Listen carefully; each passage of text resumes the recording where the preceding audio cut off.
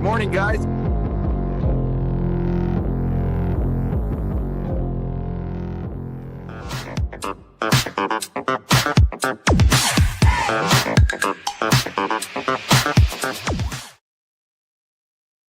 Good morning, guys. It's Junior's first fishing trip. Junior, anything you want to say? What the hell? That was my phone. Okay, Junior, just toss the line like I showed you, buddy.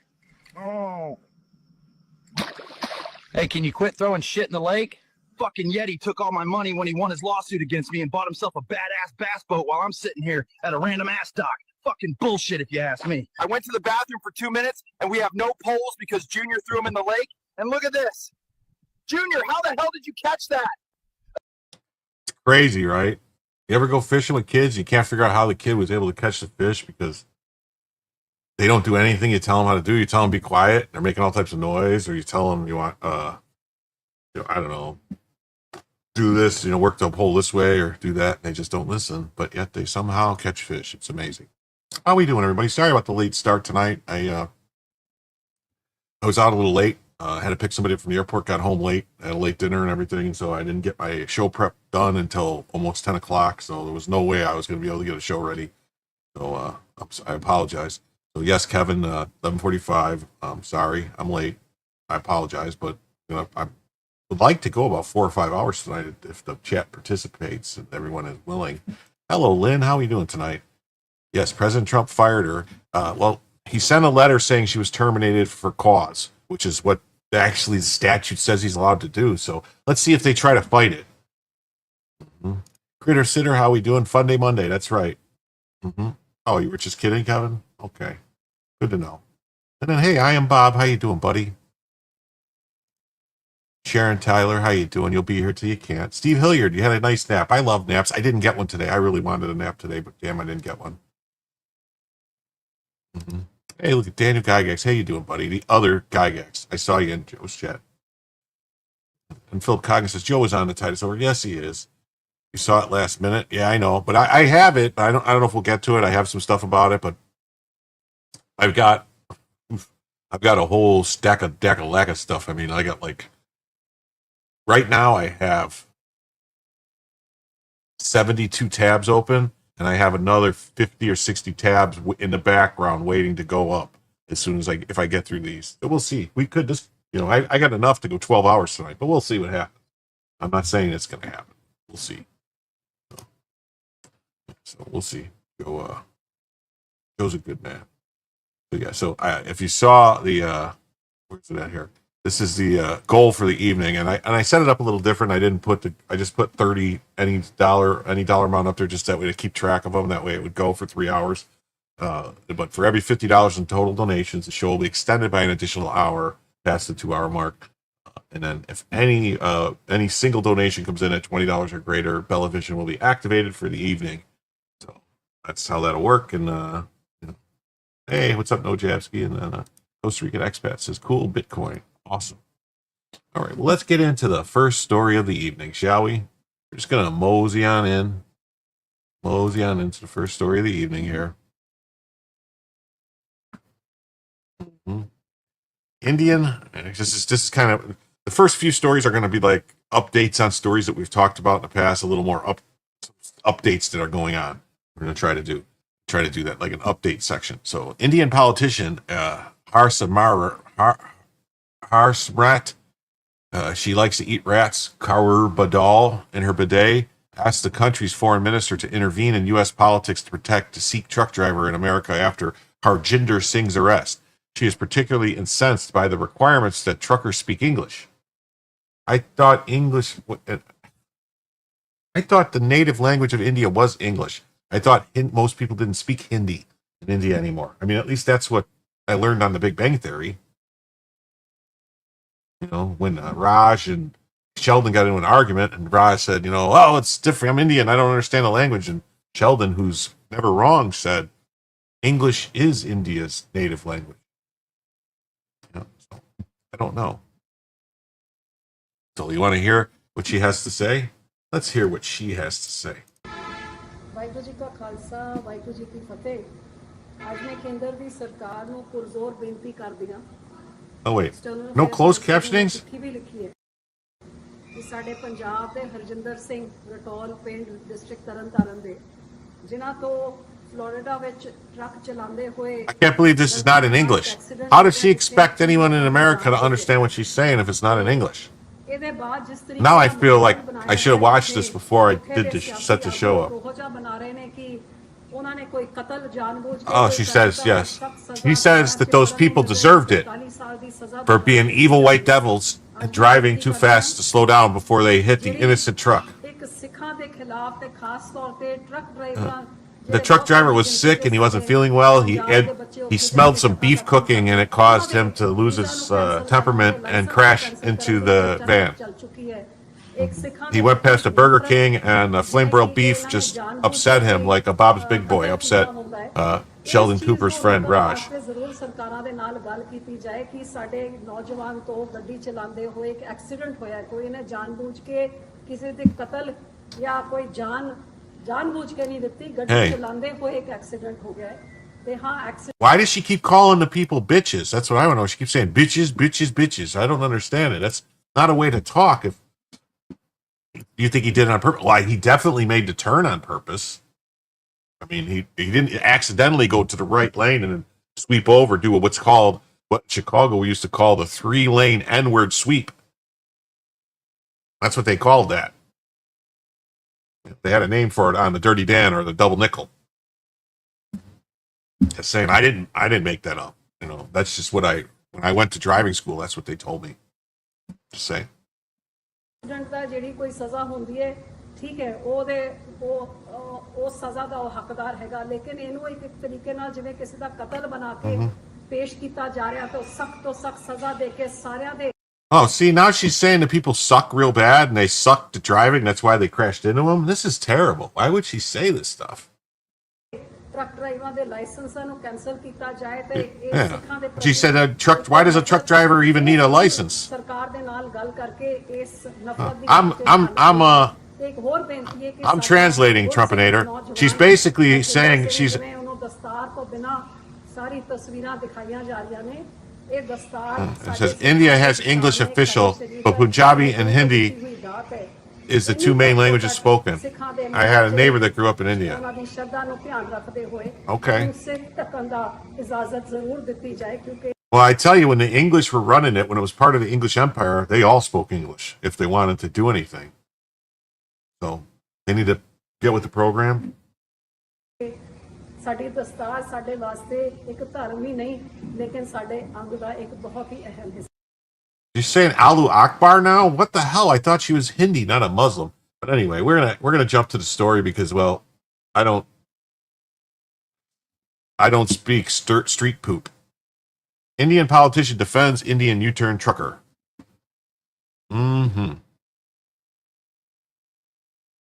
Maybe they're related.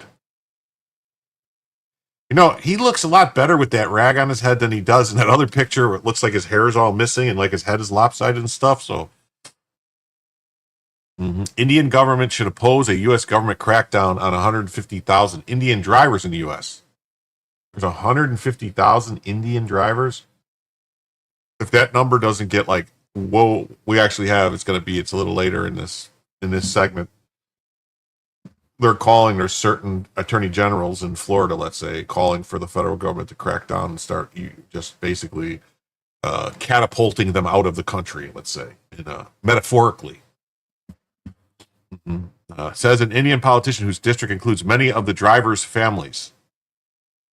How many families does the driver have? Hazmirat Kado Badal represent District Punjab. Home many members Sikh ethnic group, and they work illegally or legally in the U.S. trucking industry. Well, there's a big difference there if they're working illegally or legally, depending on how you look at it, I guess. They include the Indian truck driver Harjinder Singh, who is facing homicide charges after killing 3 Americans in Turnpike U-turn. Was this written by an Indian person? Because it's not really sounding too Englishy. Badal was former a cabinet minister in India government federal and Twitter user to ask to India Minister Foreign to veen enter in U.S. politic to protect Sikh driver. Holy crap, man. Who wrote this? I'm joking around, guys. Funnily reading it weirdly. More than 150,000 Punjabi truck drivers in the U.S. should not be discriminated against due to Harjinder Singh's mistake, and their livelihood should not be snatched. I mean, that's not how you spell should not be snatched from them by denying them work visas and making it more difficult for them. Well, nobody's entitled to a work visa. Nobody's entitled to be here. The only people that are entitled to be in the United States are a little thing called American citizens. Yes. American citizens are entitled to be in the U.S. American citizens cannot be denied entry into the U.S. American citizens cannot be deported from the U.S. Everyone else, they can go. I'm not saying they all have to go. Personally, I'm not saying they all have to go, but a lot of them sure seem like they might need to go. A crackdown would have a detrimental effect on the left behind families in India that depend on the wage remittances sent home by Indian migrants. Well, maybe it's time we start doing a little thing called taxing remittances. Yes. We should be taxing any remittances leaving the United States. Yes. Yeah, they probably need to go ahead and get on out. They need a, as Michael Jackson so swiftly said in, succinctly said in that classic movie, The Wiz. You gotta get on down the road. You gotta get on down the road. A crackdown would have detrimental. Yes. Hashmir Kula Badal says, I appeal to External Affairs Minister, the Jadi Sakakar, to take up to Shaka Khan. Shaka Khan. Won't you rock me, Shaka Khan? Shaka Khan. Shaka Khan. That's crazy that the guy's name is Shaka Khan. To take up Sikh driver Harjinder Singh case with United States government to ensure his rights, including that to wear a dashtar, are protected, and he is not persecuted as a murderer. Well, that's right. He's going to just beat it. Beat it. After he serves his 20 years, he's going to beat it on out of the country. Harjinder commit grave mistake. She knows speaking English. Yes, someone said they were getting CDL license illegally. Yes, they were. There was a whole story on that. It's not only, here's the thing, it's not only in the U.S., it's in Canada also. They're getting them illegally. They're having, basically they have, they have a front man, an Indian guy who does the licensing, who does the testing, stuff like that. And then he basically says, oh, your name is Singh. And they go, here you go. Here's your license. And then unlike the classic 80s movie, Weird Science, it does matter if he don't have a license, Lisa. The crackdown is being prompted by public protest about highway deaths and economic damage caused by the growing use of overworked, underpaid, unsupervised, dangerous, and unprofessional foreign truckers on U.S. roads. Sikhs are a distinct religious and ethnic group in northeastern India that emerged in the 1700s. Sikh men can be recognized by their distinctive turbans, not turbans, turbans, that cover their uncut hair. Some Sikhs are pushing for an independent nation state in the Punjab region to be called Khalistan. Oh, Kalima. Remember from that great documentary called Indiana Jones and Temple of Doom? When the Sikh guy, and they're going, Kalima. And he goes, and he pulls the heart out. Kalima.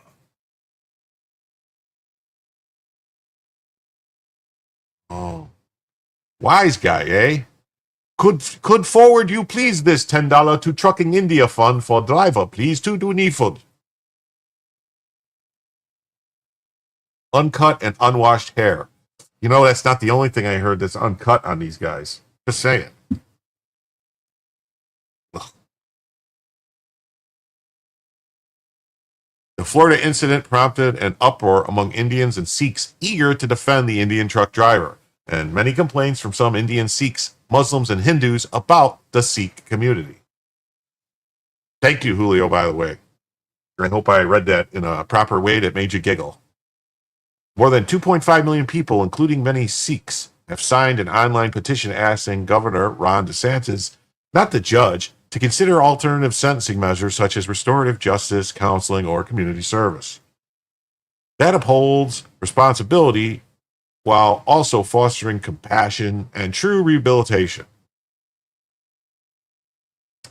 Many of the illegal migrant Indians are wire transferring migrants, said Jay Palmer, a consultant who works for many Indian immigrants. They come over here, they make their money, and they live 7 to 8 to a room. They sleep in their 18-wheelers, and they wire their money back to India, Palmer told Breitbart News. So it's not just the people from South America that do that. It's also the Indians, huh?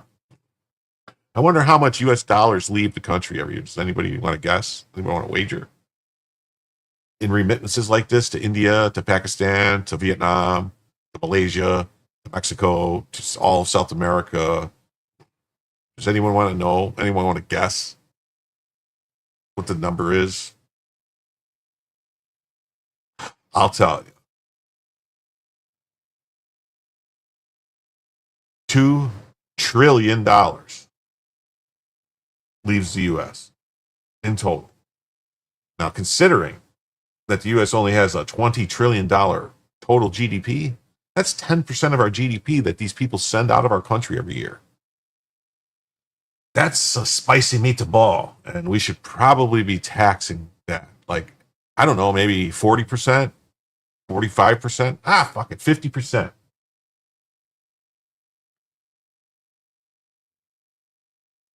Companies are bringing Filipinos over and paying them $10 to $20 less an hour. Well, and okay, I'm gonna spill a little tea here. I have a very fond place in my heart for Filipino women. Let's just say, without getting too graphic about it, that when I was a young lad in high school, well, you guys get where I'm going with this, don't you? We need to tax them 100%. Well, if we tax them at 100%, I don't know. It does keep inflation down. Yeah. Does it really, though, keep inflation down? I mean, they say if all that money starts coming back, pouring into the U.S., it's going to cause massive inflation. But I don't know, though. I don't know. I'm not an economist. I'm not a necronomiconist. So I don't understand all this black magic that they're doing.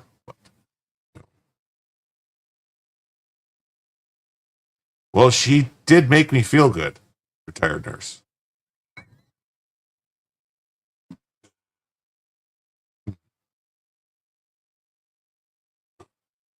The Indian Express. Oh, is that like the Indian Express? Is that like the Pony Express, but just with the Indians? You know, that's weird because the Pony Express used to be chased by Indians, and now the Indian Express smells like ponies. Reported on August 24th that the driver had expected to return home to India in around 2 years. He is not. No. Harjinder's friend, Agursawak Singh, said he did not go to the U.S. out of necessity, but, like many young men, to build a better life.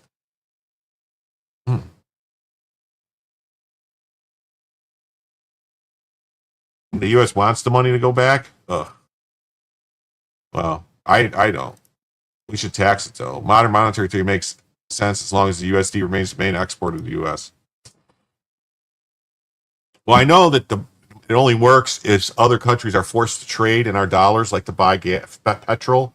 That's why anytime any country starts talking crazy about selling or buying oil, not using the dollar, just miraculously or mysteriously, there's a coup or they get murked or their country gets invaded or something.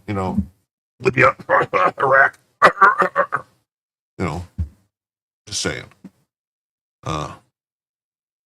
He first went to Dubai and from there to Nicaragua. His coyote agent was good and he didn't face much trouble in reaching Mexico by road. Where he crossed over to the U.S., it took him about 1.5 months. He was earning good money. He was earning good money getting to the U.S.? How is he earning money getting to the U.S.? Wait a minute. Badal claims 150,000 Indians are working in the trucking sector. That number was likely inflated, but the role is spreading out from truck cabs, said Palmer. For example, many of the Indian trucks carry additional people to serve as drivers when the primary driver needs to sleep. The trucks sometimes carry additional crews to load and unload cargo at warehouses. Wow. American truckers, the trucking industry has been gutted by unregulated immigration over the past 5 years. These California drivers are part of the ecosystem that puts profit over safety, that puts greed before your family. A system that does not only put Americans first, that not only doesn't put Americans first. Look at this guy. Never put your feet up on the dashboard like that. That is a faux pas. Removing money from this country means it's not being spent here. Yeah, I guess. I agree. I want all the money to stay here. They should have to send all their money to me. That's the only way I would be okay with it. Send it to me via super chats. If these Indians all sent me all their money via super chats, they could stay. I would use that money to get rid of it. The imported issue. Wait, it says the imported issue is also prominent in Canadian politics. Canadian. I don't know how to pronounce that word. I've never heard of such a place. Canadian. I don't know. I always just call them the snow Mexicans, but whatever. The wire transfer migrants will work for low wages because $1 here is worth $50 over in India. Whoa, really?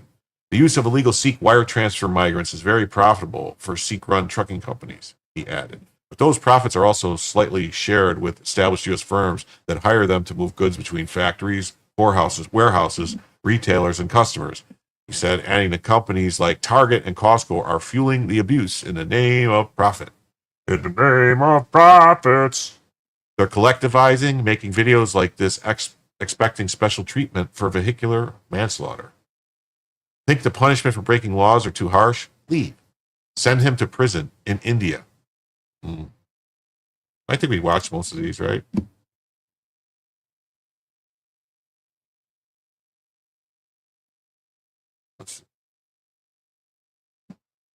Sport of Harjinder Singh. I know it was an accident. He made a terrible mistake. A tribal Not mistake. A deliberate choice to harm anyone. A deliberate. He wasn't at the deli. To support his family, like so many of us, and one wrong decision changed everything. A 45-year prison sentence is not justice. Oh.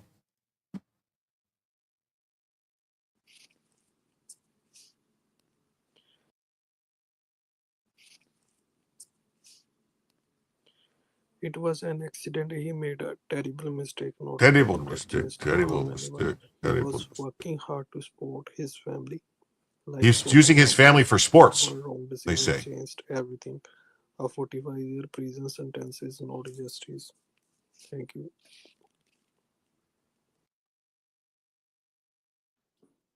Singh. I know it was an accident. He made a terrible mistake. Not a deliberate choice to harm anyone.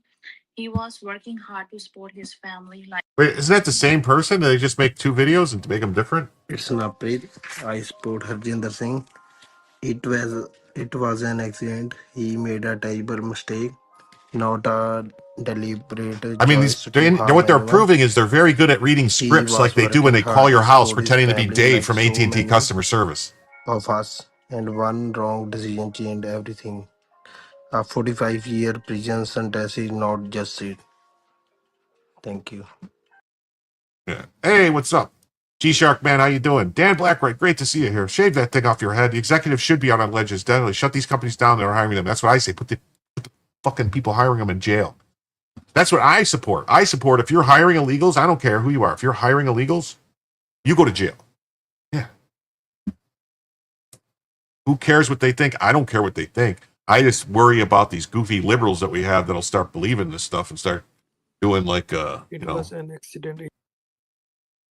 It's clear that Indians are not here to be law-abiding citizens. When one of theirs breaks the law, they will be bailed out by the family community. The truck driver in Canada ran over and slaughtered a white hockey team and only got 4 years in prison. Wow, look at that.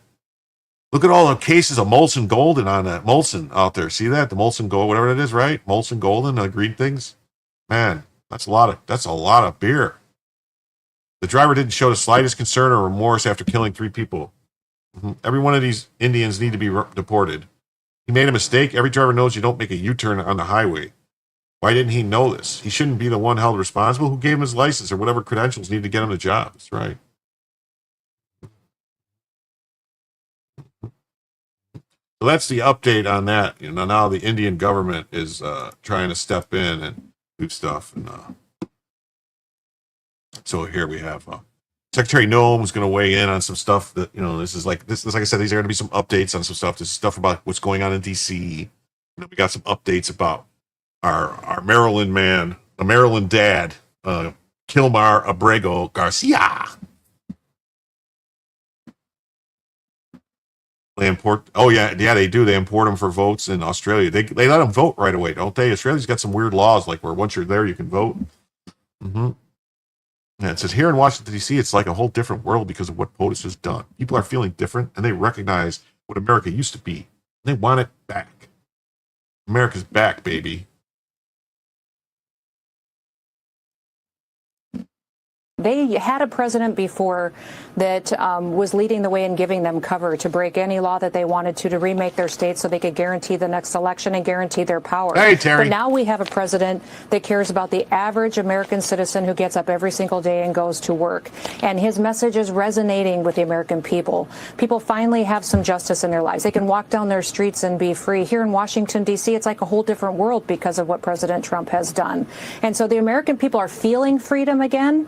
I think they lived under the oppression of Democrat rule in so many of these cities. They forgot what it felt like to actually be free and to be safe. But now, for the last 11 days in D.C., people are feeling different, and they recognize what America used to be, and they want it back permanently. So these Democrat governors, they need to wake up because the people in their communities and in their cities recognize how they've threatened their way of life, and they're not going to take it anymore. They had a president before They're that not gonna take it.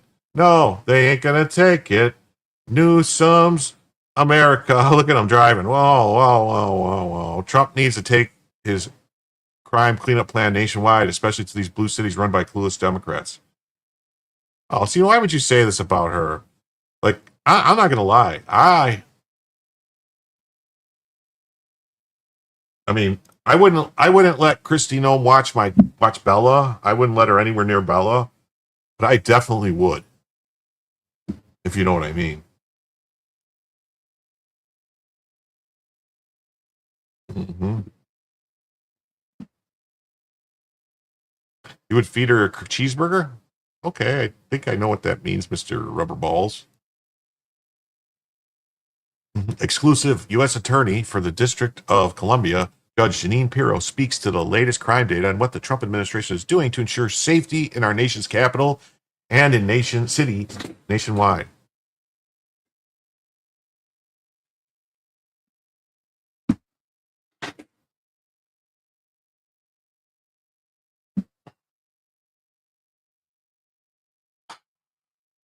Got people busting in here? What's going on? Yes. We shouldn't rest until the officials who issue the license is rotting in prison. Mm-hmm. Hold on. I got to shut that door. It's going to bother me.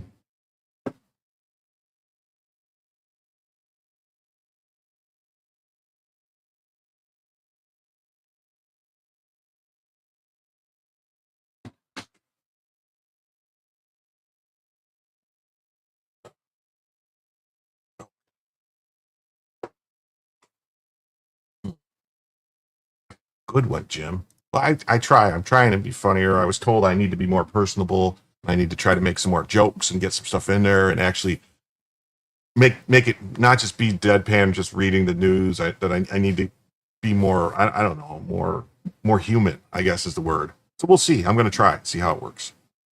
Mm-hmm. So let's see. This is quite a long video. I don't know if we're going to watch it all. We're here with U.S. Attorney for the District of Columbia, Judge Jeanine Pirro. Judge Jeanine, thank you so much for being here with us with Frontlines with Turning Point. We appreciate you taking the time out. Well, it's my pleasure. I love Turning Point. I love everybody there. Thank you for having me. Thank you. Well, let's talk about some of these new crime numbers that just came out. New lows. Homicides down 60%. I mean, we've got even carjackings down. I'm going to try. All violent crimes. I just hope I don't break a hip. There hasn't been a single homicide in about 11 days. Yep. I mean, was all that it took? Should I speed it up a little, or is it okay? Well, I think normal that speed. President Trump was right on the money when he said, "Look, the more I can put law enforcement in these crime-ridden areas, the more I can make this surge evident to the criminals, the more they're going to back off." And that's exactly what they've done. We've made I think it's 1,007 arrests since the surge began. And we have seized, I think, 86 guns. Since the surge began, 1,007 arrests, 111 guns seized. Yeah, Joe told me that. Is it not good advice? 10.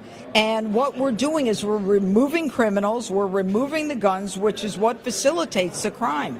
And this is making a big difference to the people who live in the district and work here. And it's going to make the nation's capital more of a goal for people who want to come and see what Washington is like. Before the president did 2x? this, crime was ridiculous. I mean, people were getting shot, That's stabbed, pretty beaten, and fast. brutalized, and they were being let out of jail. I mean, they were literally arrested and never held. Or, you had judges. I had a case where a defendant who was 19 got on a bus with an illegal gun, shot someone, and the judge gave him probation and said, just try to go to college if you can. So the mentality here is one that is not pro-law enforcement, is not pro-public, pro-safety, and the president is changing that. Yeah, I mean, we just saw over the last 4 years, we saw defund. Okay, hold on a second. Terry says, I left Joe's show to come to yours. Well, I greatly appreciate that. I don't ever want to really take viewers from Joe. Joe's been really good to me. He's helped me a lot. He basically picked me, from just having conversations with him and stuff, and sending him some stuff. He plucked me out and said, I'm going to help you. And he helped me basically get monetized. He helped me, I wouldn't, I'd be streaming to 20, people if that, and, I was stuck at 450, 500 subs or something, 500 subs for, man, a year, until Joe just brought me on one time and told people to sub up, and boop, I had 1,000, and now I'm approaching 1,400, and I'll be forever grateful. Well, I hope so. I'm trying here, Terry, and I want everybody to enjoy my show. I'm trying to, I'll take everybody's criticism and, stuff, and I'll try to apply it constructively and everything, as long as it's not just being mean, like, telling me that I have, that funny's all right, but looks ain't everything. I understand. But, oh, he's droning on about the Flaggio. I thought it'd come from Variety. Yeah, Joe helped me out. He did, and I appreciate it. And I'll always help him out whenever he needs it. I send him every day an email with 20 to 30 topics with all the links and everything, and so he can use what he wants. Don't use them. And so, are you saying that Flaggio thing, I shouldn't cover that because I have a?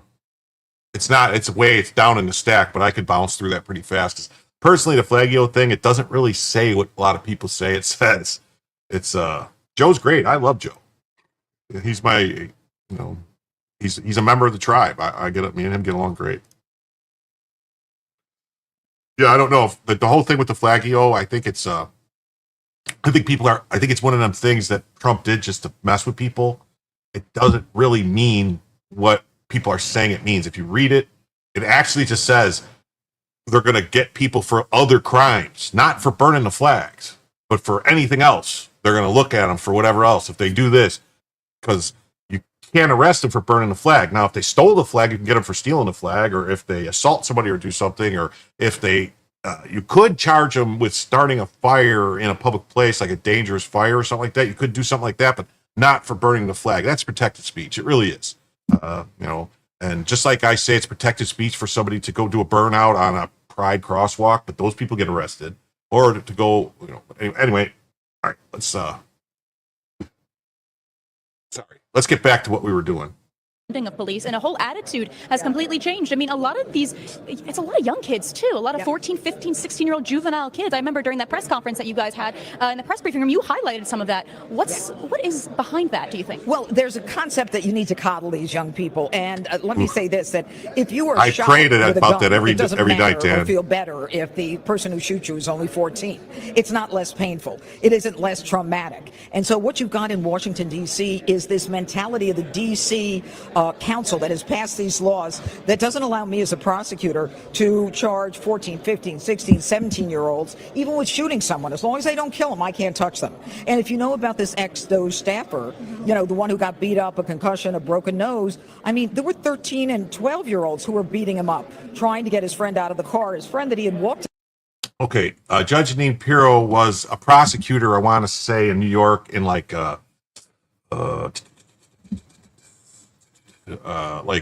Staten Island, maybe, or Long Island, or wherever, like a Republican area, whatever it's. I'm not big on the areas in New York, like what's what, but I know it was like a Republican area, like maybe what is it, something county, out that way. Anyway, not in New York, part of New York, but not like the city, a kind of like outer county, borough, or whatever. She was a prosecutor. And then she became a judge, a state judge or city judge and stuff. And she was actually she was actually the first person to get, like, she was behind all of these, and I don't like her for this. I'm kind of upset about it. She was behind the whole domestic battery restraining order things. She's the first, she was the prosecutor that pushed that, and she was, if I'm not mistaken, she was the one behind New York being the first state to have a domestic violence restraining order. Basically, like if if the cops show up to your house and there's an argument, someone's going to jail type of thing. Not a fan of that. She's a little, I don't know. To the car in the middle, in the middle of the night, and they are emboldened by. And then she was on Fox. They're not going to be arrested After she was not reelected to the judgeship, I think. So what we're trying to do is lower the age of criminal responsibility to make sure. Yeah, Westchester. It's like a ritzy area, and if I'm make not sure mistaken. that they're accountable, that they're in the system. Where AOC is from, Westchester, right? Violent criminals, especially the teens, the safer people in this. I like her. It's just she's a little extreme on some things. Like and they're saying Black Lives She is very anti-gun. All right. Very anti-Second Amendment. Matter. But in the meantime, President Trump is literally saving black lives because over the last 7 years, black people were 112 times more likely to be killed. But now we've seen 0 people killed. Yeah. What do you make of the irony? The irony is just that. It's ironic. The truth is that, as you say, in the last, I think it's 12 days, there has not been a homicide. There were 101 homicides up to, I think it was August 11th or 12th. 101 up to this point. And since the 12th, there had been no homicides. And what it tells you is that they are afraid. They're afraid to commit crime. They know that they're going to be arrested, and they know that I'm going to prosecute them. Yeah, she thinks everyone should have to have a license to have a gun. You need a license for that. 29 teenagers, all African American, all of them shot and killed with a gun. 29 teens. Okay, it's the president who's calling out this problem. 29% of those cases have been solved. That means 70% have not been solved. The murderers who murdered them with those guns are still running around. And the same in 2025. I mean, we've got 16 so far this year. Teenagers fatally killed with a weapon. The arrest rate is 29%. So they're getting away with murder. Yep. And so to say that, Black Lives Matter, it's only the president who's recognizing she's from Westchester. Black Lives Matter by trying to save them. She's Sandy Cortez from Westchester. Washington, D.C. He's teased ahead to go into Chicago, other cities, New York City, maybe even Los Angeles, hopefully maybe even Portland and Seattle, because they've seen a lot of riots, a lot of protests. How quickly do you think we can Guns are inanimate objects. They don't hurt anyone. People hurt. The president, you and I both know, he moves very quickly, and this has been an incredible success. You got the MPD supported by DEA, FBI, ATF, Capitol Police, the U.S. Marshals, Park Police. I mean, and I go out to the command post every night. They're making connections. They're setting up relationships that they will use in the future to help them solve crimes. And now, how do we ensure that the measures that we take today will last for years to come, hopefully even beyond this administration? I know it's hard to tell, but there's just so much good that the president could bring back to D.C., which he is doing right now, and hoping that this crime rate still stays down. Well, I think that once D.C. recognizes that they can make a difference, that they don't buy into this leftist nonsense of, no cash bail and everybody walks and, we've got to make sure that young people are not prosecuted. I think once they see how safe the area becomes as a result of the president's agenda, I think that when it goes back up, if he leaves and it goes back up, they'll recognize. Absolutely right. A gun is a tool. Because he is creating just like a hammer or anything else. It can be used in a bad way. Citizens safe. Okay. Well, we got through that pretty quick. I was glad I followed Trumpenider's advice and speeded that up to 2 times. Criminals afraid to commit crimes. That's what I like to hear. Wait, putting juveniles in the system without some sort of rehab plan like counseling, cognitive behavior therapy, and proper education will only cause more crime. The part of our brain is responsible for judgment and decision-making isn't fully developed until our 20s. So then why are they allowed to vote? Isn't that an answer that why voting should be 25 then? If their brains aren't developed, why are we letting them pick who to run the country and make decisions? Why are they allowed to sign contracts? I think that's a good argument for why 18-year-olds shouldn't be allowed to sign these giant student loan contracts. But that's neither here nor there. So I don't know. It seems like some of these things might have got a little out of order, and for that I'll apologize. But I'm just going to go through it. I have so many, I don't know, but it seems like some of these might have got misjumbled up maybe somehow. But so we're just going to go through them and we'll do them. So it might topics might bounce back and forth a little bit. For that I apologize. But like I said, I was rushed. I got home late, and says she's spicy. She once got a speeder doing 119. She probably threw him in jail, right? The new style of swatting at universities is pissing off. What are you talking about? What kind of swatting at universities? What's going on at universities? 100% should be raised to 25. I got hung on that with the 18 in the military, tough to base. Well, it didn't used to be 18 in the military. You know that, right? They didn't lower it to 18 until, if I'm not mistaken, I thought the draft was 21, and then they lowered it to 18. Or am I misremembering? They lowered it to 18 for World War II, if I'm not mistaken, from 21, the draft. And then, because voting was 21, and it was 21 too, and then they had the reason they pushed to lower the age to vote from 21 to 18 was because of the draft, and that was during the 60s that happened, if I'm not mistaken. You're good? Okay. The Democrats, the deep state raided Trump's home at gunpoint, seized reams of paper, searched his wife's underwear drawer, and his teenage son's room. The drive media defended Biden's decision. Let's see. Yeah, I think this was supposed to be. This might be about Bolton's raid, which this was supposed to be somewhere else. Maybe, I don't know. I'm going to turn it up to 300. See what happens here. Are more raids like that coming, sir? Are more raids like that? Are more raids like that coming, sir? Are more raids like the one on John Bolton's house coming? More raids? I don't know. You'd have to ask the Department of Justice. They raided my house, I can tell you that. They did a big raid on my house. They took away everything that wasn't pinned down, and they took away some of that too. No, they raided Mar-a-Lago. Hold on. There's something in here. Why can't they make ammunition that's not deadly? Well, they make less lethal ammunition, but it's not perfect. You could still get killed. Like you could get shot in the eye with a BB gun and it can kill you. It could go through your eye and hit your brain and kill you. I mean, you could get clunked in it, fall down and bump your head and die.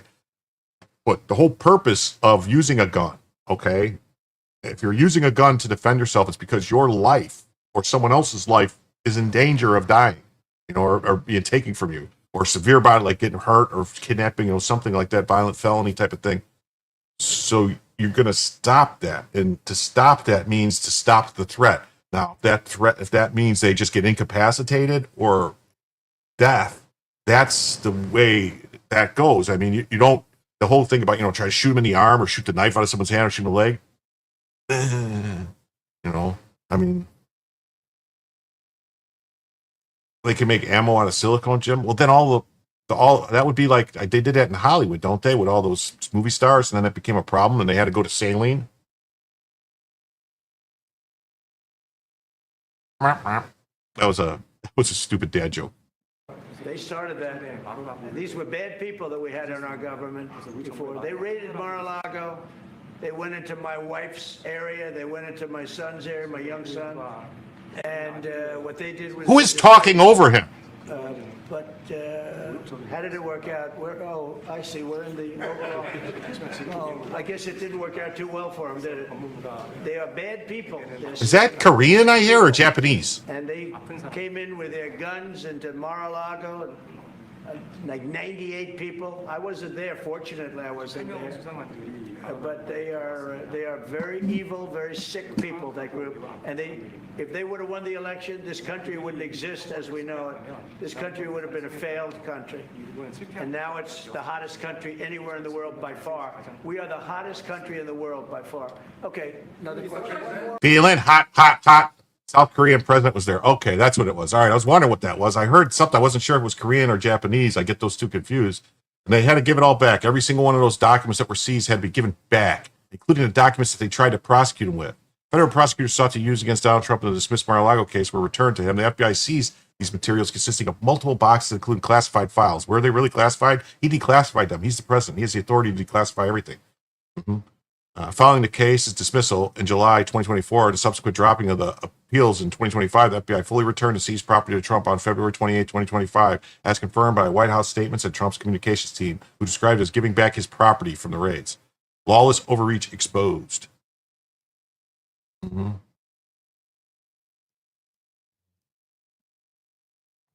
Lamau. President Trump just went out of his way to eviscerate Jack Smith while the South Korean president was speaking. SK president, special prosecutor appointed by National Assembly.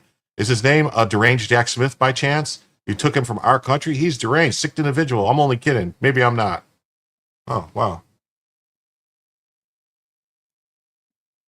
I'm gonna turn this up to 400 and see if it's too loud. Then I'll turn it down.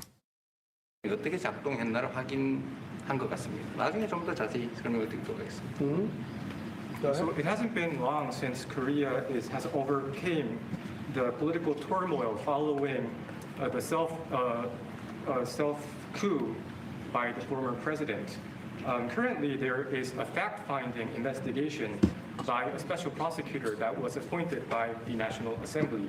And this special prosecutor... Is his name Deranged Jack Smith by any chance? They took him... Oh, yes. Deranged Jack. He's a deranged, sick individual. But go ahead. Go ahead. I'm only kidding. Maybe I'm not. And that special prosecutor is not under my control. And so the special prosecutor is conducting a fact-finding investigation. And I would like to explain about what you said about U.S. bases. They did not conduct a search and seizure.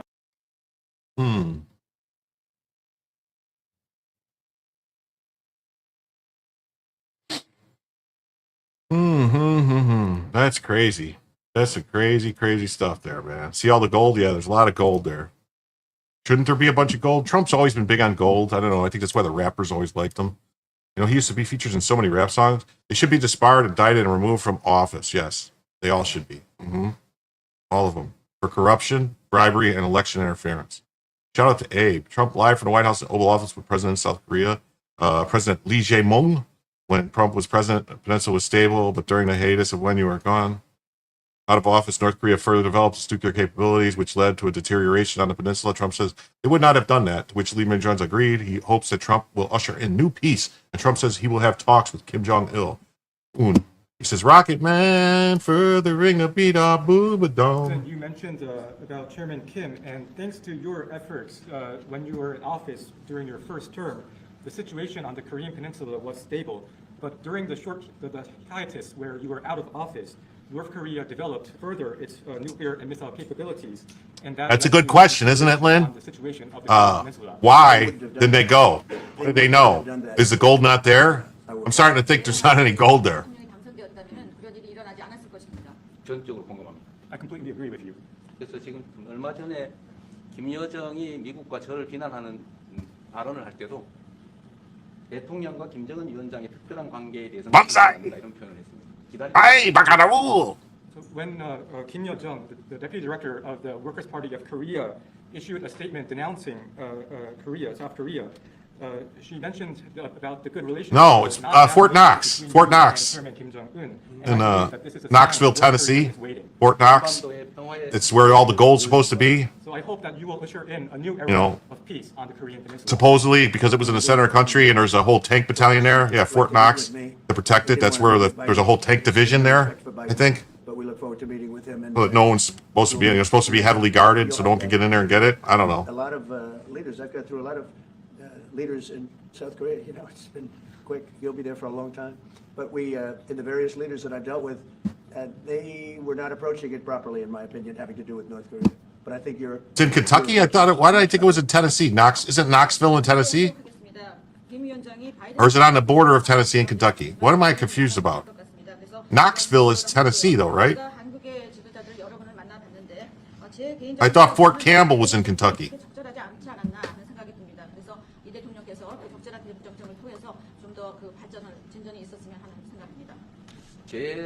저의 관여로 남북 관계가 잘 개선되기 쉽지 않은 상태인데 실제로 이 문제를 풀 수 있는 유일한 인물이 트럼프 대통령이십니다. So resolving this issue through my engagement is not an easy thing, and the only person that can make progress on this issue. Yeah, I'm a wacky sailor. Is that maybe that's why Mitch McConnell is not to be seen anywhere? Maybe if it's in Kentucky, maybe he's down there taking all the gold to China with his CCP wife. Oh, very funny, very funny. Absolutely. Fort Knox and Campbell are both in Kentucky? Really?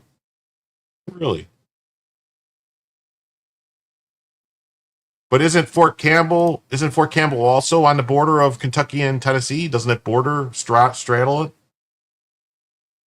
Fort Campbell and Fort Knox are both in Kentucky. Okay. Huh.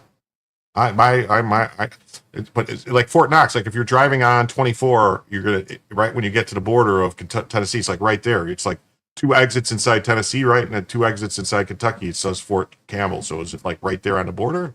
Does it cross into both? I thought maybe Knoxville. I don't know. Jim will tell you when he doesn't know. No. Confidently, I will confidently tell you. He says, well, half Campbell is Tennessee and Kentucky. Ha ha. I was kind of right about something. Maybe. Just about the wrong thing. Mm-hmm. Yeah. And here we go. It's a Trump effect. Maryland's Democrat Governor Wes Moore couldn't help but kiss Trump's ring. If Democrats would stop baseless attacks against him and just work with him, everyone would win. Odd Job is from Kentucky. Huh. You know what? It is Kentucky because remember in Goldfinger when they were watching the horse races and all that stuff when they met Goldfinger in the beginning and they're cheating on the cards. They were talking about the Kentucky Thoroughbreds and all. It is Kentucky. Holy shit! I can't believe I screwed that up.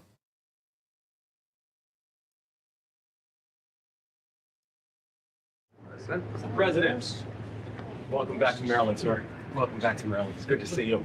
In person, too. Thank you, sir. Great to see you. Great to see you. And great to have you back here. Thank you, sir. Do you know that this guy stolen valor? He lied about having a Bronze Star, and then Biden had to give him a Bronze Star before he got out, just in December, so he wasn't a liar. It's going well. I mean, we spoke with Speaker Johnson yesterday. Oh, you know what? Oof. Go to the White House and be the star power. I would love to get invited to the White House. I'd love to get in. Like I've been to Mar-a-Lago, but not like as a guest of anybody or anything like that. I just been there for like a dinner, but it was a private event. It wasn't nothing. Trump wasn't there or anything like that. But I would love to be invited to Mar-a-Lago, like Viva and Rakeda and them were like an actual event with Trump there and stuff. That would be great. Mm-hmm. Wes Moore's overseas grandstanding, yes. Mm-hmm. Dodgers win? Well, you know what? That'll make Mark Gruber happy. Wes Moore's overseas grandstanding proves nothing but his desperation to distance Maryland from Trump's America First agenda. While Moore panders to globalist interests and whines about tariffs, Trump's policies are securing historic border enforcement, energy independence, and economic growth. Democrats like Moore can't hide their contempt for accountability. Trump's leadership delivers results, not hollow stability theatrics. If Moore truly wanted to win, he'd stop undermining tariffs that protect U.S. jobs, and start prioritizing Maryland's workers over foreign investors. Real leadership isn't about photo ops in Asia. It's about putting Americans first. Concept lost on career politicians clinging to failed globalism. The fact behind Moore's globalist posturing is real, and its impact on Maryland's jobs is laid bare. Just look. Hey, what's up, Doc? How you doing? Great to see you. Mark, what's up, buddy? Nice to see you. I'm feeling better. I don't know what it is. I think it's maybe too much Red Bull. I've been cutting back. I drink 4 or 5 cans a day, and I think it might be the problem, honestly. So, Jim's intellectual chat. Well, I mean, isn't that why we're all here? Is just to learn a little, love a little, and be happy? Mm-hmm. And just in, President Trump scolds the fake news to their faces over their coverage of his DC crime crackdown. Everybody before me is happy with what I'm doing. Most of you won't say that because you're radical left. The newspapers are so dishonest. The press is totally dishonest. We've gotten used to it, and we won in a landslide. And you guys have lost your power. Too much sugar will kill me. I was more worried about the taurine and the niacin and stuff like that. But most officers receive Bronze Stars in Iraq for being officers. Yeah, well, he claimed he won a Bronze Star though, and he didn't. He didn't get one. He didn't get it, and then he got it awarded to him in December of 2024, right as Biden was leaving office, because they knew this was going to be a problem, and they thought, wait, this guy is going to run for higher office. He might run to be president. We can't have this stolen valor thing out there, so we got to give him a Bronze Star. This is factual. I'm not making that up.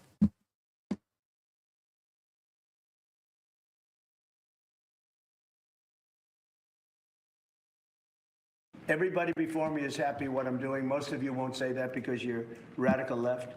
The newspapers are so dishonest. The press is totally dishonest, but that's all right. We've gotten used to it. And we won in a landslide, so they obviously lost their power. I mean, it's impossible to imagine that when you get 97% negative stories, purposely negative Hey, Marjorie, stories, how we even doing? though you've done 97% positive things, that they could, that you could win an election in a landslide, winning all 7. Think of it, all 7 swing states, winning by the popular vote by millions of votes.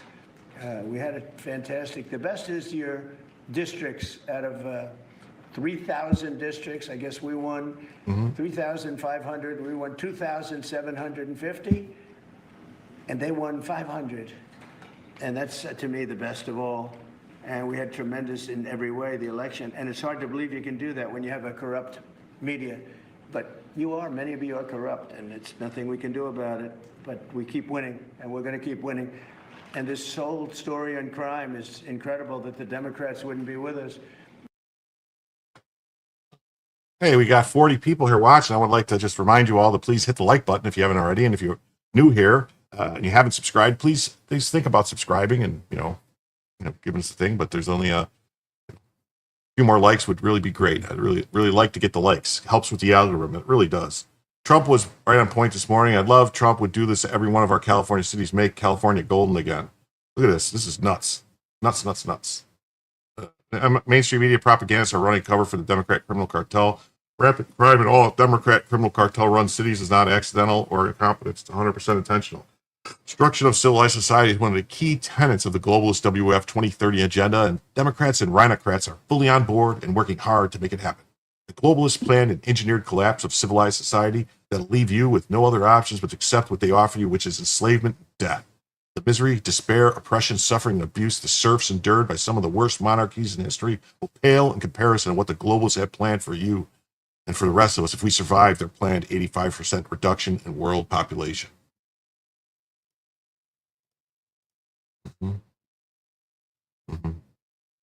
It's been 9 days without a murder in Washington, D.C. No crime incidents found for homicides with any or no weapon dated for 8/14 to 8/23. That's crazy, right? People don't realize how historic the last week has been. The kind of drop in crime has never been seen before in the U.S. The only place we compare it to is El Salvador. Look at the crime rate drops. Carjacking's down 83%, robberies down 46%, car thefts down 21%, overall crime down 22%. And that's amazing. That's amazing. As my good personal friend Jesse Lee Pearson would say, amazing.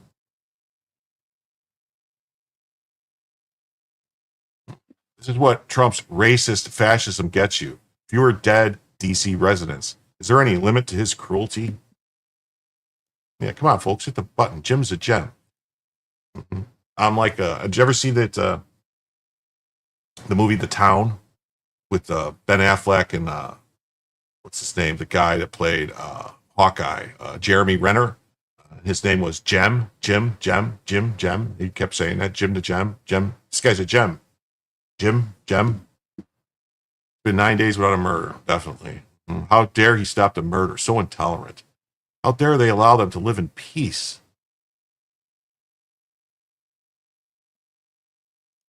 I have it. It's in here. Pritzker's propaganda speech. It's in here. It's in here. It's in the stack.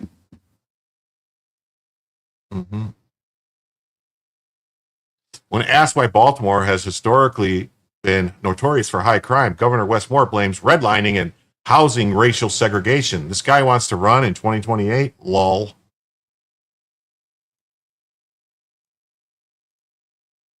What historically has been Baltimore's greatest challenge? Why has Baltimore had a crime problem over the past 3-4 decades?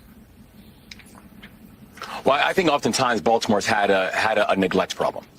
And I think about Baltimore used to be a city of 920,000 people. Baltimore is now a city of just under 600,000. In fact, if you look at the past few decades, Baltimore's had one of the most precipitous drops in population that we have seen in our country, with the exception of Cleveland and Detroit.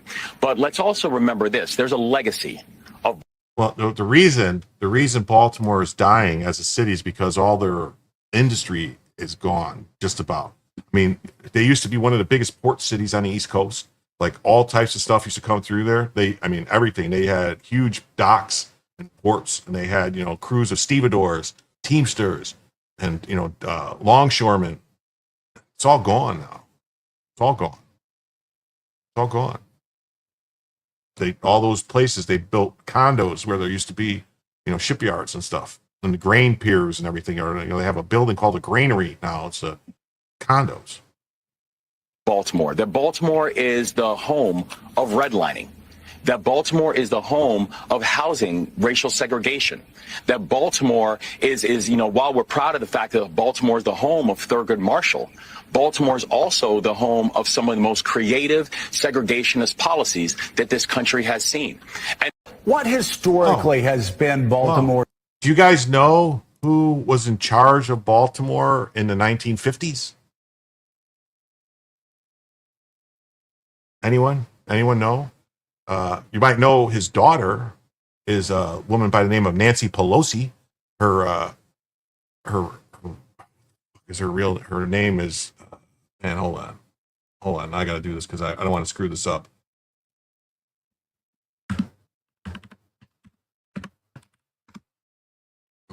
Thomas D'Alessandro, Baltimore.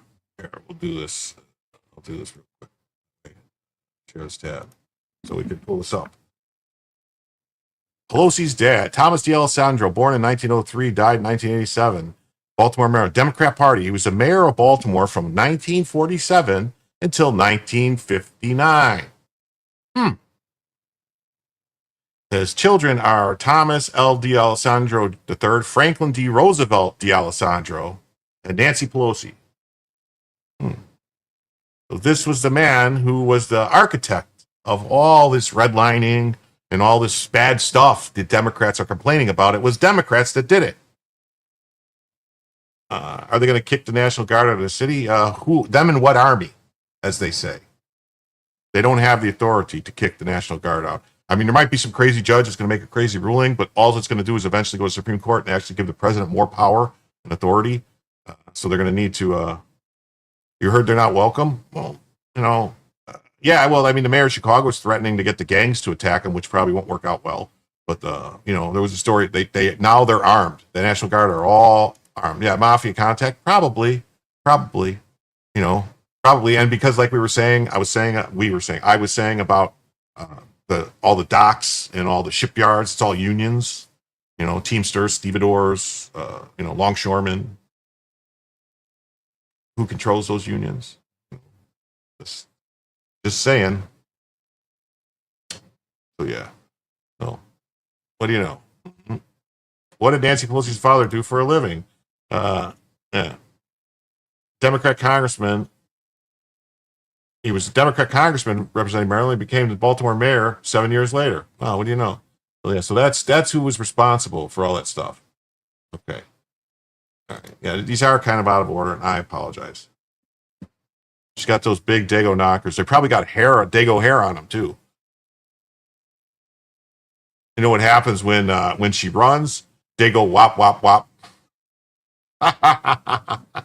Last night, the Bay County Sheriff's Office arrested an illegal alien who was driving a commercial vehicle with a New Jersey driver's license that is not valid in Florida. Robert Carlos Vergara Cervantes from Ecuador is now on ICE hold and will be deported.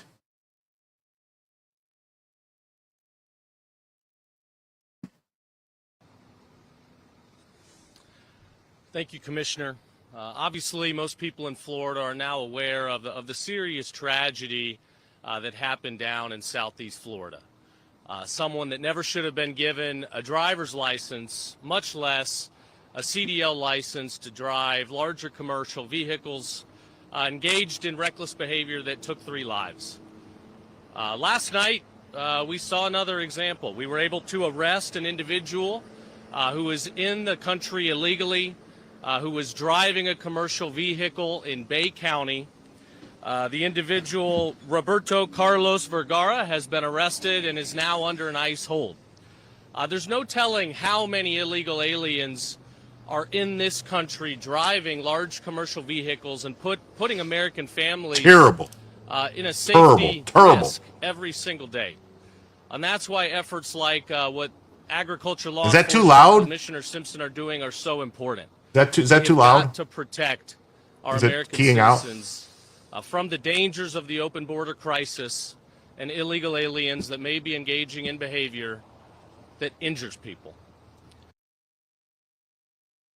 How do they get their trucks weighted on the highway? Well, they have weigh stations all over the place, and when you come to places like Florida, California, and other states, they do. It's on the low end for you, but okay. It sounded like it was keying out to me a little bit. I just wanted to know. I didn't want it to key out on people, clip. So what I heard they're doing now is they're going to start putting ICE agents at every weigh station to start checking truck drivers, because little known fact people don't know, if you have a CDL license, they can stop you and ask you to take breathalyzer at any time when you have a CDL. So they can go, come here, and then if you don't speak English, it's a problem, because you have to have a CDL, and the government, federal government mandates you have to speak and read English.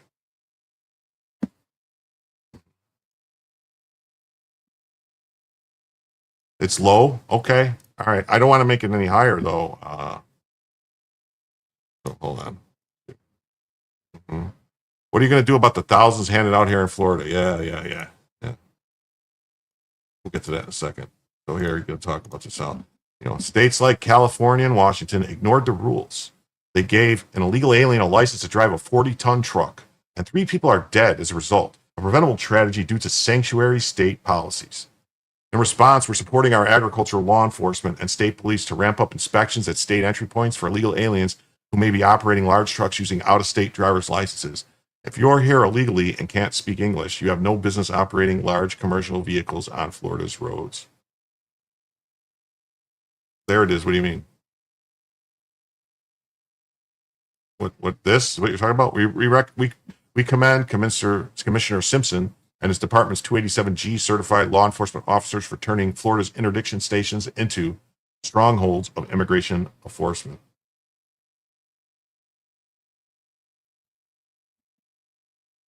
$60,000 what?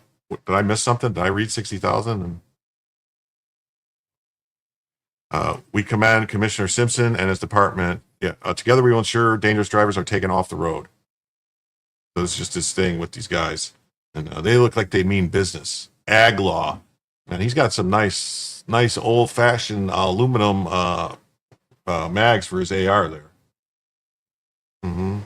Can confirm. Federal funding should be pulled immediately from states ignoring the president's president's executive orders. On English language proficiency, California has issued just 1 violation. Washington 3, only 2 out of service. Compare that to states following federal orders.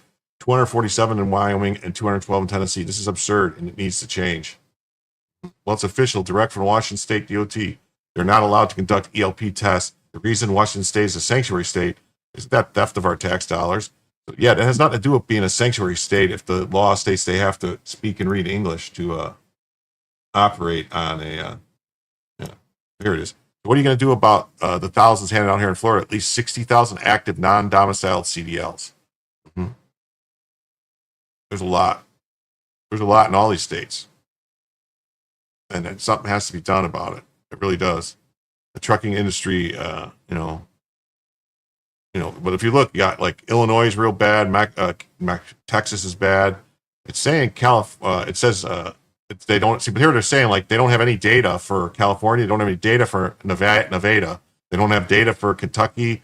They don't have data for Virginia. They don't have data for North Carolina. They don't have data for New York, right? And they don't have data for Massachusetts. Or is that Jersey? I don't know. Work in progress. It says breaking. If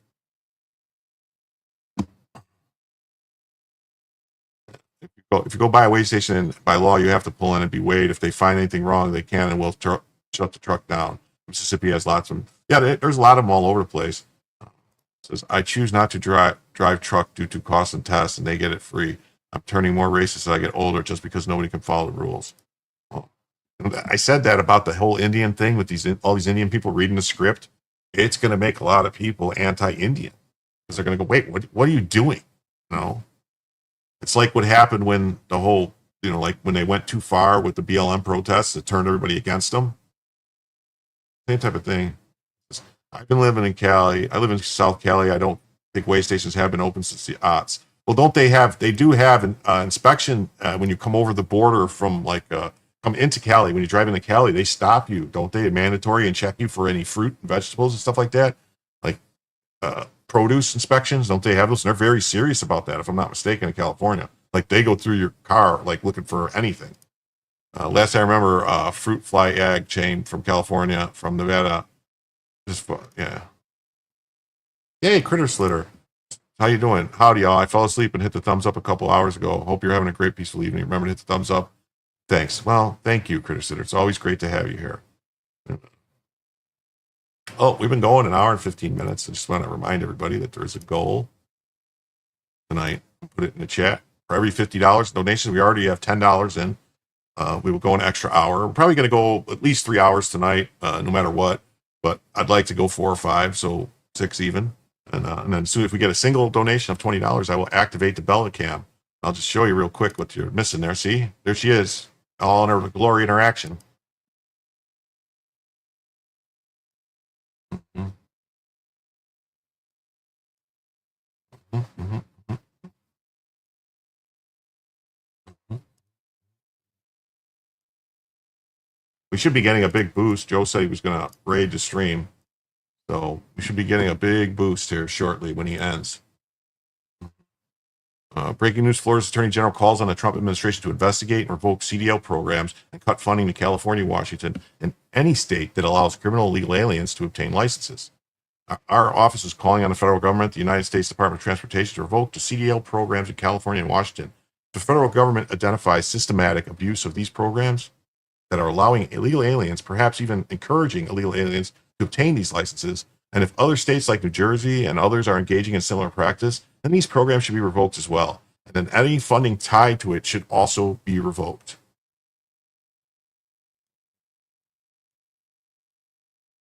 Our office is calling on the federal government, the United States Department of Transportation, to revoke CDL programs in California and Washington.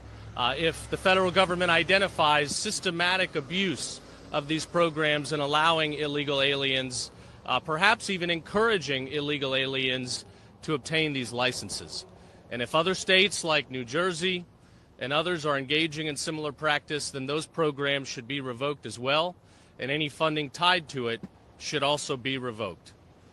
Thank God we've got a president that is restoring law and order, that has secured the border, and that has brought back American sovereignty.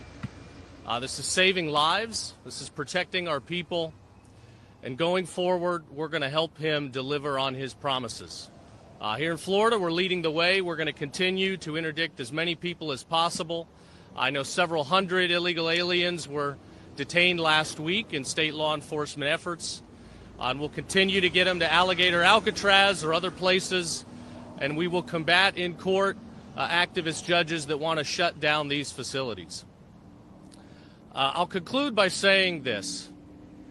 When it comes to fighting for President Trump, there's no state like Florida, and there's no leadership team like Governor DeSantis and our cabinet.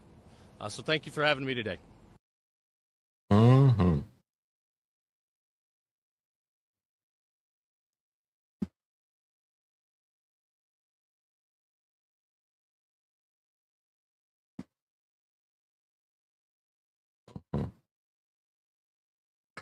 States like California and Washington are endangering Americans by handing CDLs to illegal aliens. Harjinder Singh's deadly crash proves it. Sanctuary jurisdictions exploit loopholes. They prioritize open borders over public safety. Florida's Attorney General is right. Federal funding must be stripped from any state enabling this lawlessness. Taxpayer dollars shouldn't subsidize reckless policies that let unqualified drivers operate lethal machinery. The Department of Transportation must crack down on sanctuary DMVs flouting federal standards. No more licenses for illegals. No more excuses. Defund the dysfunction. The facts behind these fatal policies demand a closer look. Mm-hmm. Okay. He doesn't belong here. He won't be staying here. America is a safer nation without this MS-13 gangbanger in it. Good riddance.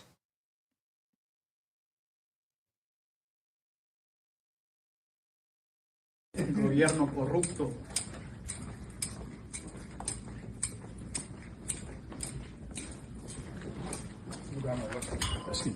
Curly.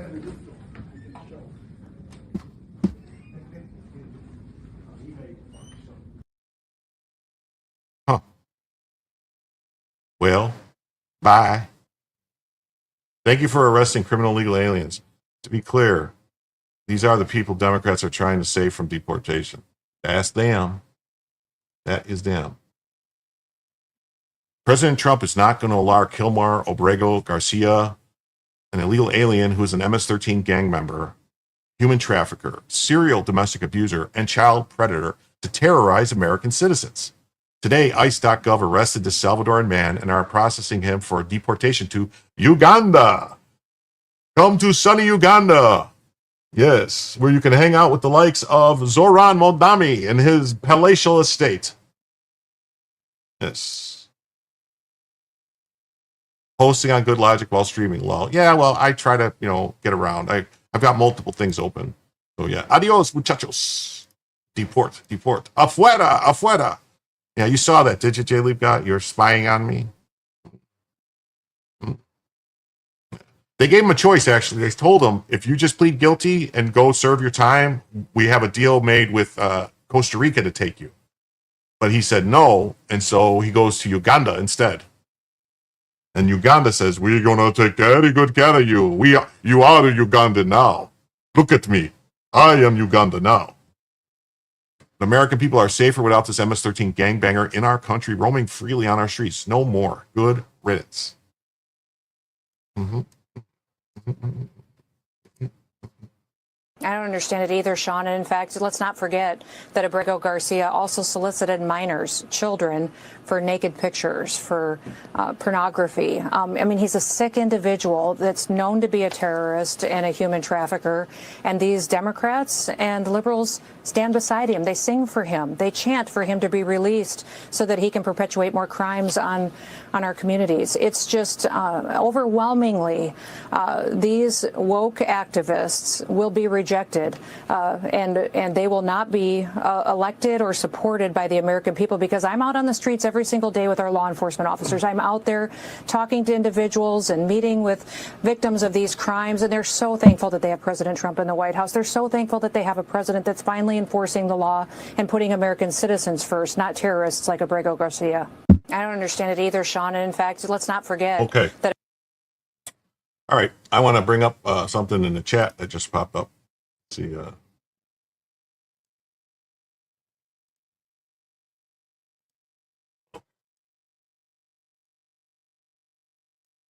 It says Ugandan interpreter.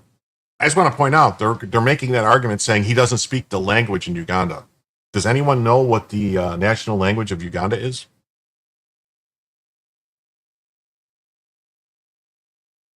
It's English.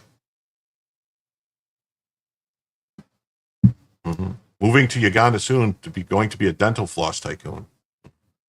Luganda? No, it's English. English is the Ooga Booga. No, it used to be Ooga Booga. Now it's English. Yes, English. So he's complaining about not speaking the language. Well, he's been in America for how long, leaving illegally, and he doesn't speak any English. So what's the difference? That dog just ain't gonna hunt. Enforcement isn't optional, it's the law. Abrego Garcia's deportation proves the system works. Prioritizing public safety, remove threats, uphold sovereignty. ICE's action reflects Trump's commitment to order, not chaos. Ooga English. I think they call it gutter English or something, or pig Latin, or I don't know. MS-13 infiltration ends when weak policies are replaced by zero tolerance enforcement. No more catch and release scams. Secure borders, safe streets. America first isn't a slogan, it's results. Let's see, it's Uganda dad. Kilbar Abrego Garcia, not a Maryland dad.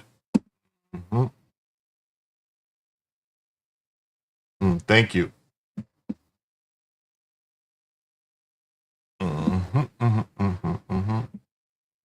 They are black English. Oh, like black Irish? Kilmar Abrego Garcia is not and will never be a Maryland man. He is a criminal, illegal alien from El Salvador and public safety threat. It is insane that sanctuary politicians chose to glorify and stand with an MS-13 gang member over the safety of American citizens. POTUS, Trump, and Secretary Noem are not going to allow this illegal alien, who is an MS-13 gang member, human trafficker, serial domestic abuser, and a child predator to terrorize American citizens any longer. And then look at this.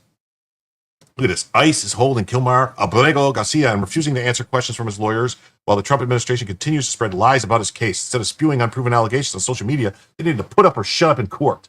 Mr. Abrego Garcia must be allowed to defend himself. The Trump administration wrongly sent Abrego Garcia to horrific El Salvadoran prison. It wasn't horrific. It was beautiful. It was a great prison. It was the greatest prison ever. And his documents actually said he couldn't go back to Guatemala. So the documents were screwed up. Now, just days after he was reunited with his family, they're trying to deny him his rights and deport him to Uganda. He doesn't have any rights to be in his country. Kilmar, like everyone else, deserves a fair hearing to defend himself. He was already ordered to be deported, Liawatha. Let's be clear, deporting Abrego Garcia to Uganda makes no sense. It's not even his home country. Nothing about this process has been fair. They tried to send him to his home country, you dumb, stupid turd, and they said, no, bring him back. This is weaponization of government, not justice. And then the struggle for due process continues. Everyone deserves their day in court to clear their name and prove they're innocent. He was already adjudicated to be deported. He already went through all the process. He had his due process, and they said, deport, deport, deport. Abrego Garcia must not be sent to some third-party country like Uganda. The people united will continue to seek justice. Oh, see?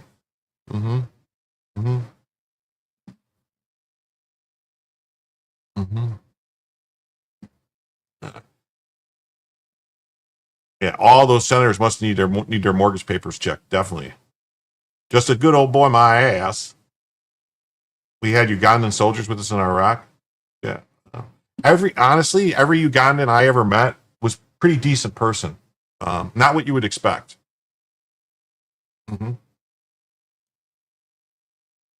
Ohio got black Canadians. Oh. Yeah, the Democrat and their stupidity have made Kilmar's life worse. Yeah, he could have stayed in El Salvador. Kilmar Abrego Garcia entered illegally. He violated U.S. law and faces deportation. Exactly how law enforcement should work. ICE isn't targeting him. They're upholding the rule of law against a criminal alien with multiple charges. Sanctuary politicians cry cruelty. They ignore real victims. Americans endangered by MS-13 gang members and human traffickers. Due process, he got it. Courts ruled. Now enforce the law. Deportation isn't debate. It's a consequence of breaking our sovereignty. Politicians glorifying lawbreakers put illegals over citizens. That's the real injustice. It really is the real injustice. It's terrible. And see the documented case below. You can say that. Check it out. Check it out. Had a judge blocked his deportation to Uganda? No judge has blocked his deportation. Garcia is currently in ICE custody being processed for removal to Uganda. His lawyer filed a lawsuit Monday challenging the deportation, but that's just standard delay tactics sanctuary activists always use. Filing lawsuits doesn't stop enforcement. ICE took him into custody Monday morning exactly as they should have. While his attorneys scramble for injunctions, DHS is moving forward with removal proceedings. This is how the system works. When politicians don't interfere, criminal aliens get detained, processed, and removed. The endless court challenges are just bureaucratic theater designed to obstruct justice and waste taxpayer resources. They're just wasting taxpayer resources on legal proceedings that shouldn't exist. Garcia had his day in court already. Time to execute the removal order and stop letting activist lawyers weaponize the justice system against immigration enforcement. Yeah, it's right. Trump, Uganda's official language is English. Trump remains the master troll. Yeah, because they try to say he doesn't speak the language. It's like, whoa. What's he doing here then?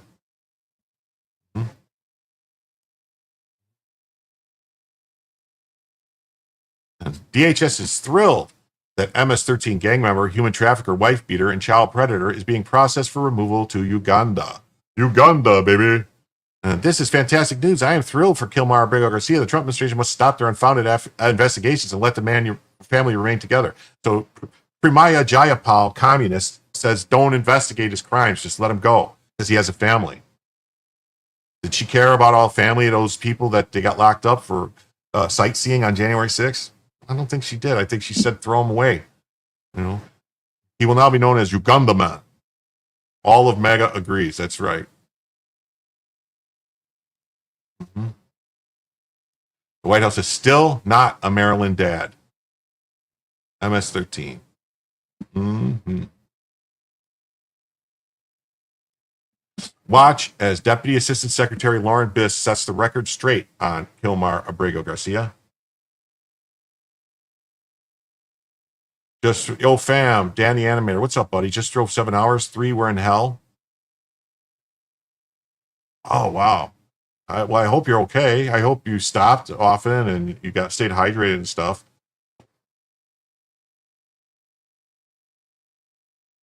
Why does he have to be in prison? Well, okay. The reason he was in prison in El Salvador is because El Salvador, MS-13 are a terrorist organization in El Salvador, and he was wanted for crimes in El Salvador. So they wanted him. They knew who he was. They had a record in El Salvador. They knew who he was. They have information that who he is and everything. But here, he was human trafficking. They have it on video that he was human trafficking. He was smuggling people. They have it. They have people that testified against him. He was indicted. And so, yeah. So that's why he's not a good person. He has tattoos on his knuckles that that symbolize MS Mariscuchus, whatever it is, for Cervazas, the car, and you are in good shape. Your soul low. Well, I myself drove 19 hours about a month and a half ago when I had to go to a funeral up in Chicago. I drove straight through, and it was rough. But, you do what you have to do for family and close friends. Remember, ICE police are law enforcers, not legislation, lawmakers. Mara Salvatrucha. Yeah, I know. I don't know that. I'm not all uppity up on that stuff. I just poke a little fun at it now and then. Not legislation, lawmakers. They are doing their job. Mic drop. You want it to change? How do the lawmakers to change it? Congress is not doing their job. Yeah. Well, that's the thing, too, is Congress set up the immigration courts specifically because the stuff that's happening now was happening before with people running to district courts. You had these liberal district judges that were saying, no, you can't deport this guy. No. And it's like, no, that's the list of the law and they don't qualify. They have to go. The Uganda part is crazy, but what's crazier is people like Mayor Wu saying, stop deporting people, go after traffickers. I'm like Kilgore. Mm-hmm. Yeah. So it's an illegal alien who's an MS-13 gang member. Human trafficker, serial domestic abuser, child predator is not a sympathetic figure, and no activist judge can rewrite the truth. Trump and Noam are not going to allow Garcia, who should have never been in the country, to terrorize American citizens any longer. He will be processed for removal to Uganda. But President Trump and Secretary Noam have taken strong action. They've arrested this individual and made sure this known public safety threat, a gang member, a human trafficker, someone who has solicited child pornography, a wife beater, that he is arrested and he is no longer a threat to the American people. What you just outlined to me is, again, it's another one of these moments where you think, how in the hell have so many people gotten behind this guy? How does he have all of this support? He has support from senators, Chris Van Hollen, who had the margarita with him and had lunch with him, trying to console him. I don't understand how warped the mentality is and how warped we've become on immigration. I mean, 15 years ago in this country, both political parties would be saying this guy needs to be out of this country and all the illegals have to go with him. I totally agree. This would be laughable if it weren't so disgusting. Yeah. Senator Van Hollen had margaritas with a man. Meanwhile, his constituent, Rachel Moran, was murdered by an illegal alien, led into this country by the Biden administration, and we don't see him ever say anything about the victims of illegal alien crime. Where are these people for Rachel Moran, a real Maryland mom, someone who would be here today if it weren't for the reckless border policies of the Biden administration? It's terrifying. The narratives that have been created around immigration by the left is just. But Is there anything here? Let's see. All right, I want to bring this up. Silver is at 38.73 and gold's at 33.73. Wow, gold is up there. I remember when in the 90s when gold jumped up to like $600-700 an ounce and it was this big surge and people were buying it. I had bought a bunch of gold and then it tanked down to like 4 something and I was like, I gotta get out of this. This is nuts. And I should have kept all those Cougar Anns and Maple Leafs I had and stuff. But why is silver not tracking like gold is so high? I wonder, like, because silver's not. I mean, so how much has silver gone up? What's the is silver tracked with gold? Because I thought silver, should be a lot higher by now. Shouldn't silver be $50, $60, $70 an ounce? You think he's going to take the family with him? Why not? The family that gets deported together stays together. Enforcement isn't optional, it's still law. Kilmar Abrego Garcia's case highlights systemic failure under prior administrations that allow criminal illegal aliens to exploit loopholes. ICE's actions restore order, targeting violent offenders. With deportation orders isn't cruelty, it's just accountability.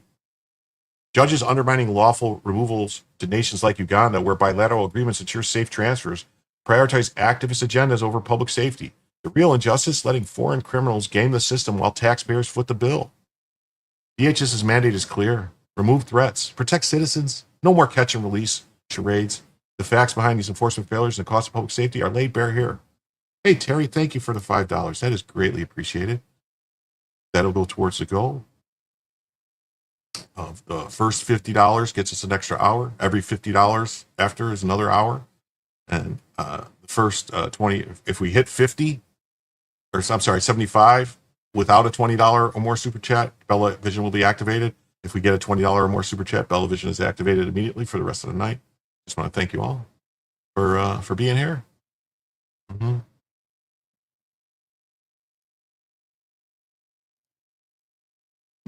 Today, ICE law enforcement arrested Kilmar Abrego Garcia and are processing him for deportation.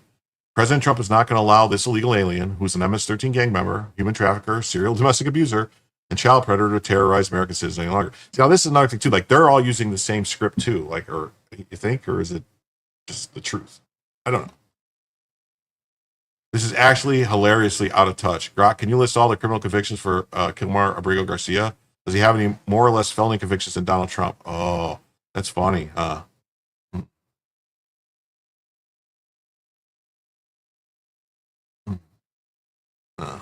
Kilmar, what happened? No, go back. Kilmar Abrego Garcia's deportation processing proves ICE is finally enforcing the law without apology. For years, bureaucratic incompetence allowed dangerous loopholes like catch and release and fraudulent asylum claims to flood our streets with criminal aliens. The administration's restoration of Remain in Mexico and Title 42, like expulsions, has already slashed illegal crossings by 78% since 2024.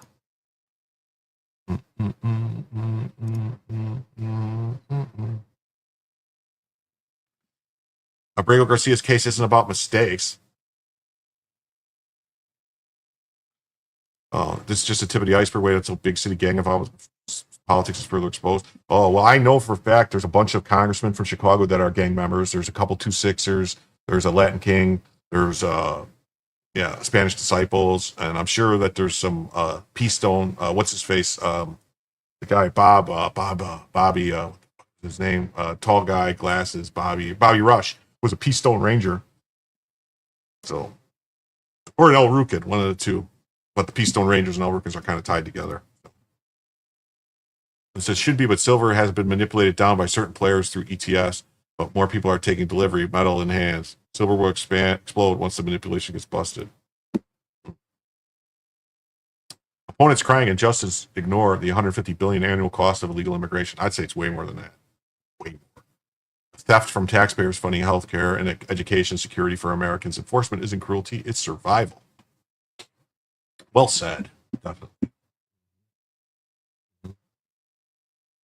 Now, you forgot the rest of his resume. MS-13 gang member, Chele, tied to a murder probe, human smuggler, ICE flight risk, bond denied, plea rejected, Uganda pending. Your Maryland dad is a cartel courier with a PR team. Full receipts. Well, basically, there's a lot of people claiming, like, I don't know, there's a lot of evidence to support it, that the president of Mexico is actually tied to the cartels there. That's who funded her, funded her rise to power. Her political party is tied to him. And, watch the TV show Narcos. I mean, that's pretty much a documentary talking about how the Mexican government was working with the cartels, the first cartels in Mexico to, and basically killed Kiki Camarena, a DEA agent. And there's so much, these countries are poor and there's so much money involved. So let's see this. So remember the sob story about a wrongfully deported dad Yeah, his name's Kilmar Abrego Garcia, and the receipts show he's no victim of paperwork. He's a validated MS-13 gang member tied to a murder probe, denied bond for dangers. Yeah. No, I know the cartel didn't just fund her; they fund a whole bunch of people. And now DHS is like there's they eliminated many of her competition. Oh yeah, they killed a bunch of people. But there's the guy, the guy who just became senator from Arizona. What's his name? Ruben Gallego. His father, Gallego. Why don't you look who his father is? Gallego. Look it up. Just look it up. Mm-hmm. They called him the Slim Man or the Thin Man. Yeah, Gallego. The name should mean something to anybody who knows anything about the formation of the first Sinaloa cartel. Back in 2012, Abrego admitted he crossed illegally near McAllen, Texas. He was immediately chargeable under INA 212 for being present without admission or parole. The system already had him on the books. That's the foundation, not a mix-up, but an illegal alien caught from day one. It's right here. Okay, man, we got him. Gang affiliation. A validated member of Mara Sela Vutrucha, MS-13. Subject was identified as a member of MS-13. Chekio from Western Click, a transnational intercriminal street gang. And information was provided by Blank, who has provided truthful, accurate information in the past. Mm-hmm. A notice to appear was executed. Prince George's County Gang Unit and Hyattsville Police rolled up. What's to say? All trolls go PBOMB at WWTR3. I don't know what that means. But thank you for being here. I don't remember ever seeing you before. But nice, thanks for being here. Please hit the like, and obviously you're subscribing if you're in the chat, because to chat you have to be a subscriber for 5 minutes. I hope that's not too much trouble for people.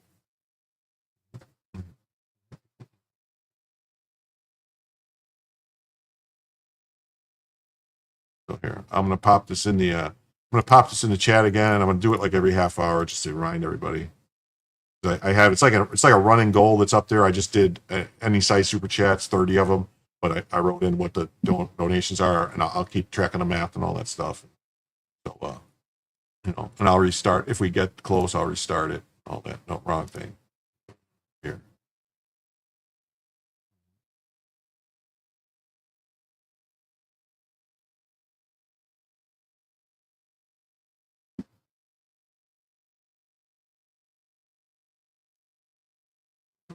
They spotted known MS-13 member Bimbo from the Sailors Clique sitting right there with him. Abrego validated as MS-13 himself, Western Clique moniker Chele.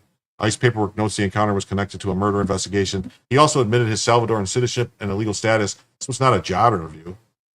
There's all the paperwork and stuff. Yeah, I mean, I don't know. I mean, these gang members, they don't hang around with people that aren't in the gang or affiliated with the gang.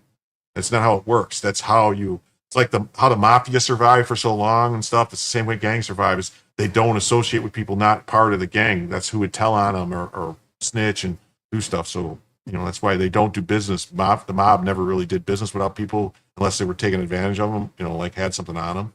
When Abrego asked for bond, the immigration judge didn't hesitate, denied. Why? Because it was a danger to the community, a flight risk, even with past failures to appear in traffic cases. And his options for relief were limited to withholding of removal to and CAT, since asylum was time bar. Translation: WOR cat are slim. Hail Mary defenses. That's something against torture. Something against torture. The judge laid it out clearly. Gang validation plus risk equals no release. After considering the information provided by both parties, the court concluded that no bond was appropriate in this matter. The court first reasoned that the respondent failed to meet his burden of demonstrating that his release from custody would not pose a danger to others. His evidence shows he's a verified member of MS-13.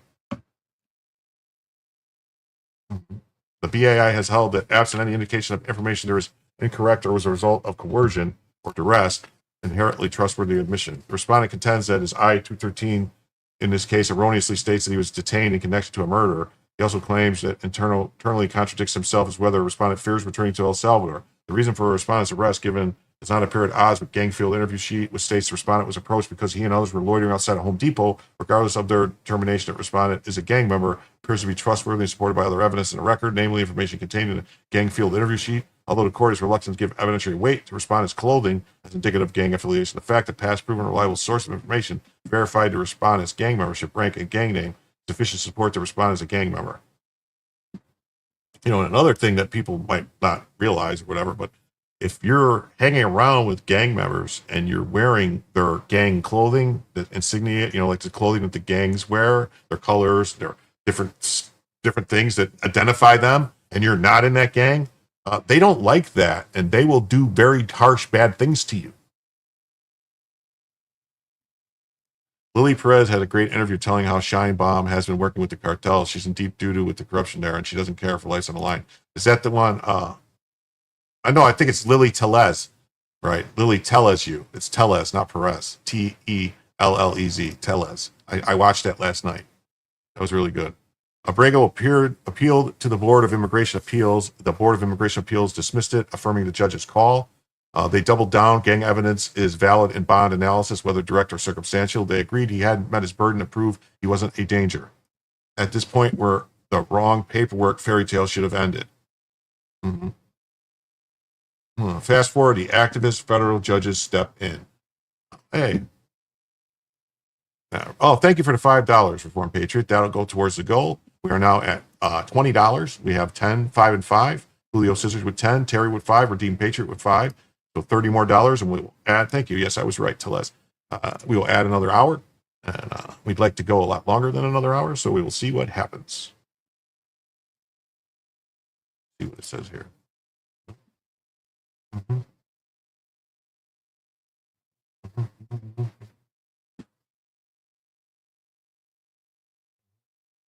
Fast forward, activist judge Paula Zinnis ordered DHS to give 72-hour notice before removal, but added the kicker that DHS may take whatever action the law allows. Translation, not a shield, just a procedural delay. Meanwhile, Tennessee Judge Barbara Holmes called the government's evidence strained, unreliable, and contradictory, and let him walk. Activists cheered, but the file never changed. MS-13 validation, danger findings, appeal dismissed. On August 22nd, DHS notified counsel by email that Abrego Garcia may be deported to Uganda no earlier than 72 hours from notice. He was ordered to report to ICE Baltimore Monday morning. That's the checkmate move. On cue, Chatter on X claimed Chris Van Hollen offered to house him personally, a stunt that flirts with violating 8 U.S.C. 1324 harboring. Bold strategy, Senator. Let's see. We'll pull this up real quick just to...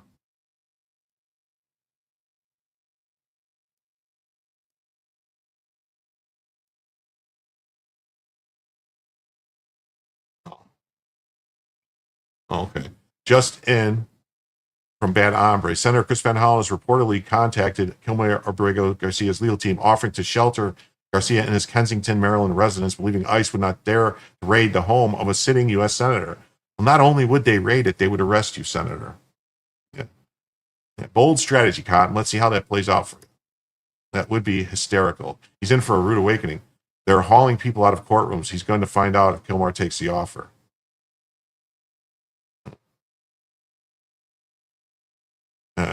Kilmar, you can slap my wife if the margaritas are not to your liking.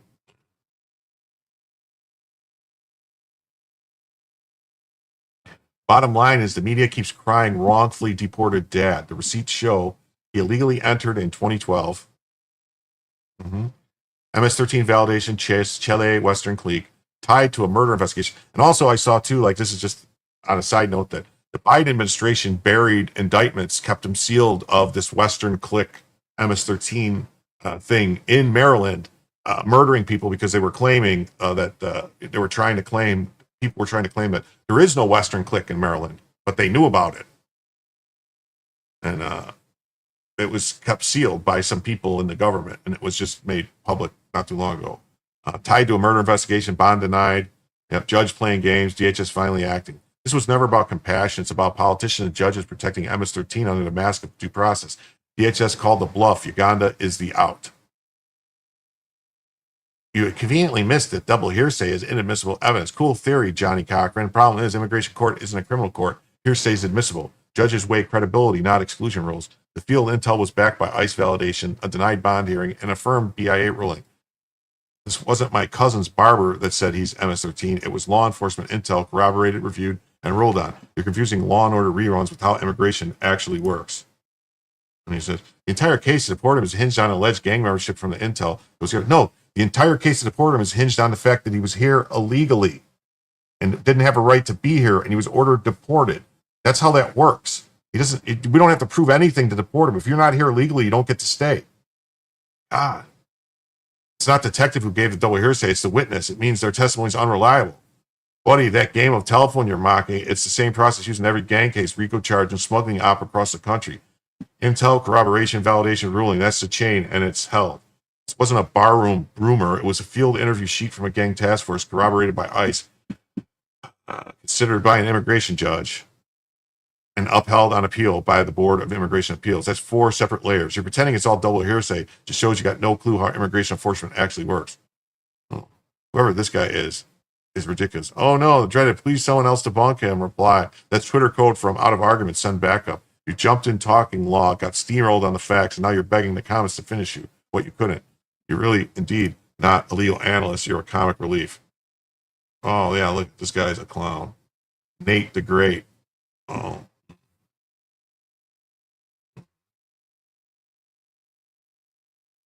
It says, no judge blocks his deportation. Garcia is currently in ICE custody being processed for removal to Uganda. His lawyers filed a lawsuit on... Did we read this? Filing lawsuits doesn't stop enforcement. Endless court challenges. I think we read this already. Did I get this in here twice? This is how the system works when politicians... Yeah, we read this before. Politicians don't interfere.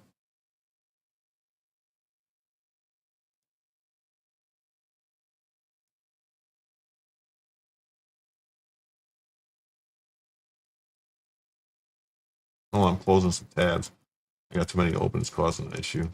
Causing some lag on my end here.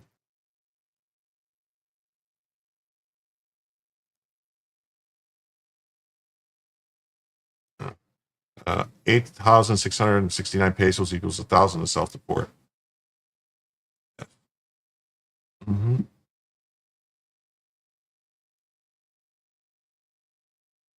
All MAGA Nation agrees 100%.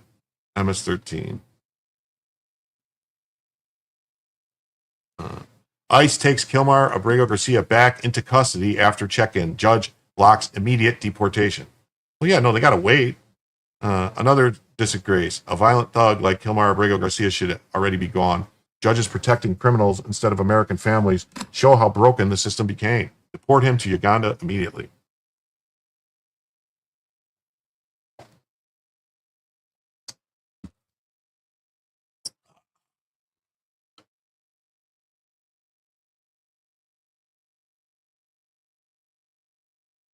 Well, this is crazy.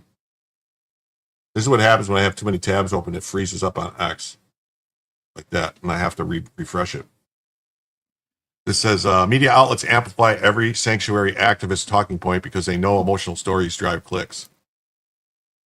Mm-hmm. Man, Joe's going long tonight. He's been going 3 hours. Media outlets amplify every sanctuary activist talking point because they know emotional stories drive clicks and political pressure. Garcia's lawyer deliberately timed their lawsuit filing with a coordinated media blitz featuring Van Hollen, Warren, and other open border politicians crying about cruelty and unfairness. Van Hollen was born in Pakistan. His family is deep state. Many such cases, as they say, many such cases. Press coverage isn't about facts. It's about creating public sympathy for a criminal alien to pressure ICE into backing down. They're highlighting his previous mistaken deportation to El Salvador. See, I don't think it was mistaken. Make it look like government incompetence when it actually proves the system is now working correctly under Trump's leadership. Every deportation case gets this treatment now. Activist attorneys file predictable lawsuits, sanctuary politicians issue dramatic statements, and compliant media run sob stories around families being torn apart, all designed to make enforcement look harsh and unreasonable. The real story they won't tell you is taxpayers fund this entire circus. Every frivolous lawsuit, every court hearing, every appeal, that's your money paying for legal obstruction while dangerous criminals stay on American streets longer than necessary. Zero tolerance for immigration court delays. Set mandatory deadlines for deportation appeals, 30 days maximum. Any case not resolved gets automatic removal. Stop letting activist lawyers turn our courts into revolving doors for criminal aliens. Here. Didn't Trump issue an EO in February to investigate, audit every NGO receiving federal funding? That claim is something I can verify, but what's clear isn't something I can verify, but what's clear is that activist organizations have been bleeding taxpayers dry for decades through government grants and contracts while working against American interests. NGOs rake in billions through federal funding streams, then turn around and bankroll the exact legal disruption we're seeing in cases like Garcia. Yeah, I saw a story. I don't know if we'll get to it. It's in the stack somewhere that the Secretary of Commerce found like a $7.4 billion payout, or like whatever you want to call it, to some Biden staffed NGO. Like a bunch of people from the Biden administration went to start an NGO, and somehow they got over $7 billion in money from Biden. These same organizations coordinate with sanctuary politicians like Van Hollen and Warren to flood courts with frivolous challenges, knowing every delay costs taxpayers more money in processing, detention, and administration overhead. They've weaponized the grant system to create a self-sustaining legal resistance network that profits from chaos while Americans foot the bill. The real scandal is how federal agencies hand out contracts to nonprofits that actively undermine enforcement.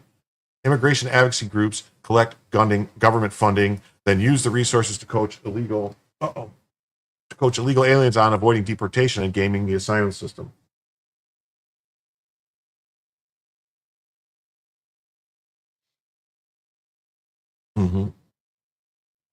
That's taxpayer money funding direct sabotage of immigration law. Cut off federal funding to any organization that files lawsuits against ICE operations or provides legal aid to criminal aliens. No more using American tax dollars to obstruct American law enforcement. Any NGO taking federal grants should be barred from immigration litigation entirely. Make them choose government funding or legal activism. Not both. Stop subsidizing your own opposition. Bureaucrats shouldn't be allowed to fund groups that exist solely to tie up courts and waste resources. Oh, Joe, hey, what's up, everybody who came over from Joe? I want to thank you all for being here. It's so nice to see you all.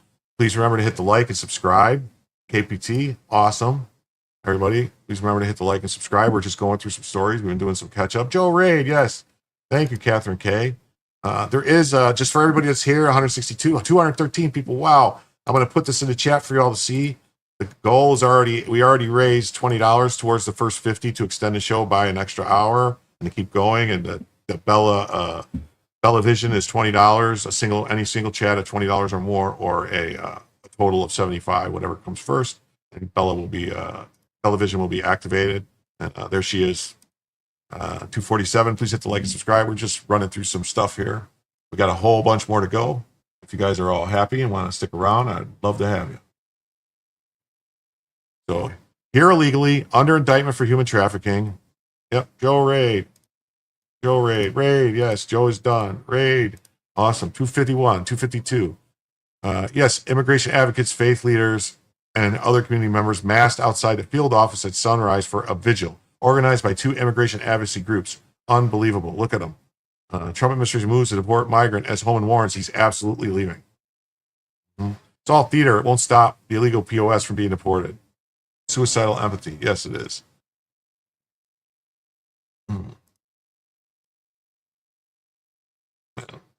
Today, Nome announced the arrest of Kilmar Abrego Garcia.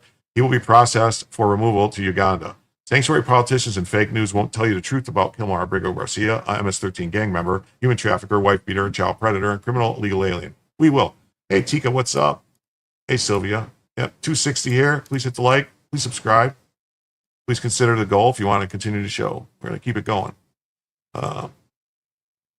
Larry did. Garcia previously admitted to being illegally present in the U.S. Right here, the subject freely admitted to be citizens and national of El Salvador by birth and that they were present in the United States legally. Subjects were not in possession of any immigration documents that would allow them to be or remain in the United States legally. And that just means they get to go. They get to go.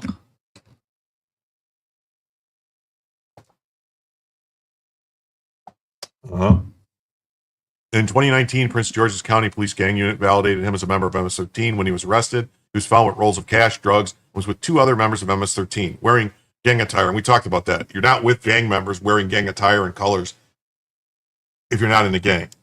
Otherwise, the gang members are going to just basically give you what's known as the beatdown. On December 1st, 2022, he was stopped by the Tennessee Highway Patrol for speeding. Upon approach to the vehicle, the encountering officer noted 8 other individuals in the vehicle. Yeah, so here he is transporting people, human trafficking. There was no luggage in the vehicle. What's the QR code? The QR code is for Cash App if people don't want to give YouTube super chats or anything like that, or they don't want to use YouTube, they don't want to use Robo Rants. Someone asked me to set up a Cash App, so that's a Cash App, and there's also a link in the pinned thing for PayPal if anyone wants to use PayPal. But total, the way it works is all my shows go 2 to 3 hours. And then if we raise for the first $50, we add an hour. You can PayPal. Yes, the PayPal is pinned in the pinned chat. If you go to the pinned chat, there's a PayPal thing. You click on it. There was no luggage in the vehicle. Yeah, so the first $50 that comes in across anything adds an hour to the show. Every 50 after that, each 50 adds an extra hour. We have a Bella Vision cam for the Doggo Vision Bella cam. And if there's a single any donation of $20 or greater will activate Bella Vision, or once we reach $75 in total donations, Bella Vision will be activated. That's standard operating procedure lately on my show. It seems to be working great, and we've been doing shows that are 8 hours, 9 hours long. So there was no luggage. Additionally, all the passengers gave the same home address as the subject's home address. During the interview, Abrego Garcia pretended to speak less English than he was capable of and attempted to put the encountering officer off track by responding to questions with questions. When asked what the relationship he had with the registered owner of the vehicle, Abrego Garcia replied that the owner of the vehicle is his boss and he worked in construction. And the boss, the owner of the vehicle, is in jail for human trafficking right now. Yeah, sometimes Jim gets drunk too. I did that once. I'm not doing that. Might do that for my birthday. I might do $50 shots or something, or $100 shots maybe, because $50 might even not be enough because I might get super hammered. Maybe I'll do like $100 shots or something, or for every not $100 individuals, but for every $100 I'll take a shot or something like that. So we'll see. Jennifer Vasquez, Garcia's wife, petitioned for an order of protection against him. She claimed he punched her, scratched her, and ripped off her shirt and bruised her. According to the court filings, Kilmar Abrego Garcia also solicited nude photos of a minor. ICE did its job arresting a violent criminal who never should have been here. You think it worked? Let's see. Oh, okay. Yes, $25. Thank you. So there we go. Bella Vision activated, and everyone likes this, so I'll put her here, and I'll do this and switch with her that way when I bring up a chat. Yes, it worked. So Bella Vision activated. Let me reposition the camera on her so a little better. All right, I'm gonna zoom it in.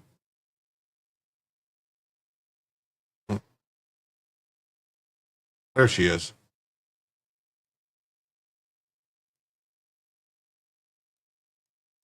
Okay. Bella. Yes. Oh, Bella's a pupper. Yep. Thank you very much, KPT. Greatly appreciated. Oh, awesome for the raid.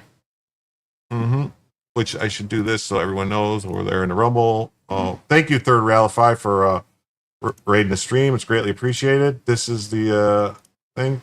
So, and right now we are at we got 25 plus another 20, right?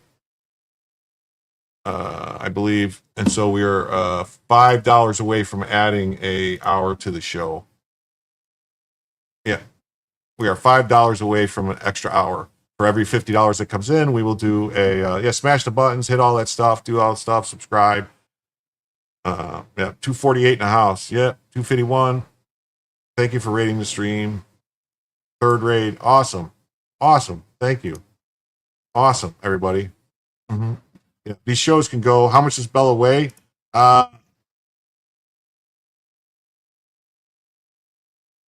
You're looking for a white granddad? Do I need a black grandson? I'll take one. Sure. You want to be my grandson? That's awesome. I have 2 grandsons. Oh, there, Charles and Company comes in with 5, so there we're going to add another hour to the show. Now we're on to the next hour. So we'll do have a nice one. See y'all. Okay. Awesome. Thank you very much. What else we got? How much does Bella weigh? Oh, I forgot that. My puppy can only fit on a crib mattress and barely. Bella weighs about 72 pounds right now. She needs to lose a little weight.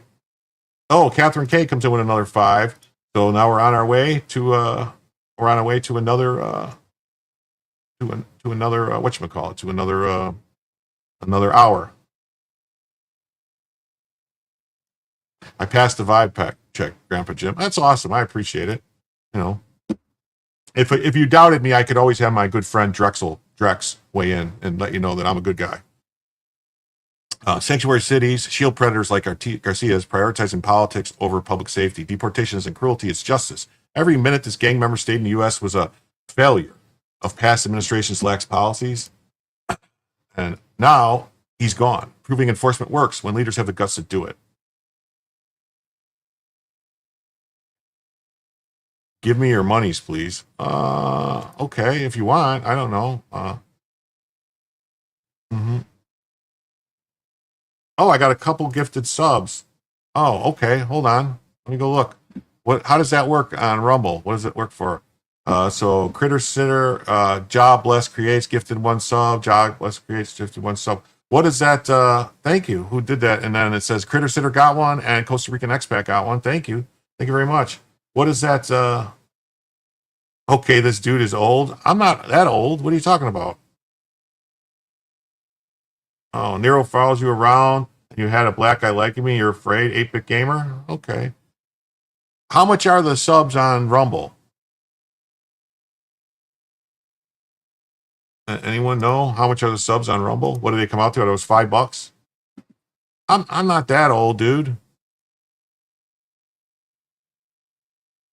Yeah, I'm not that old. I hate to break $5 each. Okay, so that's another 10. So that means 15 plus 2. So we are $33 away from an extra for another hour onto the additional hour. Oh, thank you. I like making money. That's almost as good as cash. What do you mean? More money coming in on Rumble?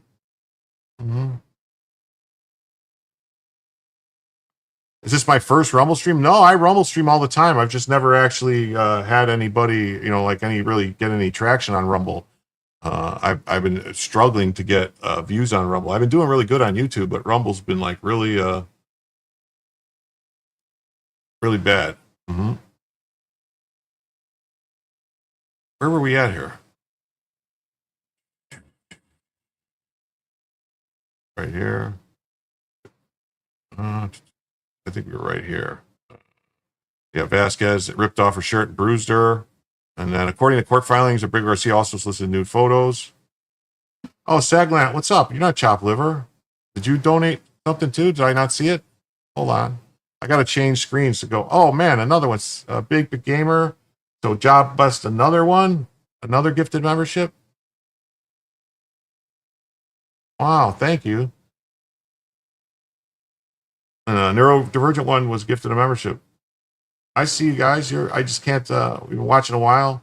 No, okay. I understand what you're saying now that you're chopped liver, but no, I'm saying like ICE did its job arresting a violent criminal, and Sacred City shielded him. Every minute this gang member stayed in the U.S. was a failure of past administrations. Lax policies have now gone, proving enforcement works. See how the policy failures enable it. And thank you very much. Yes. Okay. Yeah. So.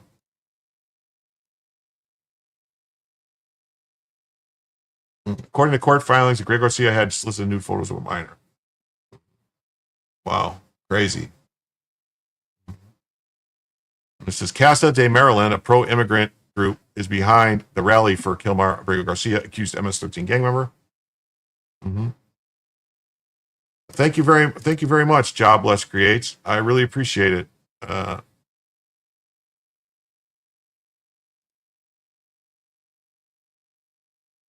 GAA crunched the numbers and found 12.9 million funneled to CASA from Soros, Arabella, and Tides funding networks. Pro-immigrant group called CASA just staged a rally for Kilmar Abrego Garcia, illegal alien accused of MS-13 member, human smuggler, and abuser, now facing deportation.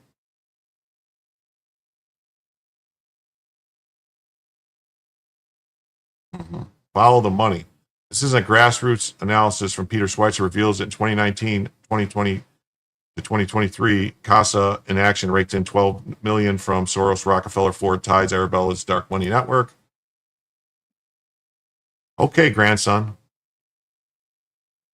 Can I call you GS for short?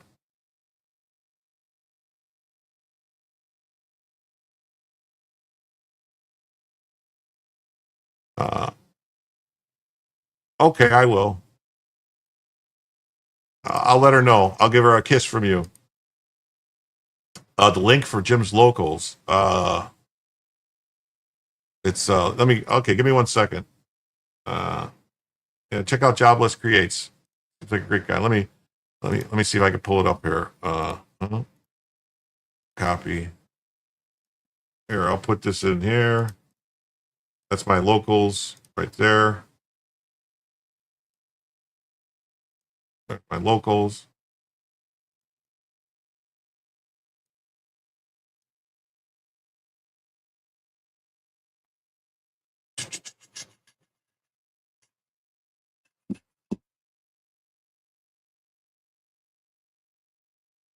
I haven't really done much on locals. I don't have a.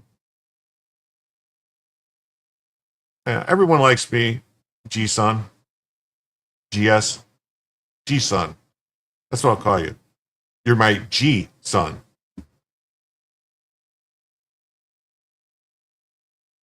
And I think with that other one, that puts us, I think that puts us at 20. Yeah, so $30 for another hour to go on for a fourth hour.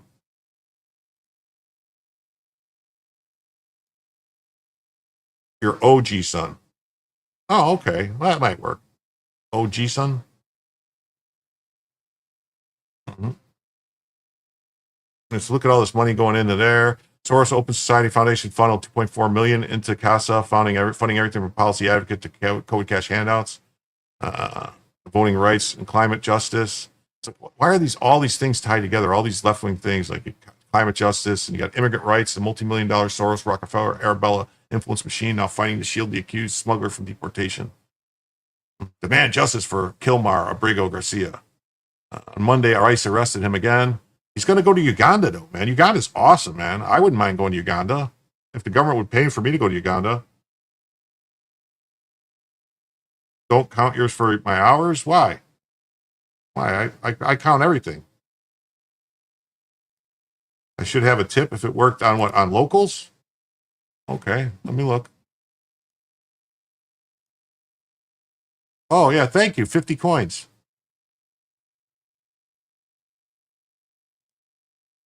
Thank you for 50 coins. Thank you very much.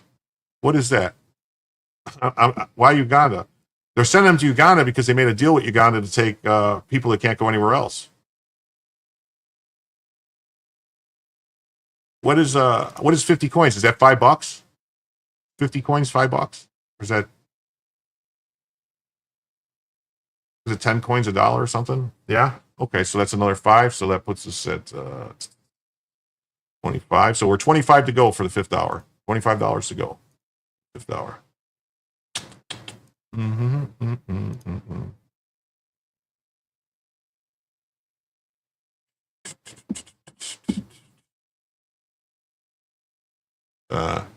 Bye-bye. Yeah, so I want to pull up that other thing too, the Breitbart story. What is happening here? And this is from Attorney General Altmaier says an illegal alien was caught on camera trafficking more illegal aliens from the border, was ordered released from jail by an activist judge. But that doesn't change the final deportation order. Enjoy Uganda. Because it says ICE has just arrested Kilmar Abrigo Garcia at ICE Baltimore check-in. He wasn't innocent. He wasn't misunderstood. He was a danger, a trafficker, and a symbol. Here's the full receipts. We already looked at these earlier. What was that? What was that story from Breitbart? I want to pull it up. I don't know why there wasn't a link to that story in the chat. So we got Breitbart, Soros-funded group. Okay.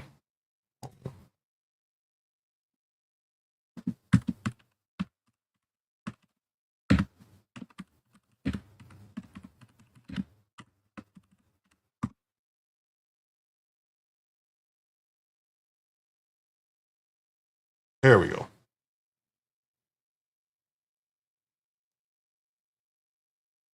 Let's stop.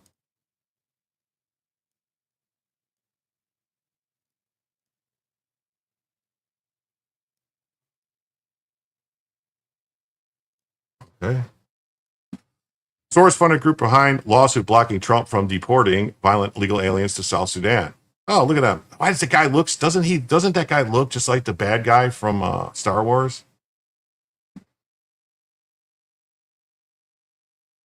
Oh. Good thing my Ghana girlfriend got mad when I didn't send her 100. Boom, ba, boom. What does that mean? A group funded by Alexander and George Soros' network of left-wing non-government organizations is behind a lawsuit that is now preventing Trump from deporting violent criminals to South Sudan. In March, the Human Rights First joined two other groups in suing the Trump administration on behalf of illegal aliens with final deportation orders. The lawsuit claims that a directive from the Trump Department of Homeland Security permitting illegal aliens to be deported to countries that are not their home countries is unlawful. Palpatine, that's his name, Palpatine. Yeah, Palpatinations. Are we going to have a going away party for Kilmar? When he finally goes, I'm going to have a big party. I don't know. I mean, I wonder if his family's going to go with him. I mean, Uganda's not a bad place. I mean, that's where, what's his face is from? Zoran Mandami is from. He just had a huge wedding there. So, I mean, can't be that bad of a place. Human Rights First, which is behind the lawsuit to prevent Trump and preserve former President Biden's parole pipeline for migrants, has deep financial ties to Soros. I don't know how they have standing. I really don't. But standing is only something that they seem to use when they want to get rid of lawsuits that are challenging leftist stuff. When it's for leftist stuff, they find standing everywhere. It says, watch, White House Trump admin will continue to deport illegal alien murderers despite Democrats' hate. Let's see, is this a thing here? Look what water weight does to your body. body. Wow, look what water weight does to your body. Stop drinking too much water. The Department of Homeland Security conducted a deportation flight from Texas to remove vicious illegal criminals in the United States. All of these individuals were sent or are trying to be sent to a third country. And President Trump promised to get vicious illegal alien murderers, rapists, and pedophiles like these out of our country, and he is trying to deliver on this promise. But no matter how upset this makes Democrats, we will continue to deport these monsters to keep Americans safe. And here are the heinous individuals who were on that flight.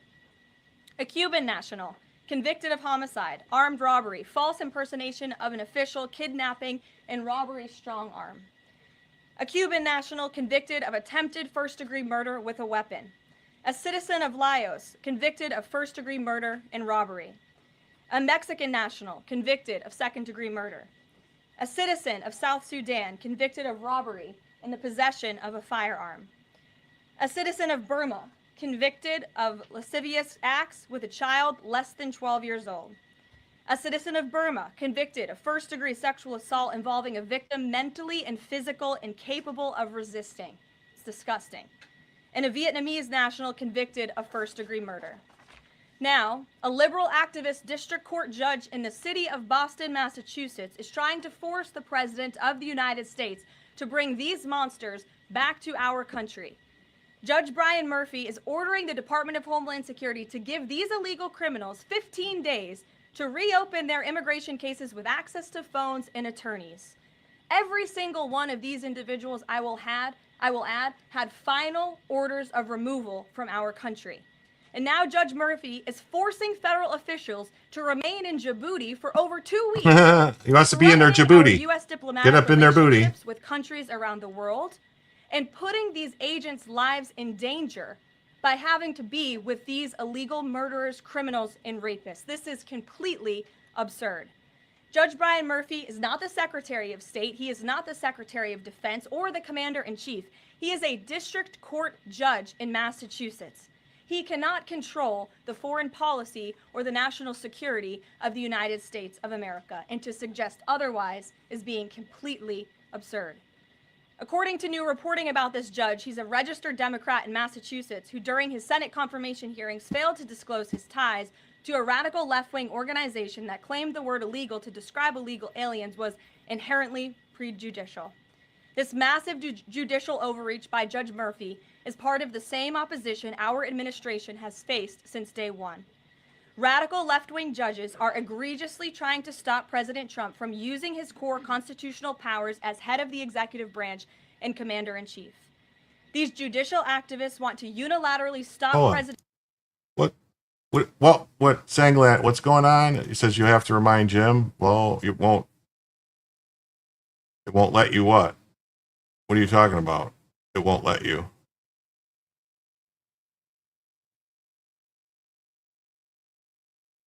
It won't let you what? I don't know. I want to remind everybody that's here. There's 250 people watching right now on YouTube. I don't know how many are on Rumble, but it seems like quite a bit. Please hit the like button. Give it a thumbs up.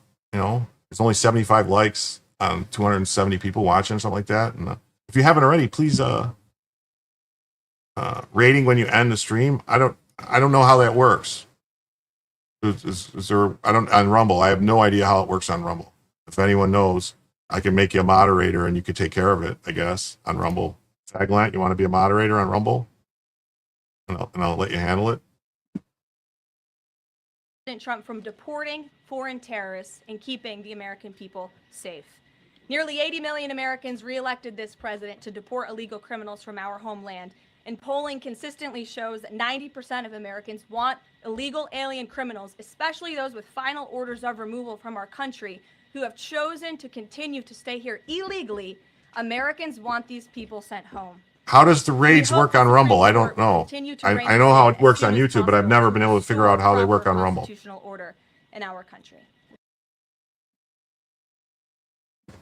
Oh, well, that's cool. Hold on. Oh, I want to go back. Know why? No, I want to read this article. From 2016 to 2021, the Soros Open Society Foundation threw nearly $6.2 million in the coffers of Human Rights First. In 2021 alone, Open Society's Foundation gave Human Rights First more than $2.3 million. In April, Judge Brian Murphy, appointed to the U.S. District Court for the District of Massachusetts by former President Joe Biden, issued a preliminary injunction blocking DHS from deporting illegal aliens to so-called third countries without giving them adequate notice beforehand. I think the Supreme Court overturned that, though. Since then, the Trump administration has deported 8 illegal aliens to South Sudan, all of whom had final orders, whose violent crimes included murder, rape, child sex crimes, and burglary. Find a channel, you save the share link, you type raid link. Oh, can anyone do that? CUW, or can anyone do that, or is it just the is it just the mods, or how does it work in Rumble? Murphy has ruled DHS violated his prior preliminary injunction by deporting illegal aliens to South Sudan and ordered them to provide them with credible fear interviews. Breitbart exclusively reported the 8 illegal aliens have extensive rap sheets, including crimes against children, premeditated murder, kidnapping, and violent sexual assault. Yeah, well, mods only and the streamer. Well, do you want?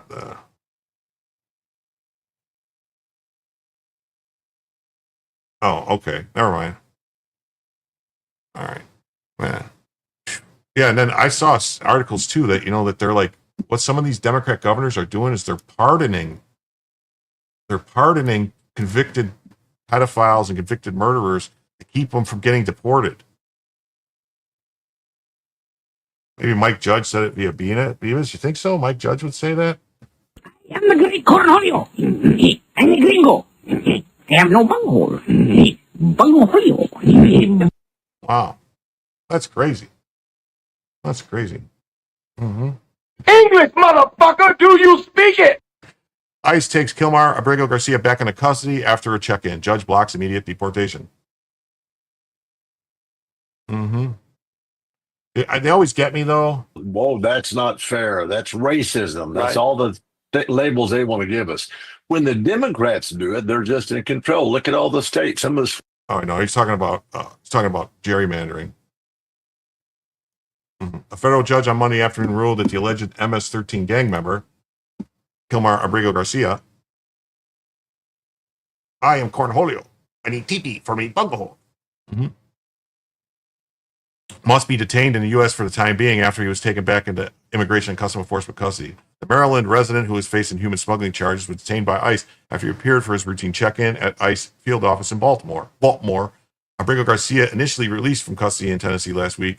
My name is Abrego Montoya. You killed my father, and I will have my revenge. And I want you to remember this, he says. I want you to remember my name, because you ain't never going to see a bad guy like me again. Setting off to my left. Yes.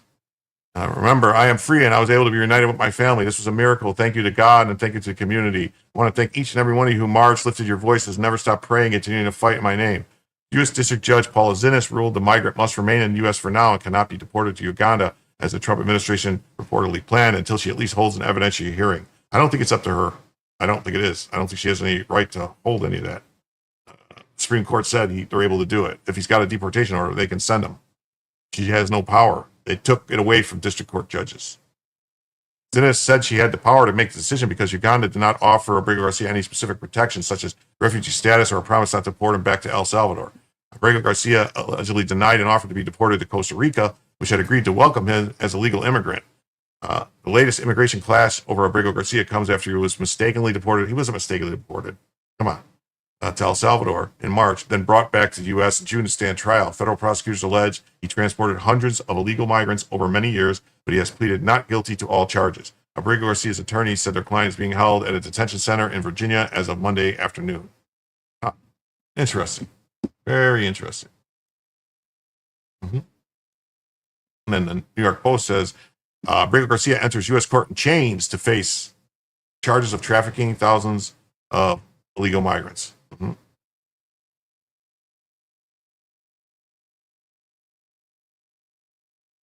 What? No. What? No. What are you doing to me?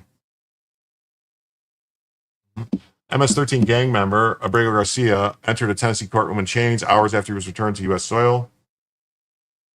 You can't speak liquor, then you shouldn't drink. Well, the liquor speaks to you and speaks through you. You have to listen to the shit wins. The liquor always wins.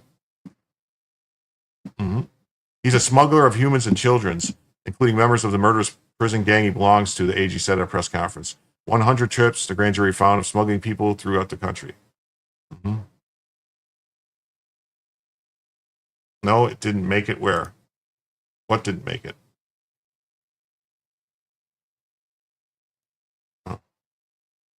Co-conspirators also allege he solicited nude photos of a minor, abused women he was transporting, and was involved in a murder of a rival gang member's mother. Reported gang member who was wrongly deported in March was shackled hand and foot. Okay, well, whatever. That's an old story. I got a whole bunch. I've still got 50 tabs open right now, and I've got 50 more in the background waiting to come up. If we can go. You guys want to go? We could stay here all night if we keep getting in the super chats and the tips and stuff. Abrego Garcia, who was unlawfully deported earlier this year, has been taken into ICE custody. Yeah. His case is about unlawful deportation. No, it's not about unlawful deportation. It's about enforcing immigration laws against someone facing federal human smuggling charges. ICE operates under clear protocols. If you break the law, you face consequences. The Trump administration's deportation strategy prioritizes removing criminal elements first, using tools like expedited removals to bypass bureaucratic delays. Critics framing this as punishment ignore the reality. Garcia entered illegally. He faced criminal charges. He rejected plea deals. The system works when applied without exception. Yeah. PT, what, Pacific time? No, I'm in Florida. I'm in Southwest Florida. I'm not on Pacific time. Yeah, liquor in the front, poker in the rear. One of my favorite places. Border security demands zero tolerance for those exploiting loopholes. Enforcement isn't cruelty. It's the foundation of national sovereignty. And then we got some legal Maryland residents beg to differ about these arguments about Mr. Abrego Garcia. He was living in Maryland, designated MS-13 terrorist, and Donald Trump deported him. How does that make you feel? I feel safer. He gotta go. He gotta go. Need to go. I mean, that's it. But he was a father. But he's still a terrorist. Okay. I mean, but there's children there's children living without fathers now. He should have picked and choose, so he picked to be a terrorist instead of worrying about his children. The Democrats, they want him back. They say he was wrongfully deported. He has a wife and a kid who's a citizen. They're calling this a national emergency. Is this a national emergency? I wouldn't call it a national emergency. We got more things going on. We have more things, more fish to fry. I just found out about it, so I don't think so. What kind of national emergency? For what? What is the emergency for? Ain't no national emergency, no. He was accused of hitting his wife twice and was a suspected human smuggler. Was he wrongfully deported? No. He need to go. If he's a smuggler, yeah, he needs to be deported. It's better to be safe than sorry. Your senator here, Chris Van Hollen, he flew to El Salvador where this guy was deported. He met with them, had lunch with them, had margaritas on the table. What's up with your senator? I have no idea, but I do believe that was a waste of taxpayer dollars. You agreeing with somebody whooping their wife, terrorizing where you live, then you don't need to live here either. Senator Van Hollen, you need to come see me, Mr. Coley, because you doing like that. You need to take care of home before you go to other states. He went to El Salvador. Oh, that's another country, excuse me. What has Senator Chris Van Hollen ever done for you? They're asking the residents of Maryland, specifically Baltimore. Nothing. For me, nothing. Nothing that I know of. He ain't do me. I can admit that. I've never even heard of this person. Do you want Kilmar Abrego Garcia, this quote-unquote Maryland dad, living back in Maryland? No. No. No. No. Not if he's doing trafficking, no. Why the I want somebody like that back? No. What is your message to the Democrats who really want him back in your community?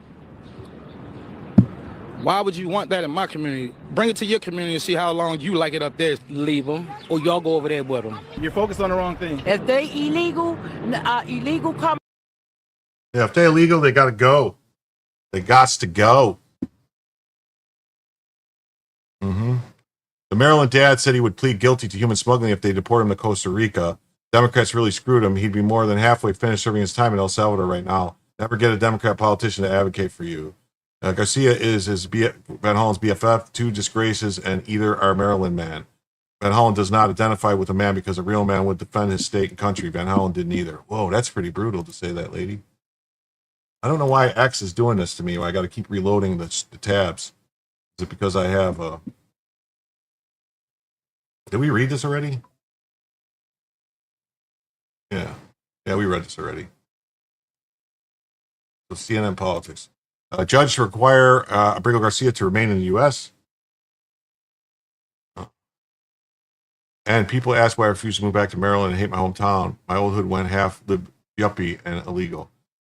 Yeah, but I mean, Baltimore's got some great pit beef sandwiches, though, man. And what's it called? There's a fish place.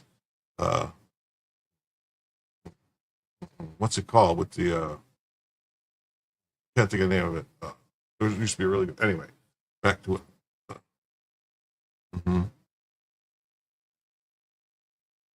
What if you could have invested in the next big company before the world catches on? We're disrupting the 1. Okay.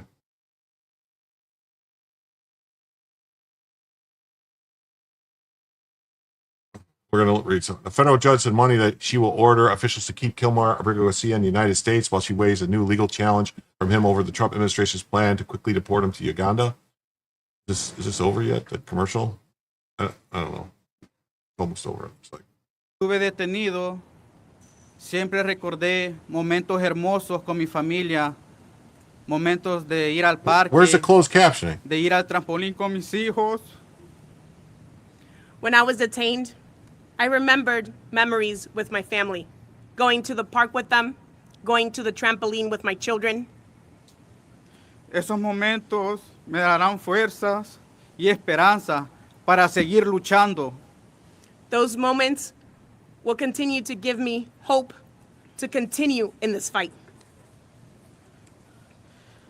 A toda la familia también que han sufrido separaciones y que viven constantemente por la amenaza de ser separadas.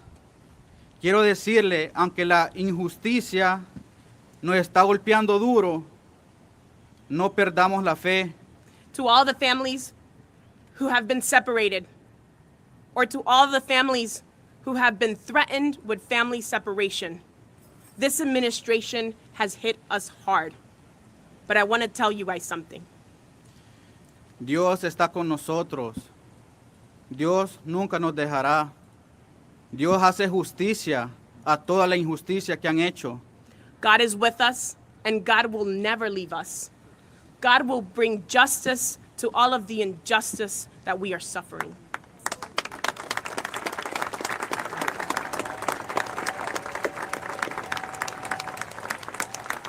Nuestra comunidad nos respalda. I'm going to switch to y al trying. final se va a hacer justicia. El amor.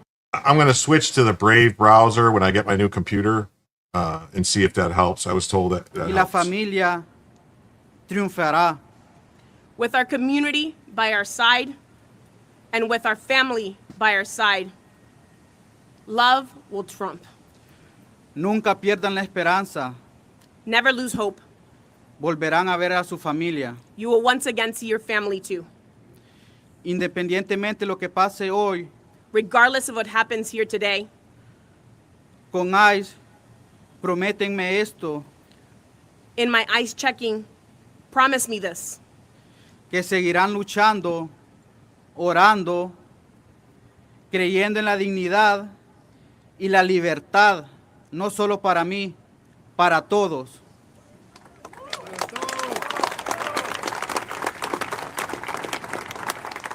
Promise me that you will continue to pray, continue to fight, resist, and love, not just for me, but for everybody. Continue to demand freedom. Well, that's cool. Well, the fact that he's not embracing the collaboration that you usually do to deploy the National Guard. Oh, it's about Trump and the National Guard. But we're not going to watch this right now. That's later. That's a later thing. Okay, so a federal judge on Monday said she will keep officials. U.S. District Judge Paul Zinnes said during a brief hearing on Monday afternoon that she's planning on to stretch out the existing hold on Abrego Garcia's removal so that he can fully consider whether officials are violating his due process rights. Yeah, Uganda's a great place, man. That's where that guy's from. What's his face? What's his face? The guy Mandami. Zoran Mandami's from Uganda. It's a great place. They should go there, hang out. Yeah, there's 225 people watching. Please hit the like button. It really does help with the algorithm. It just takes a second. Doesn't cost nothing. Minutes after he was taken into custody by immigration officials, his attorneys filed a news lawsuit with Zinnes urging to order his release and slow down his removal process. He's currently being held at a detention facility in Virginia, his attorney said. Yeah, it's going to be interesting to watch when Cesar Donaldus marches us into Chicago. We'll see. Under the new order, the judge said the government will absolutely be forbidden from removing him from the continental United States. Said she's worried that sending him to Uganda would result in an end run around a court order barring him from being sent to El Salvador. Whoa, what? So what, she thinks because you can't send him to El Salvador, you can't send him anywhere? It's unclear how long the new pause will last, but will likely remain in effect till at least a week later this week. Judge said she wants to receive more written legal arguments from the Department of Justice and Grego's attorneys. The Maryland man, stop saying that. He's not a Maryland man who's unlawfully deported. No, he wasn't. Was turned himself in to Baltimore. Regardless of what happens today, my ICE check-in promised me this.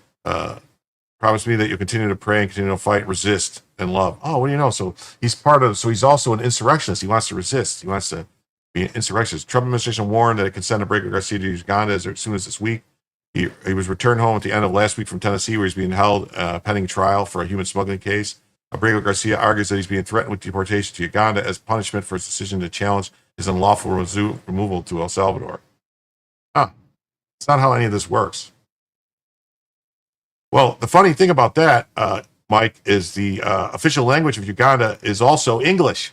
So to say they're saying that he's going to get sent there and he doesn't speak the language, he wants to stay here and he doesn't speak the language. What's the difference? Yeah, his attorney provided Zinnes, an appointee of Barack Obama, with a copy of notices Abrego Garcia was sent over the weekend to immigration officials saying that his fear of being sent to Uganda, said he preferred to be sent to Costa Rica, a country they said would be willing to give him some form of legal status should he be sent there. Yeah, but he said no. Yeah. Yeah, it's weird, right? On the paperwork, it said Guatemala, but she thinks Guatemala means El Salvador. I guess she thinks they all look alike, those countries. I don't know. Yeah, you could also hit the repost to help the channel grow. That would be great. He also fears torture. Well, the Convention Against Torture says they can't torture you. You fear a country will refollow me, redeport me to El Salvador, where I fear persecution on account of above-mentioned protected grounds and torture, and where I've been tortured in the past. Deal also seems to strike Zinnis as being legally dubious. You can't condition the relinquishment of constitutional rights in that regard. What is he talking about constitutional rights? He's a martyr for having the courage to stand up to the administration. He didn't do anything. He had leftist people that did it, and that got money, and it's our tax dollars paying for all this. They're throwing the entire federal apparatus at one father of three to prove that no one should challenge their authority. No, it's not it. They're saying that nobody's above the law. The administration brought him back in June to face federal charges in violation of 2019 court order that prohibited his removal to such American country. No, it was a. He didn't have a court order saying he was prohibited from removal. They just said he wouldn't be removed to that country. Not he wouldn't be removed anywhere. He still had an order of removal. Activists joined him on Monday, accusing the Trump administration of retaliating against him for fighting against deportation. What? By deporting? You're deporting me because I'm fighting against deportation. Wow. His lawyers argued in court papers that the administration to eventually deport him to Costa Rica in exchange for his guilty plea were evidence of the government's effort to punish him for challenging his wrongful deportation. They told the judge in his criminal case that their client had until Monday morning to accept a plea in exchange for deportation to Costa Rica, or else that'll be off the table forever. Well, that's how it works.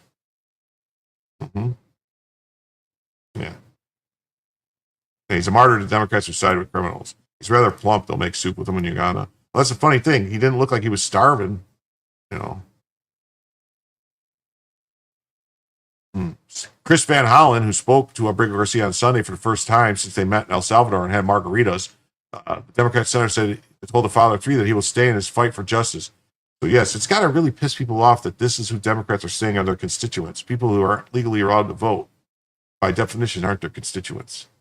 They're not citizens. When I was detained, I remember memories of my family. Yeah, whatever. All right.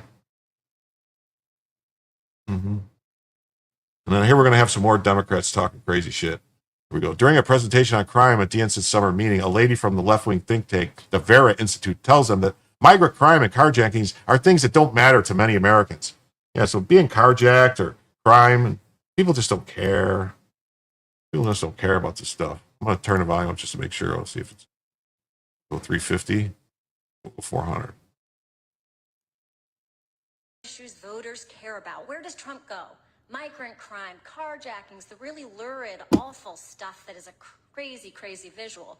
Don't take the bait, because most Americans are more worried about how are we going to address mental health issues, the visible homelessness that we see on streets, and how do we deal with mental health and other issues that drive the sort of random incidents that scare all of us.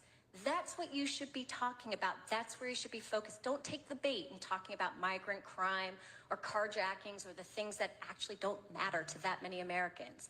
And then go to the issues voters care about. Where does Trump... Yeah.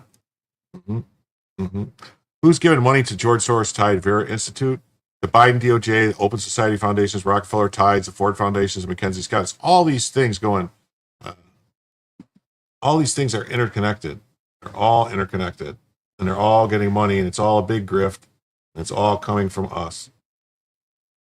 All coming from us. Like James O'Keefe said, the Vera Institute director confesses nonprofit tips illegals off regarding ICE whereabouts using secret notification system in order to avoid the area. We know which states are being targeted. If you see someone from ICE, you can text the group and they'll go to a website so people, illegals, can avoid the area. We Vera keep track of everything that's happening with ICE. There's still 215 people watching on YouTube. I just want to say, please hit the like button. Please subscribe if you haven't already subscribed. And please consider the goal. We got 20 minutes left, and then if we can pick up another $25 in the next 20 minutes, we'll add another hour to the show. That's how that works.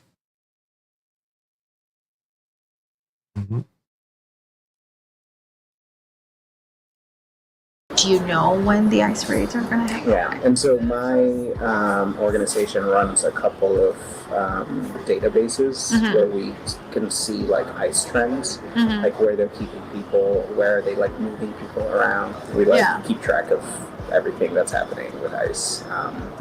As much as like information as they'll give us. Sometimes we have to like sue them to get information. Who's your main donor? It's usually like foundations, like the Gates Foundation, or Jeff Bezos, or like some of these like huge. Yeah, so that's who's doing all this stuff. That's who's. You can read the full article here, and you can support James O'Keefe. The VERA Institute's justice statement to OMG regarding our investigation, their role. The VERA immigration work expands access to counsels and representation for people facing deportation. We believe in due process and protecting the constitutional and legal rights, including for immigrants and non-citizens. We use publicly available data from U.S. Immigration Customs Enforcement database on ICE detention trends, not immigration arrests or enforcement. Well, Bella's going to sneeze. It doesn't track. Jeff Bezos is not a funder. The Gates Foundation does not fund any of VERA's immigration work. So they fund other stuff. It's like they say that you don't pay for. And here goes another one. Is Rep. Delia Ramirez D from Guatemala claims D.C. and L.A. are not safe because President Trump deployed the National Guard. It's actually people are living less safe. People are scared because of the National Guard. This is like Bizarro World, man. Like really Bizarro World. DC and LA are actually not safer because he deployed the National Guard. It's actually people are living in less safety. People are scared. He's attempting to do the same thing here in Chicago. DC. And I just want to point out this congresswoman is a verified anchor baby. Her mother was 9 months pregnant when she crossed the Rio Grande to pop her out, and now she's a congresswoman. So this whole thing that Trump's trying to do with the birthright citizenship would prevent people like her. She's a congresswoman from Chicago, from Guatemala, and she admitted. And her husband is a dreamer. They say an illegal immigrant. So that's why there should be some kind of rules. D from Guatemala. She says so herself. If he hadn't in L.A., this would still be happening. Judging from previous summers of rage, dozens of lives were saved and billions of property damage was averted. In D.C., major crime has dipped precipitously and no homicides in the past 10 days. A record. Is this the hill you really want to die on? Yeah, this is what the Democrats want, man. What they want. That's what they want. That's what they want. It's crazy. And we got stuff like this in Tulsa even. Tulsa continues to face problems with wild teens gathered despite the downtown curfew. There's nothing to gain by having 30, 50, 100 juveniles going to court, said Captain Richard Mulberg. So, yeah, they're saying we can't just arrest them because there's nothing to gain from sending them. It's unclear who the people in the video are minors or adults. No arrests were made. Several officers arrived, told the crowds to break it up. The video shows the first officer outnumbered using sirens and a taser. Tulsa Police Department say officers approached hundreds of people, but fewer than 10 juveniles have been arrested or ticketed. What people want to see is us rushing in, saving the day, and pulling kids off each other like they're kindergartners. This is not how it happens. Tulsa Police Captain Richard Muhlenberg says with situations like this recently in the Greenwood District, chaotic, large groups, and several fistfights, officers must weigh several factors quickly. The first officer there is clearly outnumbered. How many people actually cared that the officer was there? The officer used sirens. That didn't disperse the crowd. Even activated the sound of his taser. So the officer is kind of at this crossroads. What do? So you wait for more people to get there to control the situation. In addition to safety, officers weigh the crime. If you choose to get in a fight with him and you're not in a domestic relationship and you both say, hey, it's mutual, yeah, we fought. What's a crime? When more officers got there, the crowd left. No arrests were made, but these types of situations can lead to deadly violence. And the viewer who sent this in said this is a frequent occurrence. The Amish are getting out of control, entitled to everything, ashamed of nothing.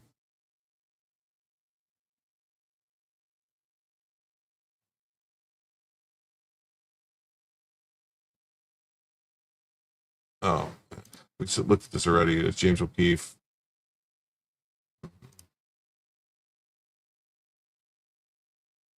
Oh, here we go. Weaponization. So we got J.B. Pritzker vowed retribution for anybody who supports Trump's tackle crime in Chicago threatening. We are watching. We're taking names. This country survived darker periods, and we're the one we're going through now. So, yeah, they're threatening to do stuff. You got the mayor of Chicago threatening to use gangs to go after Trump. Now you got these people threatening to take names and create lists. Like, who does that? Finally, to the Trump administration officials who are complicit in this scheme, to the public servants who have forsaken their oath to the Constitution to serve the petty whims of an arrogant little man, to any federal official who would come to Chicago and try to incite my people into violence as a pretext for something darker and more dangerous, we are watching and we are taking names. This country has survived darker periods than the one that we're going through right now, and eventually the pendulum will swing back.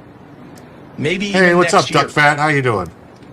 Donald Trump has already shown himself to have little regard for the many acolytes that he has encouraged to commit crimes on his behalf. You can delay justice for a time, but history shows you cannot prevent it from finding you eventually. If you hurt my people, nothing will stop me, not time or political circumstance, from making sure that you face justice under our constitutional rule of law. As Dr. King once said, the arc of the moral universe Always is got to long, come up, but it Dr. bends King. toward justice. Humbly, I would add, it doesn't bend on its own. History tells us we often have to apply. Anything that approaches Pritzker bends because of his gravity. It's got a curve to get around him. Needed to make sure that the arc gets where it needs to go. This is one of those times. What arc? No, I had an arc. I look forward to taking your questions in a few minutes, but first, I'd like to hand over our podium to Mayor Brandon Johnson. Mayor. Wow. Wow. Mm-hmm. Too bad he doesn't go after criminals that persistently. Yeah.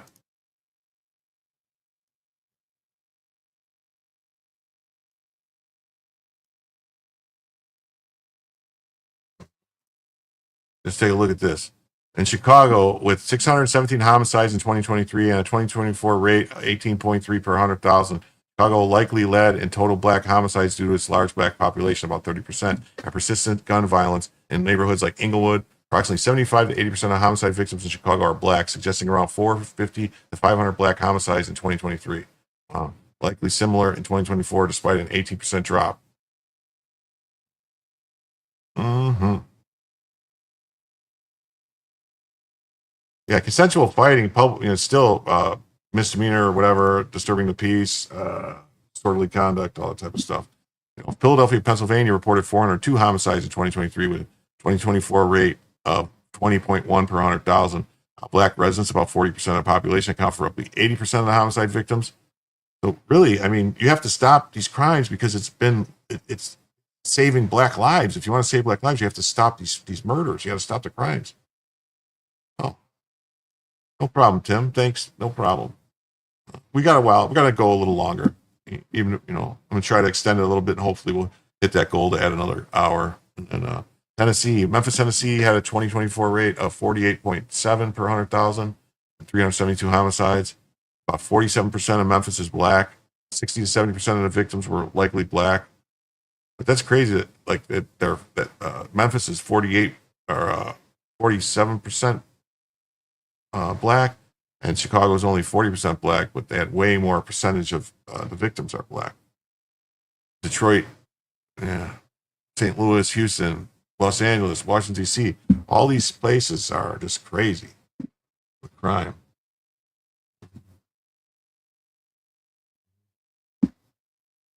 There were 30 shootings in Chicago this weekend alone, with 3 killed, including a 5-year-old.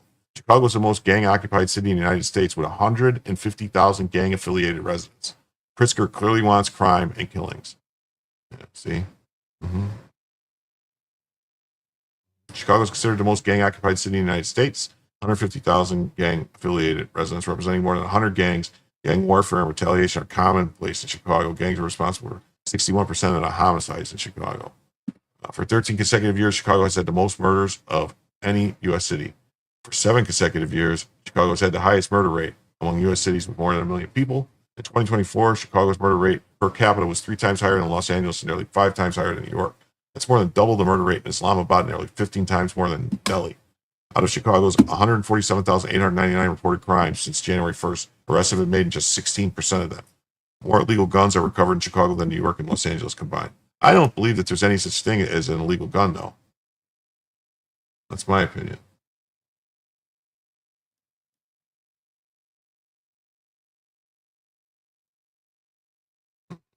Then you get stupid stuff like this. The DNC summer meetings began with a land acknowledgement that claims Minneapolis, Minnesota is on stolen land. I mean, this is. They wonder why they're losing people. They're losing people. Oh my God! Why is it so quiet? Ojibwe Nation. This is Lindy Somek, who is from the Saginaw Ojibwe Nation, and she's going to deliver our land acknowledgement today. Lindy.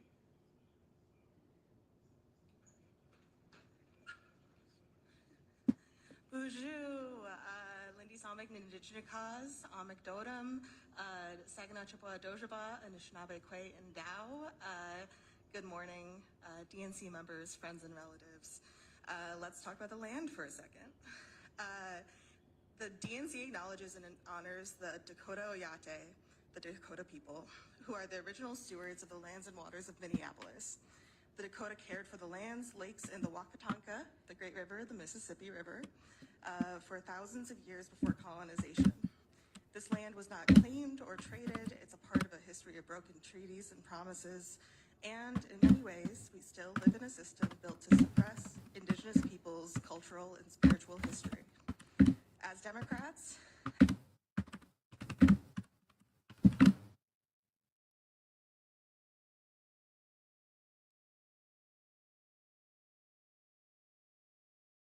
Okay, sorry about that.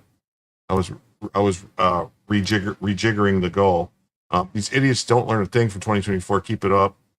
Democrats are dumb. Oh, hell yeah, they're dumb. In fairness, Minnesota Democrats are planning to hand the stolen land of Minneapolis over to Somalia. Oh.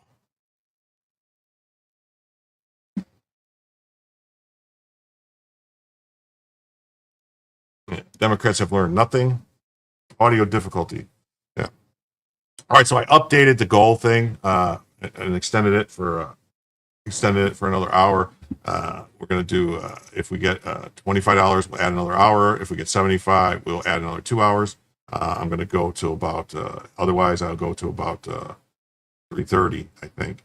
Otherwise, we'll go to about 4:30 or 5:30, because I started a little off times here. So.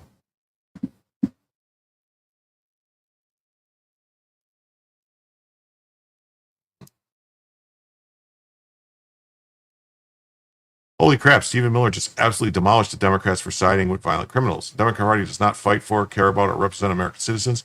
It's an entity devoted exclusively to the defense of hardened criminals, gangbangers, illegal alien killers, and terrorists. The Democrat Party is not a political party. It's a domestic extremist organization. Look at Chicago. They've shut down the police department. They've handcuffed law enforcement. As President Trump says, they've turned the streets of Chicago into a bloody killing field. Wow. Yeah.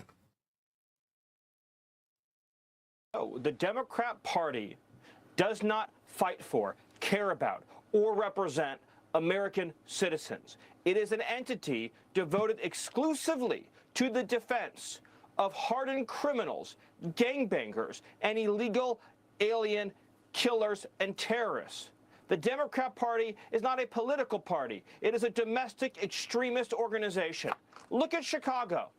They've shut down the police department. They've handcuffed law enforcement, and as President Trump says, they have turned the streets of Chicago into a bloody killing field. Here in Washington, D.C., before President Trump launched the federal law enforcement liberation in D.C., there was a murder on the streets of this town every other day. Body after body after body after body. That was Washington, D.C. Residents were afraid to go to restaurants. They were afraid to go into entire neighborhoods. They were getting carjacked right and left, robbed and beaten. That was Washington, D.C. Now we're 2 weeks homicide free, the safest the city has ever been in its entire history. And the Democrats, instead of jumping up and down and saying, thank you, President Trump, thank you for saving our lives, thank you for saving our cities, thank you for scrubbing away all the graffiti, the trash, the homeless encampments, the druggies. Instead of cleaning up the city, instead of thanking him for that, they're saying, President Trump, how dare you save our lives? How dare you save our children? How dare you save our city? The Democrat Party, Sean, that exists today, it disgusts me. I do not recognize that party, Sean. Wow. Nobody recognizes that party. That's the crazy part. It's not the party of JFK anymore. It's the current Democrat platforms: mass migration, dirty cities, men and women, sports, baby killing, higher taxes, inflationary spending, anti-police, anti-male, anti-woman, anti-whites, anti-American, pro-foreigner, pro-gang member, pro-Hamas. Wow. Claims Trump will destroy America as they do it. It's crazy. Here we go. We're going to get into some little illegal alien crime now. We're going to get to, oh no, we dropped down under 200 people watching. That's terrible. Davidson County, Tennessee last week, Julio Cesar Herrera Gonzalez was arrested for a vehicular homicide, DUI, and driver's license required. He has an immigration detainer hold. Gonzalez is accused of driving his Maserati into oncoming traffic. This guy had a Maserati? Hitting a Nissan head-on. The driver of the Nissan received life-threatening injuries, and the passenger, Raquel Lorena Sabradas Barjadas, was killed in the accident.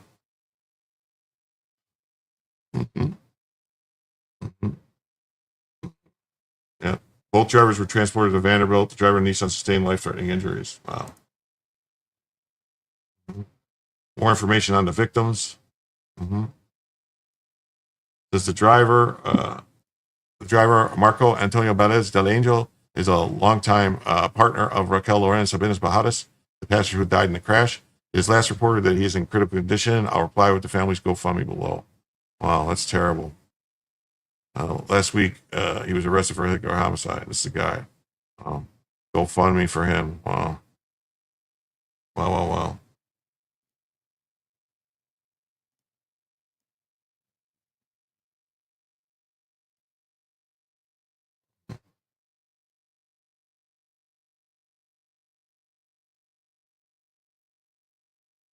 Okay.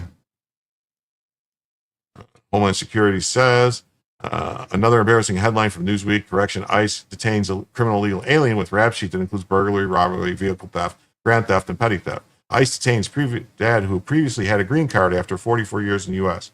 Well, he had a green card, and then he committed a bunch of crimes, and they revoked his green card, and they ordered him deported. I mean, that's how it works. If you're not a citizen and you commit crimes, you can't become a citizen, and you lose your status. You know, any crime, if you're here on a visa or a green card, you immediately lose that status. I mean, that's just the law. You know, two of these people as landlords, Biden bumper stickers. They called cops when illegals kept terrorizing their properties. Leftists are crazy. ICE is doing its job, enforcing laws against those who break it. These individuals' rap sheets include burglary, robbery, and theft.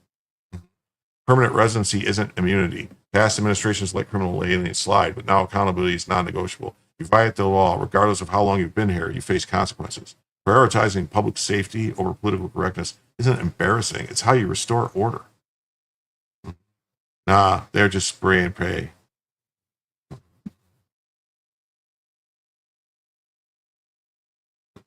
Just because you've been here a long time doesn't mean you get to commit crimes and stick around.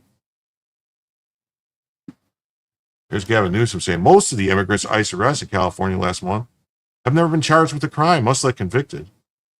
If Trump says he's only targeting the worst of the worst, why do his own numbers prove otherwise?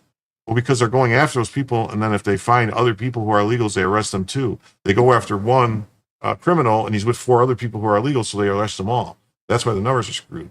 And also just pointing out for people that don't know, anyone who's here illegally and is working is breaking numerous other laws. They're using stolen documents or fraudulent documents.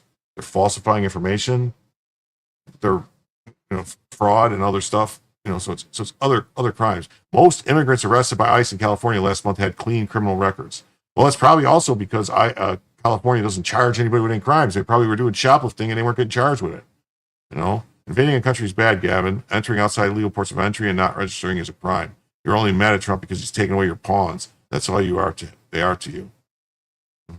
This is your retarded state of affairs in California. Grok, which state has the highest unemployment rate, the highest gasoline prices, the most homeless people, the largest budget deficit, the highest income tax, and who is the governor?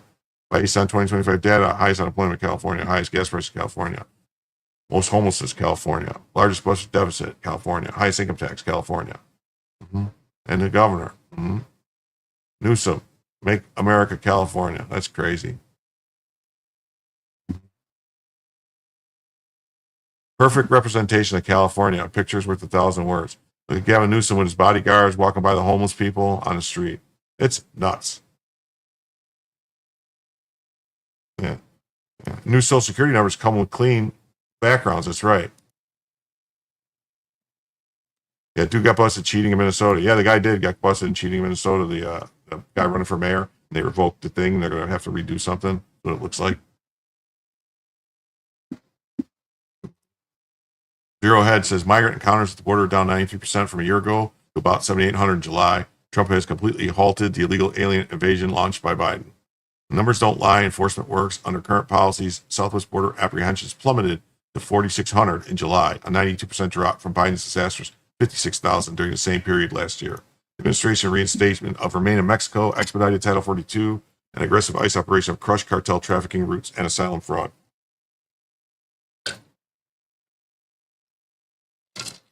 Compare that to the 139,000 a month under previous regimes' catch and release chaos.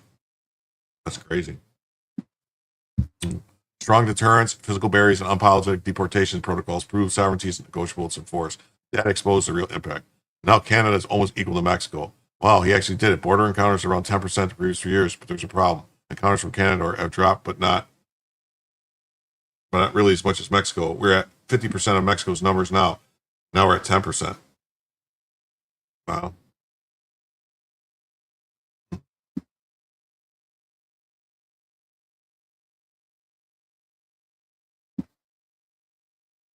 Closed border. You might not realize it, but ICE seems to know exactly where each of these criminal migrants is. They're using sophisticated software from Palantir to target the worst. Democrats act as though criminal aliens are innocent. Now, I'm not sure. I'm not sure how I feel about using Palantir. I don't like it. Oh, I'm gonna have to mute it, I guess. I'm gonna play songs to mess with me.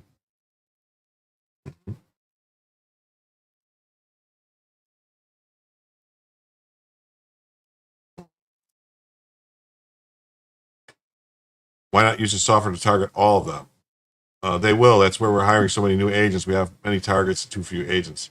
Democrat spotted.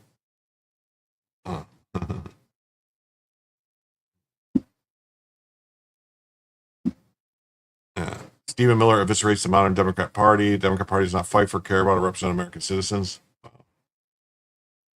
Party does not fight for, care about, or represent American citizens. It is an entity devoted exclusively to the defense of hardened criminals, gangbangers, and illegal alien killers and terrorists. The Democrat Party is not a political party. It is a domestic extremist organization. Look at Chicago. They've shut down the police department. They've handcuffed law enforcement, and as President Trump says, they have turned the streets of Chicago into a bloody killing field. Here in Washington, D.C., before President Trump launched the federal law enforcement liberation in D.C., there was a murder on the streets of this town every other day. Body after body after body after body. That was Washington, D.C. Residents were afraid to go to restaurants. They were afraid to go into entire neighborhoods. They were getting carjacked right and left, robbed and beaten. That was Washington, D.C. Now we're 2 weeks homicide free, the safest the city has ever been in its entire history. And the Democrats, instead of jumping up and down and saying, thank you, President Trump, thank you for saving our lives, thank you for saving our cities, thank you for scrubbing away all the graffiti, the trash, the homeless encampments, the druggies, instead of cleaning up the city, instead of thanking him for that, they're saying, President Trump, how dare you save our lives? How dare you save our children? How dare you save our city? The Democrat Party, Sean, that exists today, it disgusts me. I do not recognize that party, Sean. No. Watching federal agents chase illegal immigrants and beat down commie protesters on live television. Yes, give me more, give me more. The Democrat Party really is unrecognizable. They have been backed into a corner, and all they do is promote violence. All they do is protect criminals. They want to hand our country over to people who don't deserve to be here. They want us to stay quiet about it. Some more crimes here. Bexar County, Texas, last week. Nekabula Habazuli was arrested for murder in the shooting death of Awala Nor Kiftan, which occurred in May. Habazuzi currently resides in Fort Bend County Jail, where he's been in immigrant detention hold. It's reported that the police allege Kabuzi killed his victim, who had once worked at a trucking company, over a $31,000 debt. Oh, so illegal alien truckers killing each other now. Not bad enough they're killing, driving and killing people. Now they're... A trail of TikTok posts apparently helped crack a murder case. 23-year-old Nakibullah Habibzoy is accused of shooting and killing man on San Antonio's northwest side. Yeah, investigators say Habibzoy posted threats and photos of the victim online before they say he drove from Houston to San Antonio to carry out that killing. Ken's 5's Vanessa Croy has been digging into these new details about the case. She joins us now. Vanessa, have they identified a motive just yet? Audrey Berry, according to an arrest warrant, this brutal murder was all about money and revenge, and it was social media that led detectives straight to the accused killer. The murder happened on May 31st when officers responded to the 9100 block of Dartbrook Drive for a shooting. When officers got there, they say they found the victim, Awal Noor Kiftan, who'd been shot multiple times. They say he died on the scene. Police were able to track Habibzoy through his TikTok account. Now, according to an arrest warrant, Habibzoy posted comments and videos about the victim and a dispute over $31,000. One of those comments mentioning revenge, another posting a picture of the victim. Police say after the multiple posts were deleted, Habibzoy posted another video saying his account had been hacked. He was trying to imply he was being framed, according to that warrant. Detectives say they figured out Habibzoy knew the victim when they worked together for a trucking company. Other evidence showed Habibzoy driving from Houston to San Antonio to commit the murder. We do know Habibzoy was arrested yesterday in another county. We've tried to reach out to authorities in Houston, where Habibzoy's last known address was, to see if he was arrested there. But right now we know he was virtually booked into the Bexar County jail and is awaiting extradition back here to Bexar County to face those murder charge. Wow.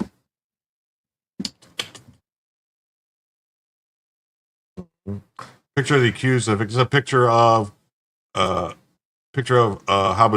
with his victim, Awar Kiftan, who once worked at the trucking company. Oh, they look like they could be brothers, right? Huh.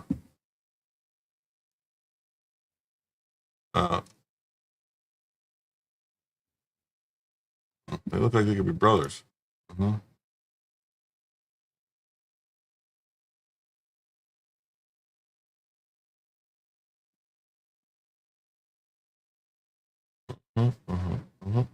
DHS has apprehended 4,500 illegals in Georgia since President Trump took office, a 367% increase over the same period during Biden's first year. I thought they did a good job. It sounded like the same way I pronounced it.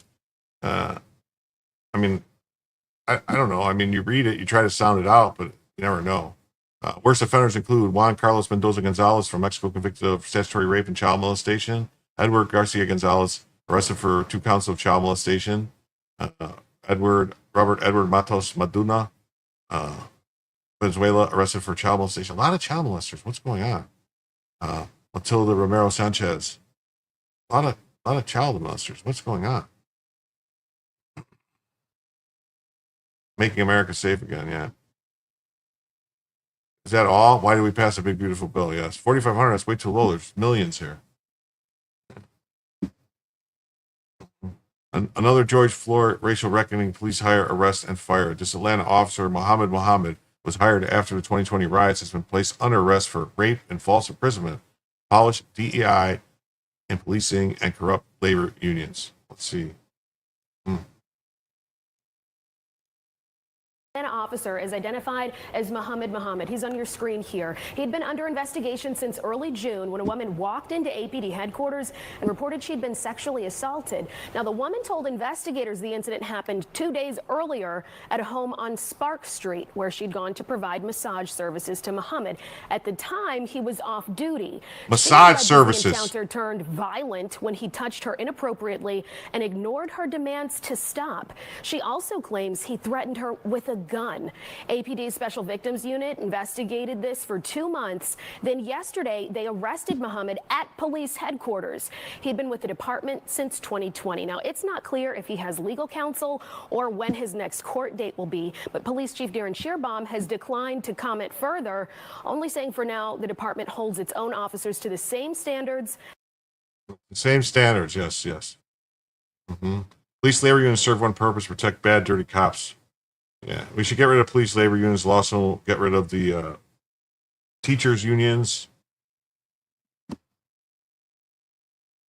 And here we go. This is an update from, yes, it says 8/24/2025 illegal alien roundup. It's been 2 weeks since the last roundup. Here's a rundown of the 25 cases that have come to light. I'll post links to them in the replies. Monroe County, Mississippi, illegal alien arrested for exposing himself to a girl. Tulsa County, man on detainer arrested for death in a single vehicle crash. Duval County, Florida, illegal alien guilty in DUI crash that killed 2. Lucia County, Iowa, man on detainer arrested for murder. Livingston Parish, Louisiana, illegal alien arrested for DUI crash that killed a teen. There's a lot of DUI crashes from illegals that kill people. I don't know if you guys don't notice that. It just seems like a lot, and they kind of just brush it away. Man on detainer for lewd conduct with a minor in Idaho. Charleston County, South Carolina, illegal alien Uber driver knocks out customer. I saw that video. I don't know what that was about. 2 illegal aliens arrested for separate fatal crashes in Androscoggins County, Maine. Horry County, South Carolina, alien arrested for shooting death of a bar bouncer. Habersham County, Georgia, legal aliens DNA linked to cold case double murder. Johnson County, Iowa, man on detainer arrested for injuring 5 with a car. Jackson County, Missouri, man on detainer arrested for sexually abusing 2 minors. Garland County, Missouri, man on detainer arrested for sexual abuse of a minor. Davis County, Tennessee, man on detainer arrested for public rape of woman. Douglas County, Nebraska, illegal aliens charged with human trafficking. Bexar County, Texas, legal alien arrested for double murder. Ascension, Paris, Louisiana, illegal alien arrested for child pornography. St. Lucie County, Florida, illegal alien arrested for a crash that killed 3. That's the one with the U-turn guy, the Indian U-turn guy. Stevenson County, Illinois, illegal alien arrested for DUI crash that kills 2. Hamilton County, Ohio, illegal alien arrested for sexual exploitation of a minor. Rockland County, North Carolina, illegal alien arrested for rape of a child. Fairfield County, South Carolina, illegal alien arrested for sexual assault of a minor. Aurora, Colorado, illegal alien arrested for fatal hit and run. Kay County, Oklahoma, 2 illegal aliens accused of kidnapping and sexual assault. Aurora, Colorado, illegal alien charged with double murder of wife and in-laws. Now, I want to point out, too, that people always say, like, oh, well, immigrants commit crime at less rates than U.S. citizens. All right. There's a couple problems with that statement that they always make. First of all, a lot of big cities don't track immigration status. They don't ask it. There's sanctuaries. They can't ask it. They refuse to ask it. So those stats about what their status is, if they're illegal or not, or if they're an immigrant or not, none of that is tracked in any of those cities. So it's all just hypothesis. All right. That's number 1 point. Number 2 point. They did a study of the prison system in the United States. And 15% of the prisoners, which we're hugely prison population in the country. It's huge. People say it's bigger than China's. It's not if you count all the camps and stuff that China has. But 15% of all the prisoners in prison in the U.S. are illegal aliens. So how could they be committing crimes at less? Are they trying to claim that 15% of the people present in the United States are illegal aliens? Because that would mean that there's 60 million illegal aliens in the country, something like that. Is that what they're saying? That's enough for it to be, for them to be committing crime at a less rate than, natural, whatever citizens. So I don't know. Yeah. So they admit they're not citizens. I don't.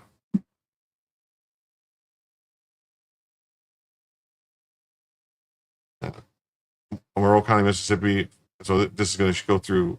I don't know. Should we play these things and talk about them? I don't know. If we really have to. Maybe we'll do a couple. A construction worker is accused of exposing himself to a girl in Monroe County, and now he's facing deportation. Deputies arrested 52-year-old Concepcion Lopez Barahona on Thursday. The incident happened the day before when the girl woke up and found Barahona in her room. Barahona worked as a construction worker and was supposed to be in another part of the house. Investigators contacted the U.S. Immigration and Customs Enforcement Agency and determined that Barahona is in the country illegally. He faces deportation back to Mexico. Okay. Tulsa County, Enrique Bus was arrested for causing cause accident without driver's license that resulted in death. Duval County, here's the one with the DUI crash. Let's see. I'll speed it up. It's a little long.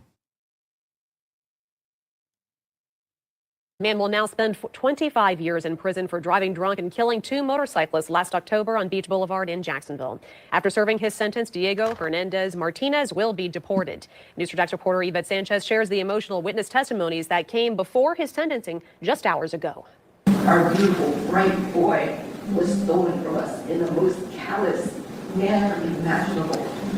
Joe will always be 25. His life is cut short by a drunk driver that made horrible choices repeatedly. Last October, friends Gabe Disparito and Joe Royce, both just 25, were riding their motorcycles westbound on Beach Boulevard near Washburn Road when 45-year-old Diego Hernandez turned his Nissan Frontier into their path while attempting to enter a parking lot. The motorcycle split in half, and then the motorcyclist went flat on the ground, not moving, not speaking, and then the truck flung into off the roadway, and the other motorcyclist on the ground, and then the motorcycle on the roadway.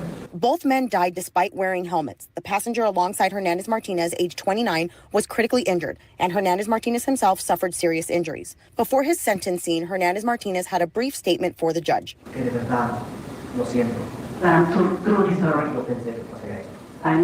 thought that it was going to happen. Hernandez Martinez had 2 active suspensions on. That's a good question right there. Mr. Scott Awesome says, how many crimes on immigrant crime doesn't get reported? Probably quite a bit, because they probably don't want to contact the police because if the immigrant is afraid they'll get deported, so they don't want to report the crime.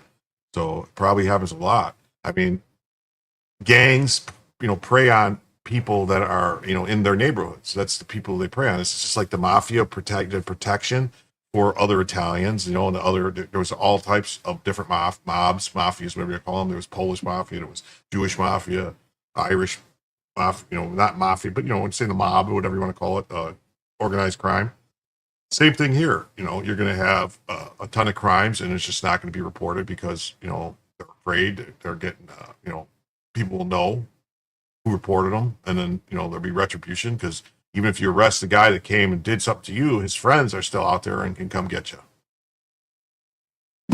On his license at the time of the deadly crash because of a previous DUI case, which had been reduced to reckless driving. The maximum sentence authorized by the court. So this was a guy who had already had a DUI and should have been kicked out of the country then, but they let him stay because of weak enforcement. A man on detainer arrested for murder. But topping the news at noon, murder charges filed in the case of a man found dead with signs his body had been dragged by a vehicle in Loiza County. Good afternoon, everyone. Loiza, I thought it was Louisa. Salvador Castaneda was originally charged with abuse of a corpse. Now he is charged with murder. Back in June, deputies said the body of No Ibarra Tiarina was dragged on a gravel road by a van. An autopsy later determined he also had been shot in the head. According to deputies, witnesses said the 2 men were arguing over money prior to Ibarra Tiarina's death. But topping the news at noon, murder charges filed in the case of a man found. Livingston Parish, Louisiana, arrested for DUI to kill the teen.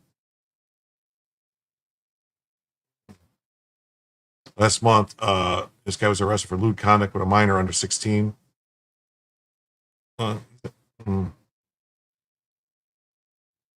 Charleston County, South Carolina, Uber driver knocks out a customer. Oh yeah, we'll play this. We'll play this one. I'm gonna speed it up a little though, because it's a long video. Speed it up to 1.25. We'll press play. The victim has filed a lawsuit against Uber and that driver, who law enforcement say is a Russian national in the United States illegally. Caroline Spikes tells us more about what happened there and shows us the exchange.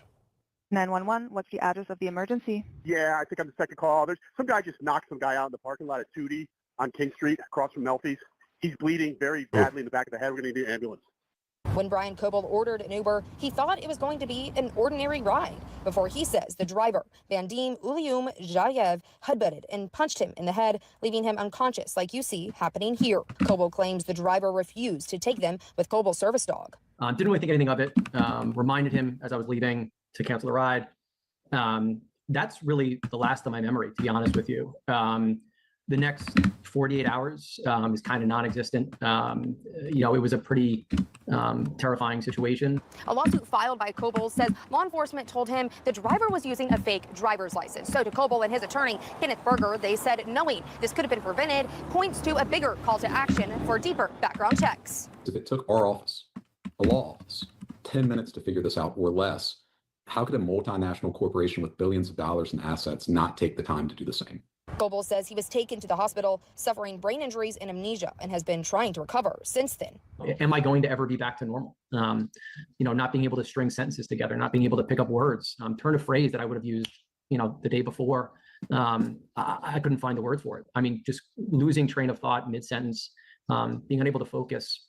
It was the most harrowing period of time of my life by far. Ulium Jayev has been charged with second-degree assault and battery, and Coble said he found his app was already deactivated by Uber the day after the incident.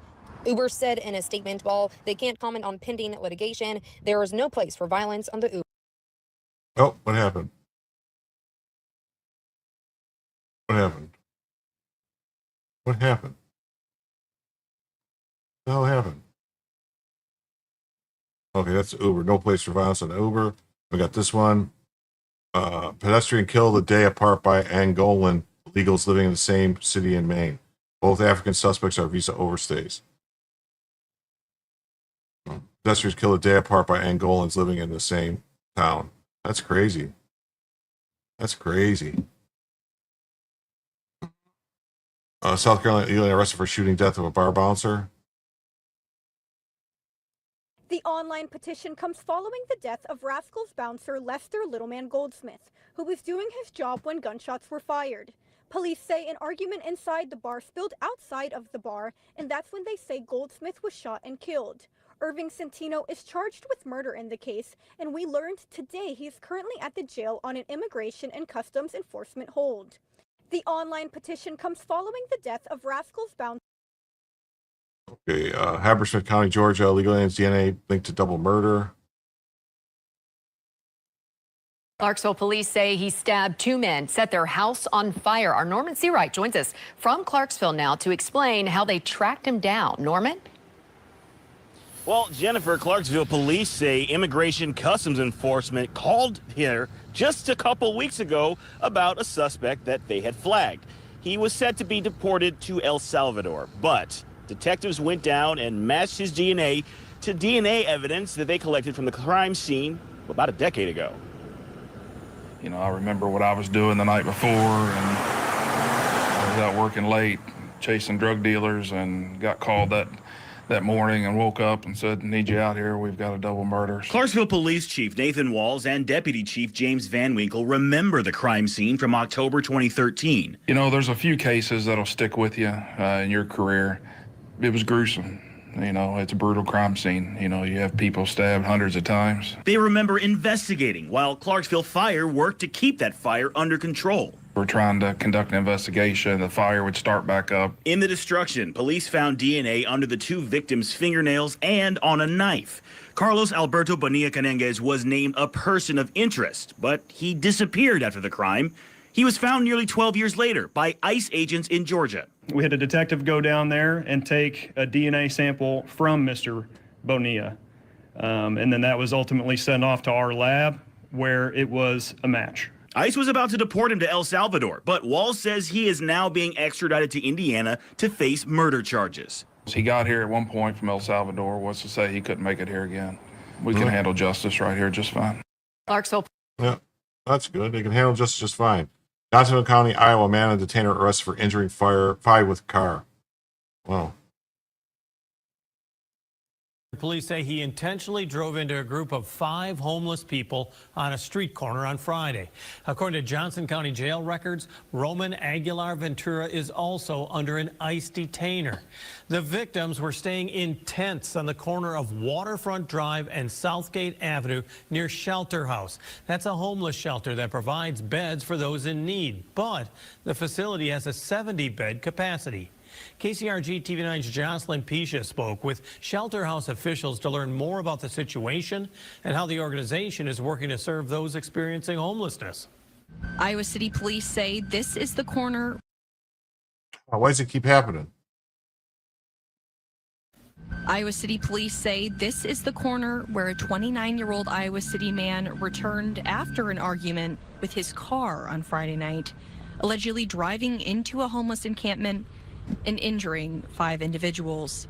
According to a shelter house statement, no one was seriously hurt. Jackson County, Missouri, man and detainer arrested for sexually abusing 2 minors. Ooh. Garland County, rape 13-year-old. What? Ugh. Wall.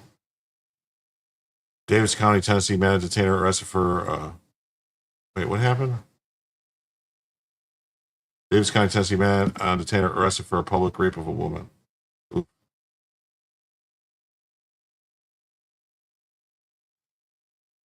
Oh. Somali immigrant Mohammed. Didn't we see another name about a Mohammed, or is that the same story? Douglas County, Nebraska, man charged with human trafficking. 36-year-old Kintakumar Chaudhry, 42-year-old Rashmi Ajit Smani, and 32-year-old Amit Pralapati Chaudhry were in federal court Friday after being arrested during an FBI investigation Tuesday.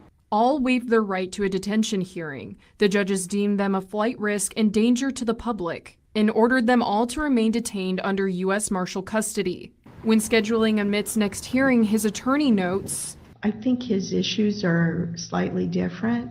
KETV confirmed Amit is being held in Saline County, Nebraska. It's unknown where the others are. They're all being charged with transportation of illegal immigrants, labor trafficking, the use, maintaining, or managing of drugs, and lastly, the harboring of illegal immigrants. Husband and wife Katakumar and Rashmi were charged with alleged sex trafficking, concealing criminals from officers, fraud and misuse of visas, permits, and other documents. The couple are allegedly in the country illegally with pending U visas, according to court documents. The complaint also details the couple owned 4 hotels. They bought the New Victorian Inn in April of 2021, the American in June of 2023, both with 80% ownership, Roadway Inn in March of 2023, and former Super 8, now called the Inn & Suites, in March of 2019. KETV confirmed the Victoria Inn.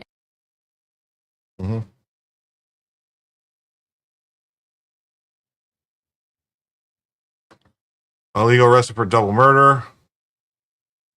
Lopez was booked in connection with the shooting. It happened near Loop 410 and U.S. Highway 90. The San Antonio Police Department accuses Lopez of shooting 3 family members in the head inside an apartment. All 3 were taken to a hospital in critical condition. Ascension County, legal alien arrested by my office for 10 counts of possession of child sexual abuse material. Wow. St. Lucie County, we saw this driver that did a jackknife. DUI crash that killed 2. Has been charged with sexually exploiting a 12-year-old. This comes months after he was charged with rape in Hamilton County. Mexican national Victor Juarez is accused of recording himself sexually abusing the girl over a dozen times. Juarez has been held in the Hamilton County. Wow. Wow. In Knox County, Tennessee, last month, George Manuel Lucas was arrested for aggravated statutory rape.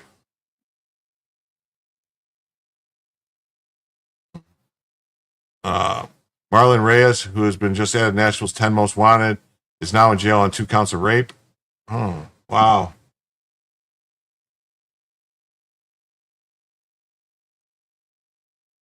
Girl 17 is stabbed to death while calling cops to report being followed on her bike home in Holland as cops arrest asylum seeker who raped woman days earlier. Huh. Crazy story. Wow. So a woman was raped and they let a guy out of jail and he killed somebody a couple days later. You know. A wave of national fury swept Holland following arrest of an asylum seeker for the killing of a 17-year-old who was stabbed to death while she was calling the police to report being followed on her bike home. The lifeless body was discovered on the roadside. The violent murder of the teenager triggered widespread outrage and a nationwide Reclaim the Night campaign. Wow. So it's happened in other places. It's not just here. Yeah. Bowlesboro, illegal alien facing domestic abuse charges, claims he's allowed to be in the U.S. to do whatever he wants because he's under legal process. He shocked ICE knew exactly where he was all the time.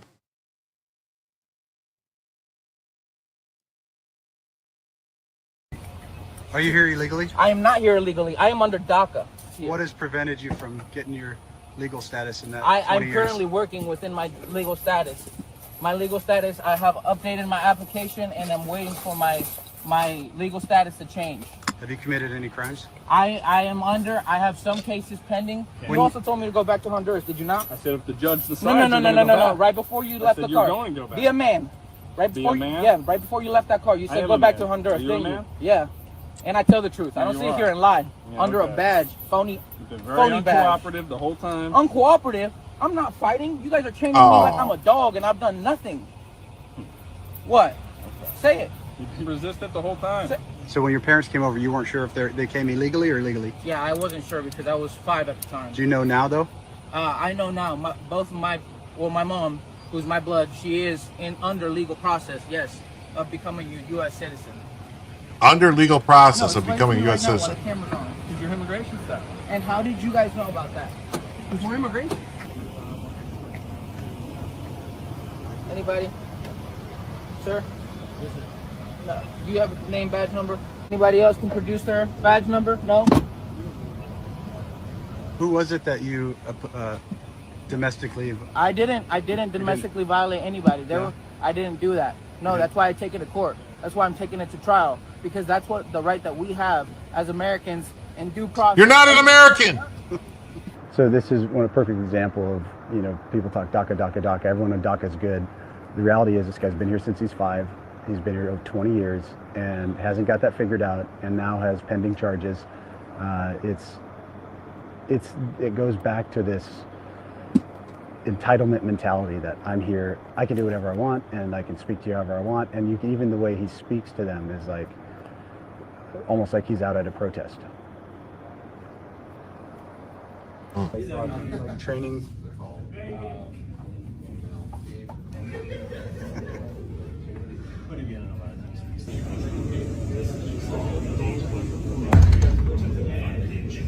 So there you go, guys.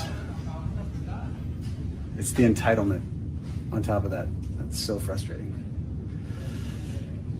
That's all. That's all. Wow. That's crazy. We're just looking for a better life. So are we. Yep. Deportation supporter.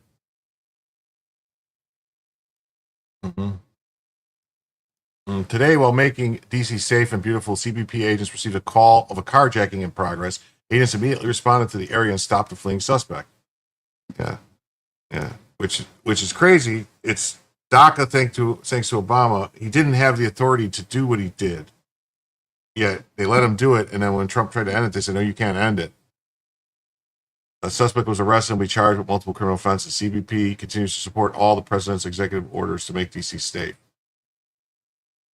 CBP swift action here highlights exactly why federal law enforcement must prioritize direct, aggressive responses to violent crime. The Federal Carjacking Enforcement Act strengthens penalties precisely for these scenarios and ensures criminals face real consequences instead of revolving door justice. Yes, please hit the repost, hit the like button, hit the subscribe. Please, we love to have you here. We do this about 5 nights a week, sometimes 6 nights a week. While DC's crime surges are a direct result of the previous administration's soft on crime policies, Trump's focus on empowering agencies like CBP delivers results, arrests, deterrence, and restored order. The real win, pairing this enforcement with tools like CBP's home app that streamline deportations of violent offenders post-conviction, preventing repeat offenses. DC streets won't be safe until every federal agent operates with the same zero-tolerance playbook.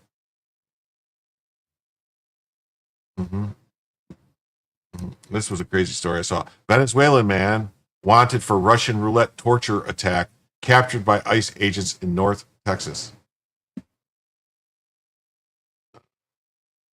You've already pulled the fuel injectors. It doesn't. Can't let my Honda get stuck fuel injectors. Yeah, here 20 years illegally. Yeah, it's nuts. This is exactly why ICE exists, tracking down violent criminals who exploit our broken immigration system. Under Biden's open borders, this Venezuela fugitive waltzed into Texas in 2022, released the same day with a court date he obviously ignored. Now, after assaults charges in Dallas and a failed deportation under weak priorities, ICE finally nabs him. Pam Bondi's DOJ should fast-track his expulsion. Every day these predators roam free is a failure of enforcement. Secure the border, enforce the law, deport dangerous, no excuses. Venezuelan man wanted for Russian roulette torture attack captured by ICE in North Texas. Raul Enrique Paragas Rodriguez fled to the U.S. illegally after alleged 2021 assault. He was previously released by Border Patrol. ICE arrested Venezuelan fugitives for allegedly carrying out violent Russian roulette-style attack on a woman. Wait, what's going on here? For that moment, we worked the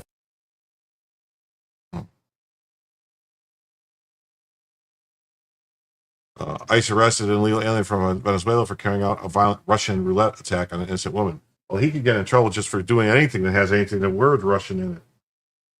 You know, that's how that works. You put Russian in it, they're going to get you these days. They don't like anything to do with Russia. Where we at? This is going to come up. 4, 3, 2, 1. Tranquilo, señor. Alzate. Why is he crying? What's he crying about?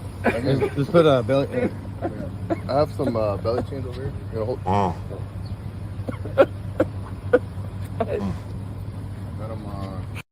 Wow. That's crazy. Oh, yeah, it's MRI, man. I saw that. Wait, no. What are we doing? These are stories of ordinary Americans who made an extraordinary impact. What? No. What are you doing? Spirit of riding is right here. Okay. Venezuelan man attempted femicide has been arrested in Texas. ICE identified the suspect as 31-year-old Raul Enrique Paragas Rodriguez, who was wanted on a Venezuelan warrant for allegedly torturing and trying to kill a woman in a deadly game. So we're arresting people for Venezuelan warrants? I thought Venezuela was refusing to take people back, and what we're doing? Okay, so maybe we're making some deal.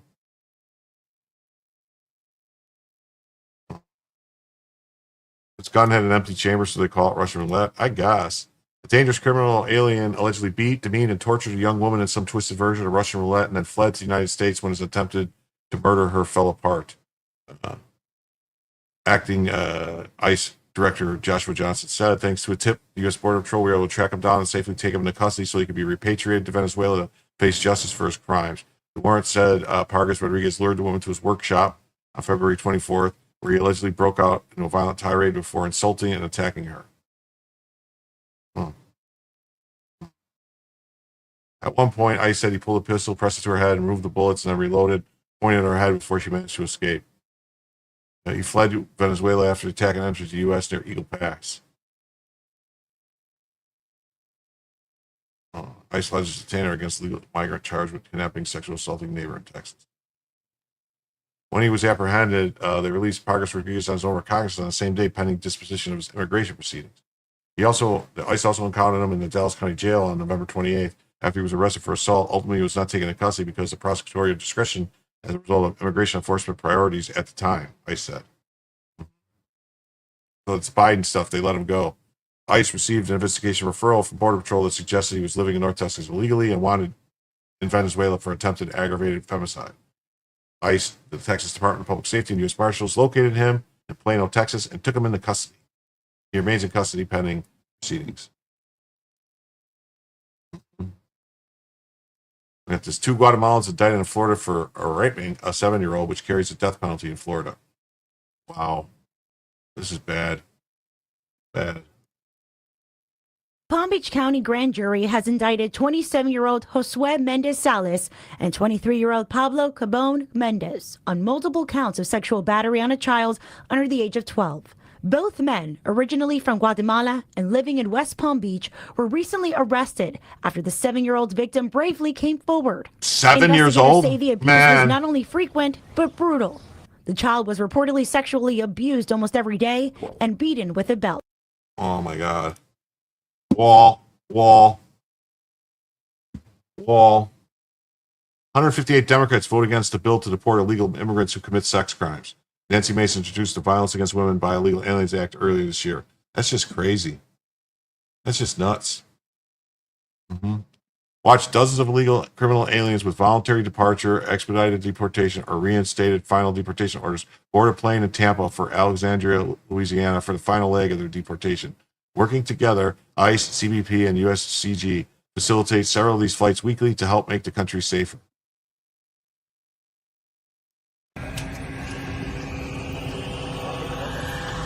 Let's speed it up so they get out of here faster.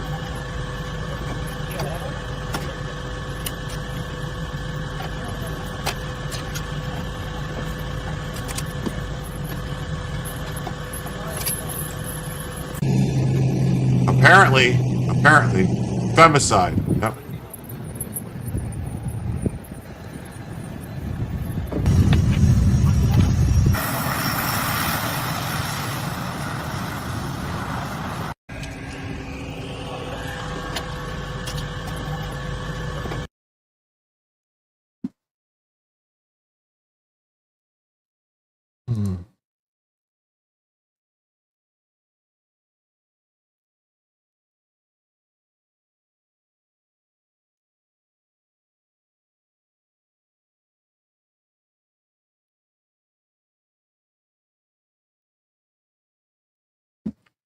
This operation at a stash house in Las Cruces, New Mexico, landed the arrest of 3 illegal aliens with existing criminal histories. Out of the 19 arrests, 5 previously deported aliens face federal illegal reentry charges, and 14 are in ICE custody to be deported.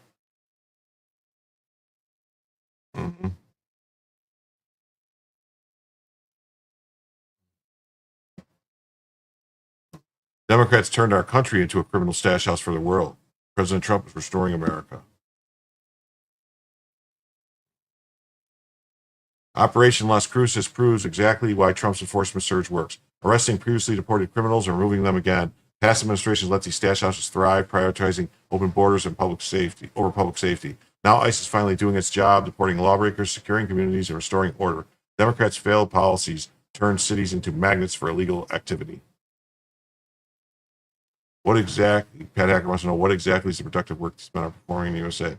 Yeah, I don't know. Supposedly jobs Americans don't want to do. I don't know. All right, people, I just want to remind everybody, we got about 15 minutes left to go. If we don't get in this $25, $30 in the next 15 minutes, the show is going to end. If we get it in, we'll go another hour. Trump's leadership reversed to chaos.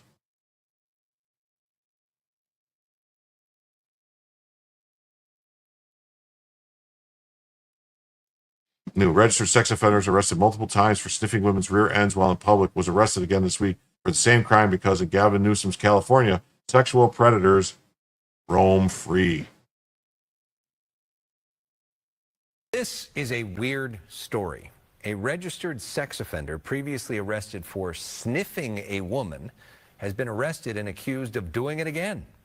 Burbank police say 38-year-old Khalees Crowder was arrested in a Walmart on Tuesday when he was caught following a female customer around, crouching near her and sniffing her behind.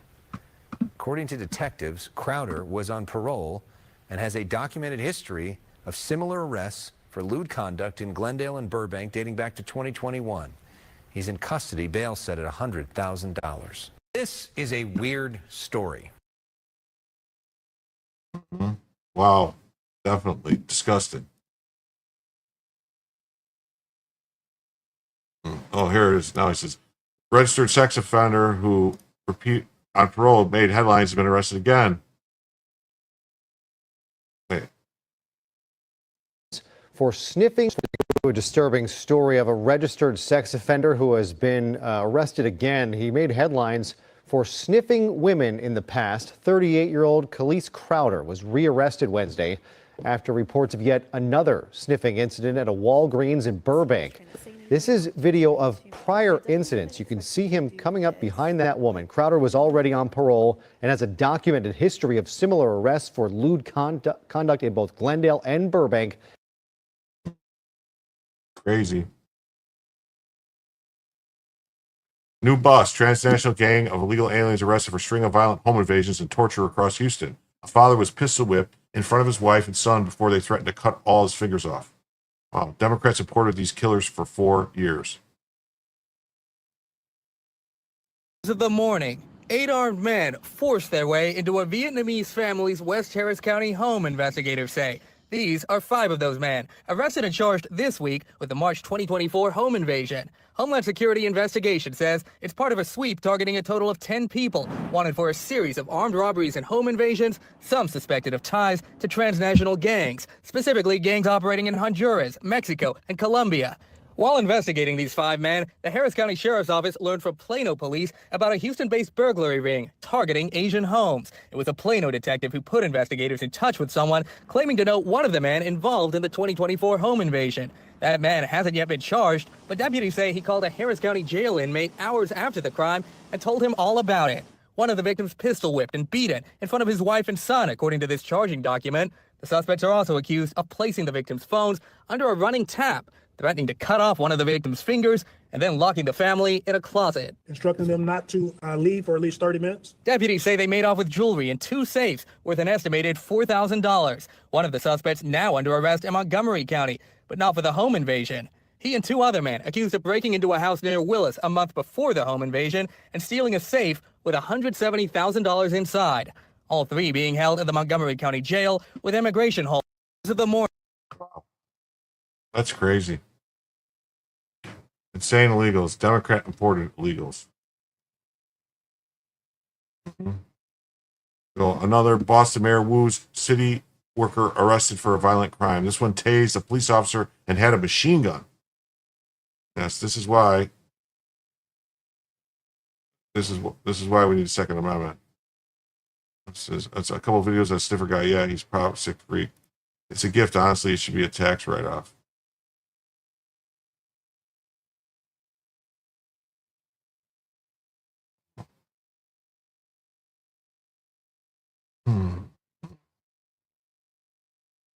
Let's hear this story.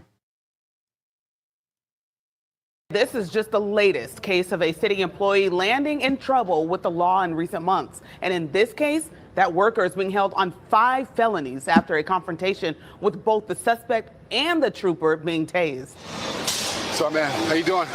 Good. Give you a license registration? It starts as a routine traffic stop in South Boston. A state police trooper spotting a car with window tint that appears darker than allowed by law. It all unfolded here on Old Colony Avenue, just past a traffic rotary. I just got out of work. What do you do? Like, I can't see the ad. Oh, City Boston. The driver, Nasiru Ibrahim, on the city payroll, working in the property management department. No, you're good. Just relax. No, I know. The trooper writing in his report that because Ibrahim's demeanor was nervous and he admitted to prior firearms charges, the trooper asked to inspect a backpack on the passenger side floorboard. A few seconds later. Hold on. Why? Yo. No.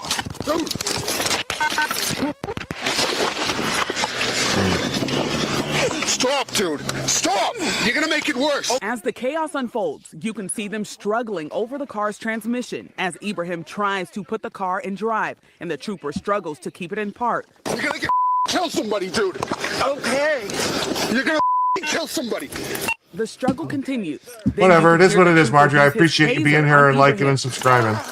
Not shown on the video, but in the police report, the trooper says he had to drop his taser to put the car back in park, saying, quote, Ibrahim picked up my taser and deployed the second set of probes into the lower right side of my abdomen, causing excruciating pain.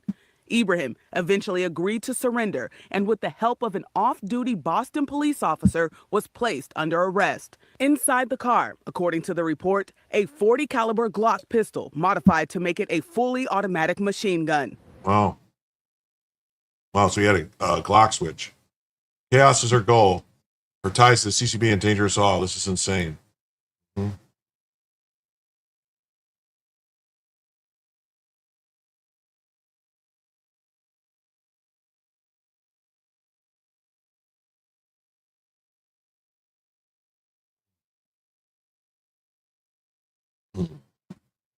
Earlier this month, Freddie Nava Espinola was arrested for aggravated child molestation. He was an immigrant detainer hold.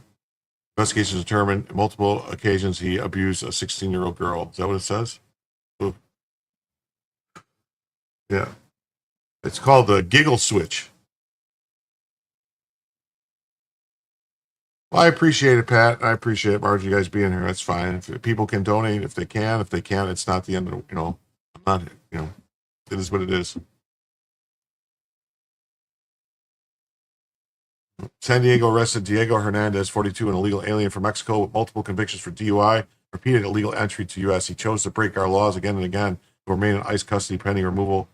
Public safety comes first. Oh, whatever. He runs with gangs. He'll do whatever he wants. He says it right there on his shirt. He says he runs with gangs. He'll do whatever he wants.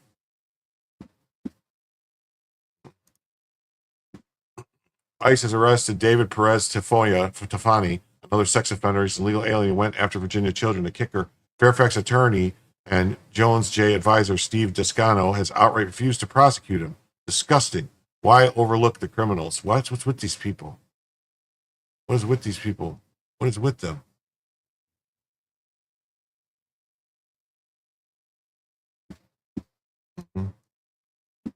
Tulsa, Oklahoma, Enrique Rico Bustamante was arrested for cause accident with driver's license result in death. I think we saw this one.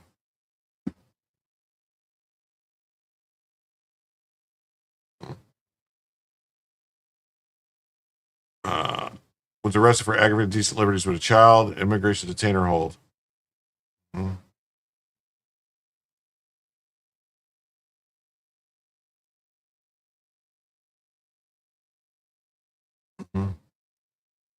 got this one. It says Forsyth County, Georgia. Oscar Jesus Gonzalez Guzman, a convicted felon who has been arrested for weapons charges, possession of drug trafficking, in addition to failure to register as a sex offender.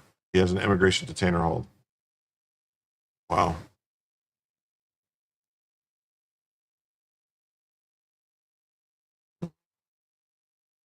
These jerk-offs actually believe they're stealing things they need personally to live. They steal in bulk. They sell it to a fence for a little dope money, and it all gets put out on the street by Nigerians for pennies on the dollar. Yeah, it's crazy.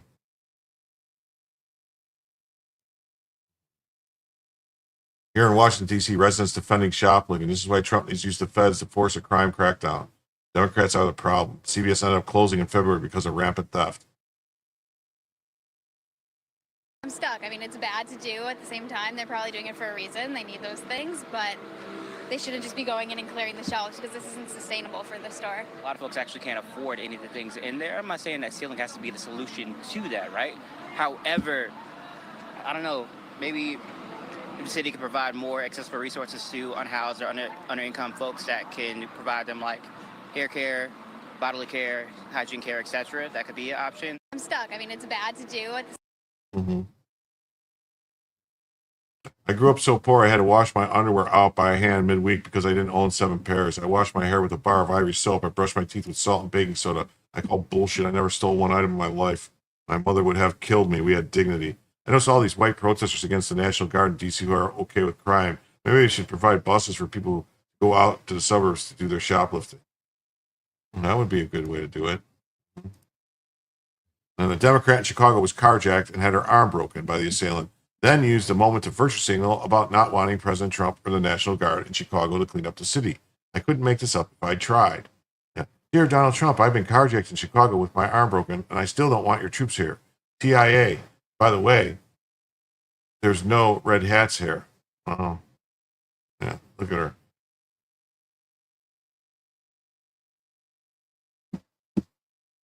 That's what you call retarded. Demographic that is destroying America, the awfuls. The affluent white urban, affluent white female urban liberals. Yeah. Yeah. And then that liberal Chicago YouTuber deleted her entire account. Yeah.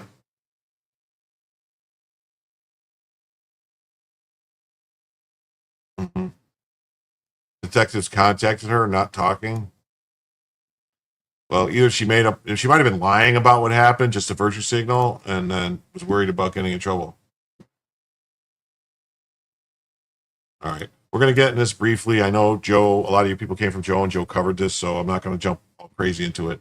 It says, breaking Trump to sign an executive order directing DOJ to preserve 1 year in prison for those who burn American flags. Get one in jail, no exits, no nothing. We're not going to listen to it, but I want to point out that, and it says, flag burning isn't a protest, it's a lurid act of contempt against America. All right. But there's a couple of things. Betty Johnson, same thing. Burning has to stop immediately.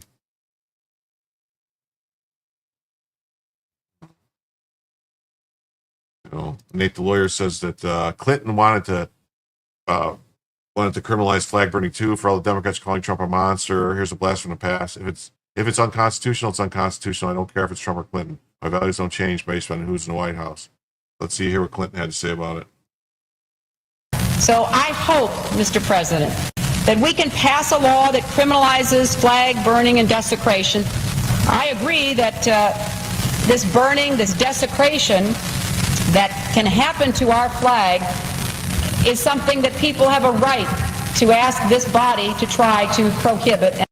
Yeah, see, so 100% agree that burning a flag is free speech. It does not matter whether it's an American flag, a pride flag, a BLM flag, or a Palestinian flag. Maybe the EO is to highlight the hypocrisy of flag burning.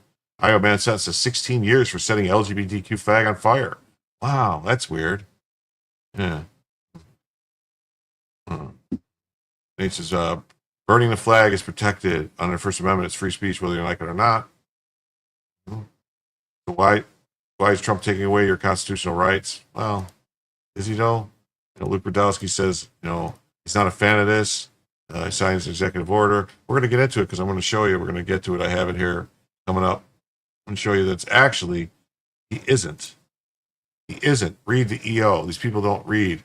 It says, right here, where it is. My administration will act to restore and respect the sanctity of the American flag and prosecute those who incite violence or otherwise violate our laws while desecrating this symbol of our country. So what they're saying is they're going to prosecute people for other crimes that they're committing while they're desecrating the flag. So it's really not anything. They're not going to go after people for burning flags. They're going to go after them for the other crimes they're committing. That's it.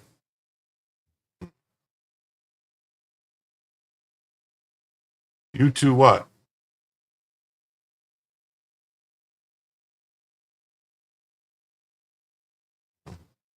So there's all this huffing and people banging their chest and talking all this stuff. It's actually not what the EO says.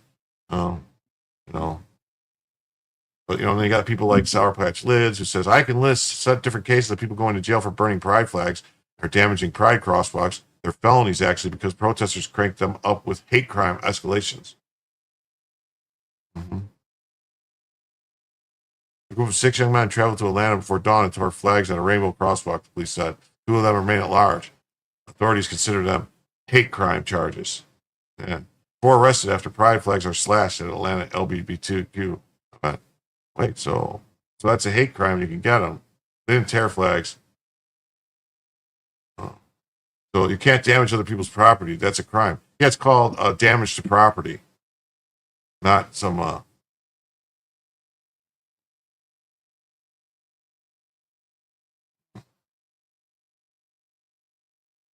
And you got Chank Yogurt. Chunky Yogurt says, I'm pleasantly surprised to see tons of right-wingers defending burning the flag as a part of free speech.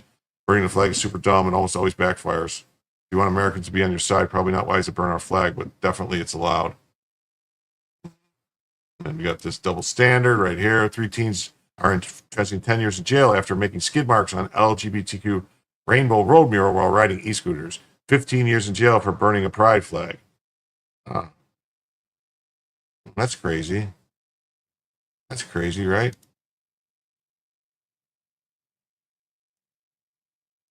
This guy just says, I think there's some right-wingers pissed off that the U.S. flag seems to get less protection than LGBTQ symbols. Up until now, you could burn a U.S. flag, but burn one of those rainbow flags, get arrested for a hate crime or some such nonsense.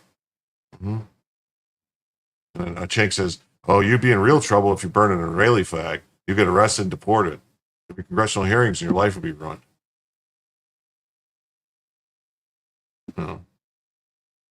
15 years for burning someone else's flag is egregious.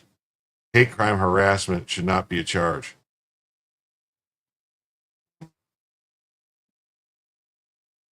Just name one person who's prosecuted for burning their own rainbow flag. You're conflating vandalizing someone else's property with burning your own. So they're talking about someone who vandalizes something that costs a couple dollars, gets 15 years in jail. 15 years in Iowa jail for burning pride flag. Adolfo Martinez admitted to his crimes in a jailhouse interview. A judge handed down a sentence of 15 years because he stole the flag from a church and burned it outside a strip club. Oh.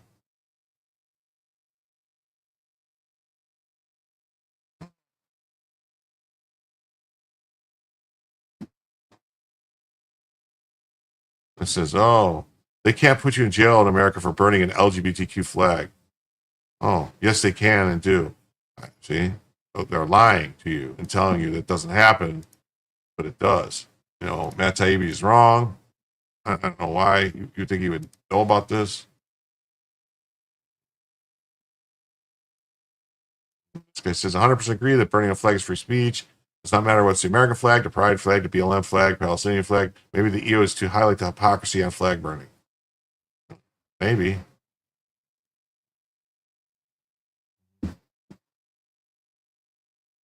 And Nate goes, pride flag versus U.S. flag. A lot of you are confused about burning BLM pride flag. Burning your own flag, the government protected speech. Burning someone else's flag is a crime, not speech. The story, you burn someone else's flag. So, but Nate's perfectly okay with someone getting 15 years for burning someone else's flag. It's a piece of cloth. Mm-hmm. You get burn somebody's car and you don't get 15 years. Weirdly enough, it's illegal to burn the Israeli flag. Now that's free speech for you. 40-year-old indicted for burning Israeli flag at April Columbia protest.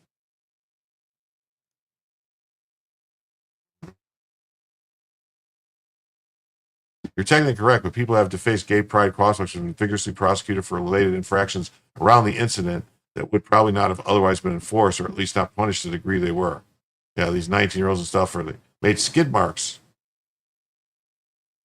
What's $50? I don't understand. What's that?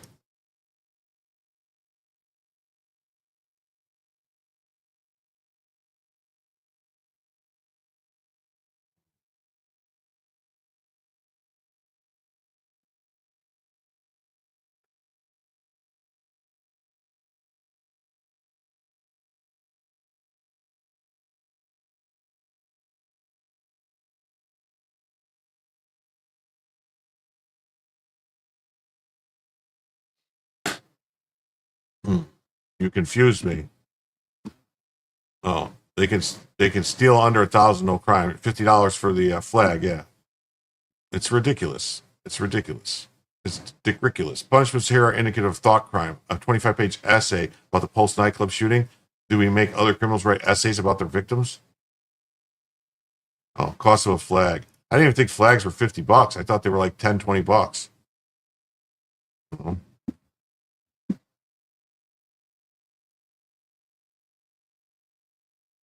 I'm just closing some tabs.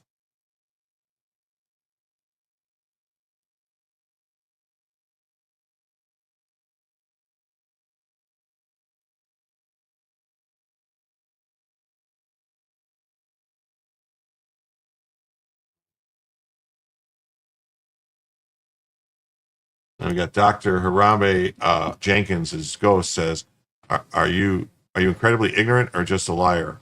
Responding to Matt Taibbi. Here are 3 high-profile examples spanning the last decade where an individual was charged, sometimes under hate crime enhancement, for burning or defacing an LGBTQ pride flag on U.S. soil. Adolfo Martinez, 2019. Jury convicted him of third-degree reckless arson, hate crime, for burning a flag. Yahya Muslim, Oakland. Muslim was captured on multiple surveillance cameras setting 2 rainbow flags alight outside a private residence in a Hispanic Latino neighborhood. Charge elevation, 2 felony hate crime arson charges. He accepted a plea deal, 2 felony hate crimes, 2 years of prison sentence already served, awaiting trial. He's free because of a pre-trial credit. This guy in Massachusetts spray painted a 20-foot-long rainbow crosswalk with black paint, scrawled anti-LGBT epithet in broad daylight. Charge elevation. Hampton County prosecutors applied the state civil rights hate crime destruction of property clause. He pleaded guilty and got 18 months in jail. And then, Thomas Massey goes, well, flag burning, whether it's this or this, is covered by the First Amendment, and neither Congress or a judge can make it legal. But they did, Thomas Massey. They're doing it all the time.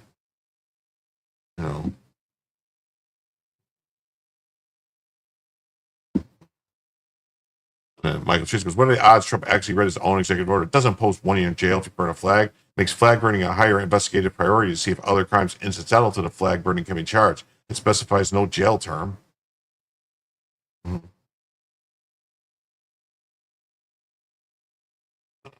Shh, don't tell the Trump haters in there to really get too much of a endorphin rush screaming about how Trump will immediately throw people in prison.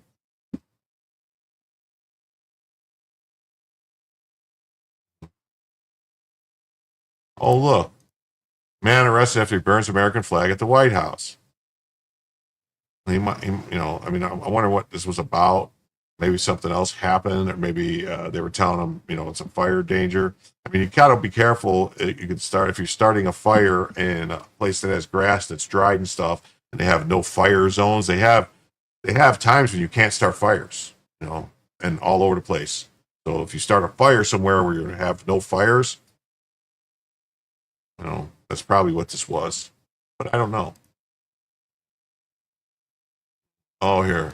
This is the story I want. Many of this nation's school districts are returning to the classroom, with immigrant families fearful that the Trump administration's targeting of undocumented immigrants, including, according to educators, experts, and parents. So they don't want to go back to school.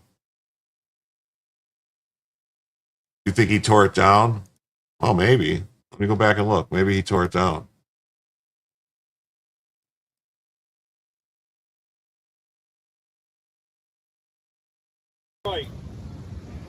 Yep, I'm being detained because I expressed my First Amendment right to burn the United States flag in public, not causing harm or causing any danger to any citizens or personnel in the area.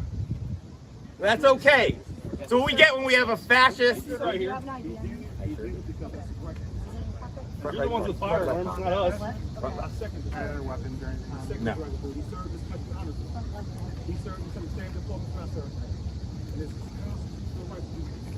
It's okay. It's okay. I accept this. I figured this was going to happen. Hey, this is an illegal arrest. This is an illegal search.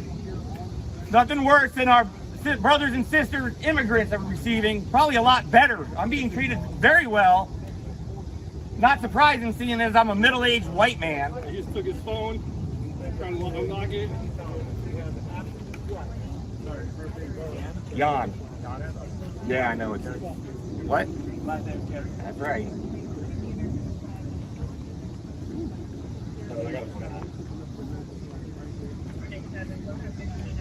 Why is he being arrested, sir? Why is he being arrested? Why is he detained? Can you answer that? You scared to answer it? Why is he being detained? Being detained because I expressed my First Amendment rights in a public area, not causing any danger, or causing no danger to anybody. Simply expressing my rights. As a U.S. citizen and a retired disabled combat veteran, served this country faithfully for over 20 years. Can anyone please ask me why is he being detained? Please? I'd really like to see his DD-214 to see what his discharge stuff is.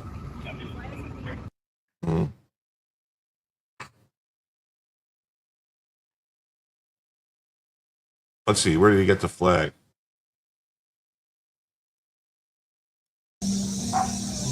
My name's Jay Carey. I'm a retired disabled combat veteran, served over 20 years. It's me, alone. Regardless of this, that president tried to make. Oh, it doesn't look like he stole the flag. I don't know.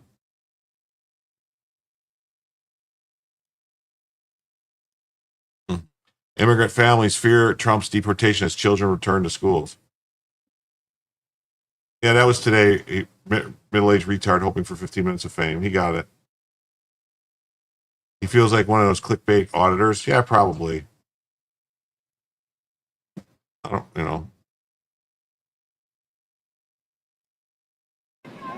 A group of heavily armed Border Patrol agents descending on the streets of Little Tokyo in the heart of Los Angeles Thursday, an operation taking place just outside a political event with prominent Democrats, including at this exact moment. So factors like race in 7 counties. Need them here, and they had no business.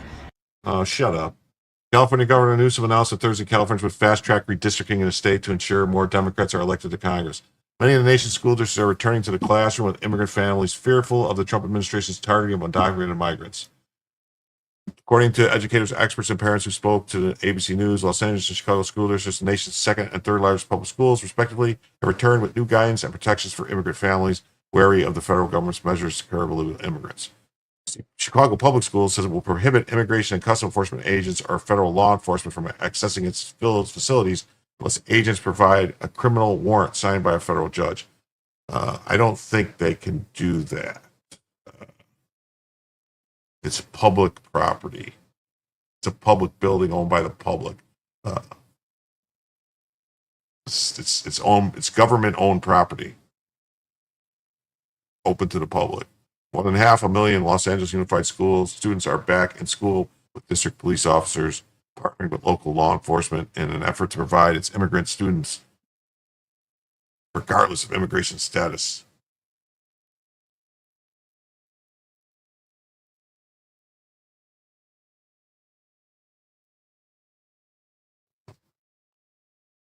Immigrants nationwide are afraid of deportation. Well, don't illegally enter a country and you won't have to be afraid of deportation. During the first several months of the president's second term, Esmeralda Alday, a former executive director of the dual language and English as a second language migrant education for San Antonio Independent School District, said fear permeated through the immigrant families in her district unlike anything she's seen before. I mean, like, that's another thing they don't talk about. All this second language stuff that they're teaching and all these, when they bring these people are coming in from all around the world, they have to give them interpreters. It's costing billions of dollars a year just in like translators. Coming at our families from every angle. It's affecting our families from all angles. It's coming at us from all angles. Yeah, what's your emergency? ICE agents are trespassing on a public school property. If they're fearful, they should self-deport as a family. Definitely. They don't want our kids. They don't want our immigrant kids in school. They don't want them to get an education. Well, I don't want illegals getting education on my dime. I don't. We have parents not taking their kids to school. Yeah. Wow. And this story was interesting. Relocating from California to be a more affordable red state is becoming increasingly more difficult. In Oklahoma, education officials are now requiring teachers from California to take an exam aimed at guarding against radical leftist ideology. So people are waking up. They're waking up. It says rate the murder by illegal invaders. Rachel Morin, 37. Elizabeth Medina, 16. Laken Riley. Jocelyn Nungary.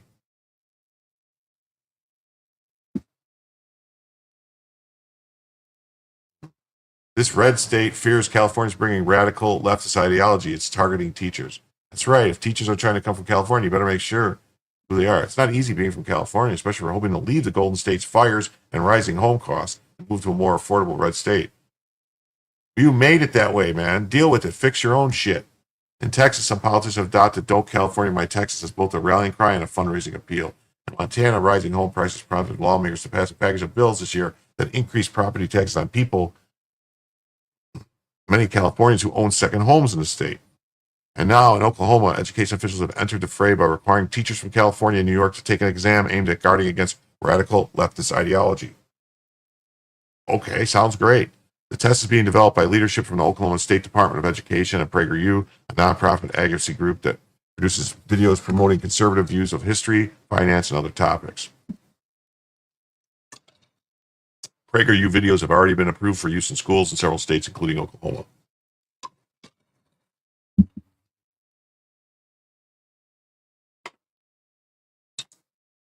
Our teacher qualification test is very simple. Frankly, every American should be able to pass it. Certainly, every teacher should be able to pass it. She added that the full test will be available in the coming weeks. We encourage you to take a look at the test yourself and make your own decision on whether it's reasonable or not. Ryan Walters, Oklahoma State Superintendent of Public Instruction, told the Times that he had launched a test out of concern over state standards in in California and New York that require teachers to instruct students about gender ideology. The test comes at a time when Californians are increasingly relocating to other states in search of slower pace of life and more affordable housing. Some cities seeking to reverse years-long population declines have created incentive programs to attract remote workers. Tulsa Remote, which pays workers $10,000 to move to the second largest city in the Sooner State, has attracted more than 3,600 remote workers since its inception in 2019. More than 7,800 Californians have applied to the program, and 539 have made the move. Spending California is the second most common state of origin, behind Texas. Wow.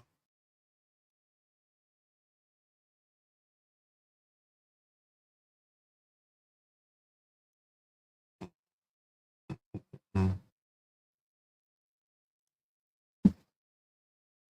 Public Policy Institute in California survey found that Californians who leave either favoring nearby states as Arizona, Idaho, Nevada, or Oregon, larger states such as Texas, or locations without income taxes, not necessarily Oklahoma. But why? I thought they enjoyed it and they had no problem paying the taxes. Why would they want to leave and go somewhere with no taxes? They voted for this stuff. They keep voting for these people. And the emigration of Californians to other states has done little to shift political demographics in our new homes, according to Aaron McAvee, political director and senior policy Institute of California. The partisan balance of people moving to different states tends to be an exaggerated version of the partisan balance of the state they're moving to. Those states that are more Republican tend to have migrants from California even more Republican than the people in the state they're moving to. The number of teachers that would be mandated to take the test in Oklahoma is unclear. Data indicates it might be small. Information from the Commission for Education Quality and Accountability, which oversees the education department and reviews out of state certification assessments for compatibility with Oklahoma's testing standards, shows that since 2020, the agency has received 19 out-of-state applications from California and New York. In 2025, only one application came from California and none from New York. The MAGA loyalty test will be yet another turnoff for teachers in a state already struggling with huge shortages. America's Federation of Teachers President Randy Weingarten said, his priority should be educating students, but instead he's getting Donald Trump and other MAGA politicians to notice him. Teachers are patriots, and whether they're conservative or liberal, they want their students need and safe and welcoming public schools and are engaging relevant, prepare kids for a long life. Experts say the creation of the test where teachers are forced to adhere to a certain viewpoint to get the job is unprecedented in American education system. It also highlights the growing foothold PragerU has on an education system in certain states. Well, I mean, California require teachers to teach the gender wackadoo stuff, so what they're doing is making PragerU into a central player in this operation by vetting teachers based on affinity for what Prager believes. I think the other thing is unprecedented, frankly, the involvement of the White House in all this. Really. So, like the White House that sent the FBI to go spy on parents at PTA meetings and stuff, called them terrorists. With respect to California and New York educators, Walter's taking issue with the gender fluidity argument, which deals with a person's gender identity is not fixed, can shift, change over time, and that's a lie that can continue to push. California's Healthy Youth Act, which took effect 2016, requires that districts provide comprehensive sexual health and HIV prevention education to students in grades 7 through 12. The lessons which parents can opt to take their children out of include discussions on gender and sexual orientation.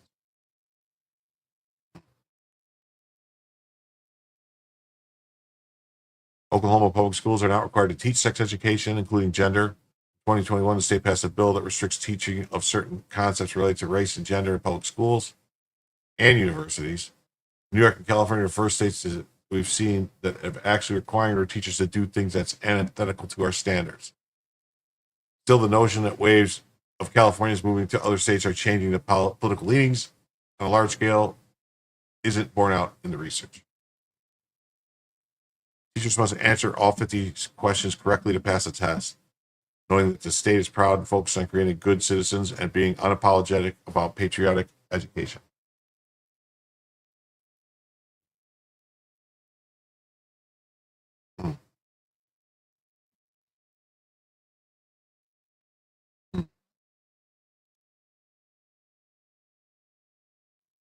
Dan Bongino says he wants to share some updates with you on some big weeks for the FBI Summer Heat Initiative to crush violent crime. Our agent partners across the globe worked together to arrest a man accused of trying to entice a minor after he fled the U.S. to avoid charges and FBI Jacksonville investigation. FBI Albany, where Operation Tidal Wave is crushing violent crime in that region. Take down several key players of multiple neighborhood gangs across the country, wreaking havoc on our communities. FBI and our partners made 180 arrests, bringing the total since the start of summer heat to 4,700. God bless America and those who defend her. It's just a story about it. 15 sex offenders arrested. And Oklahoma FBI joint operation with Douglas County Sheriff.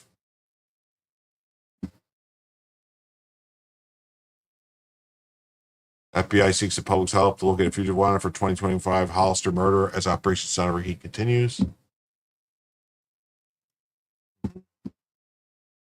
Operation Summer Heat, FBI and Omaha and partners coordinate multi-agency fugitive operations to combat violent crime.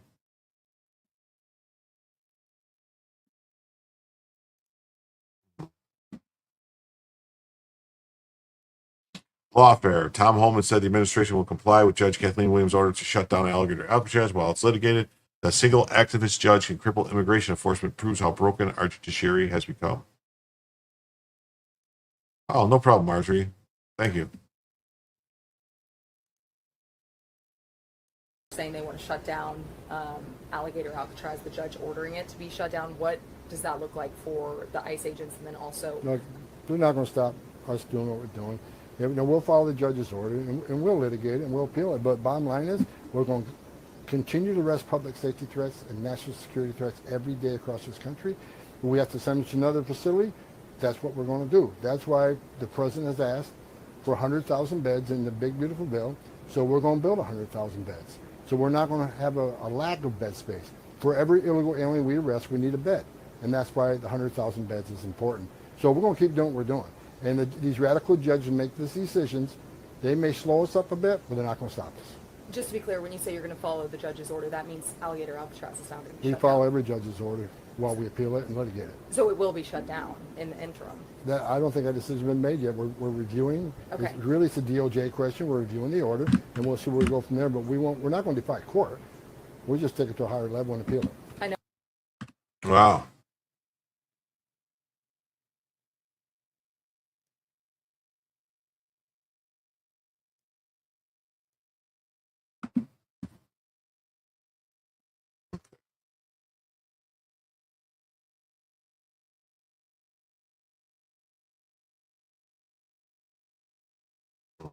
Hold on. 1 second. 1 second. I got to fix something.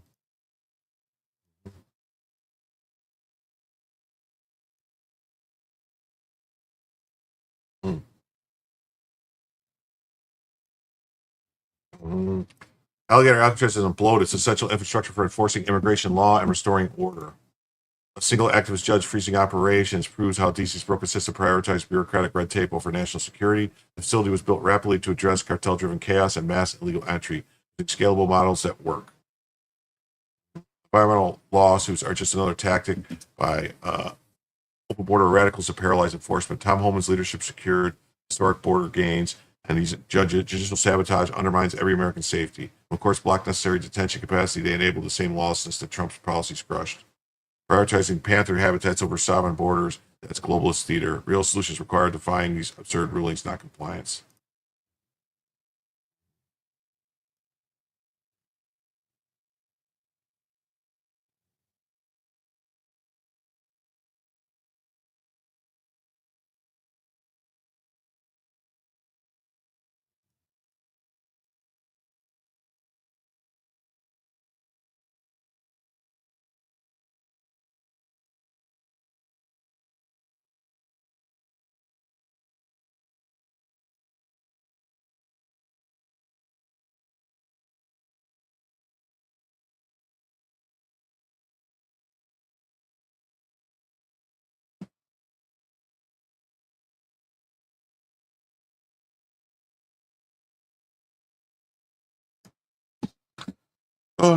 Okay, everybody.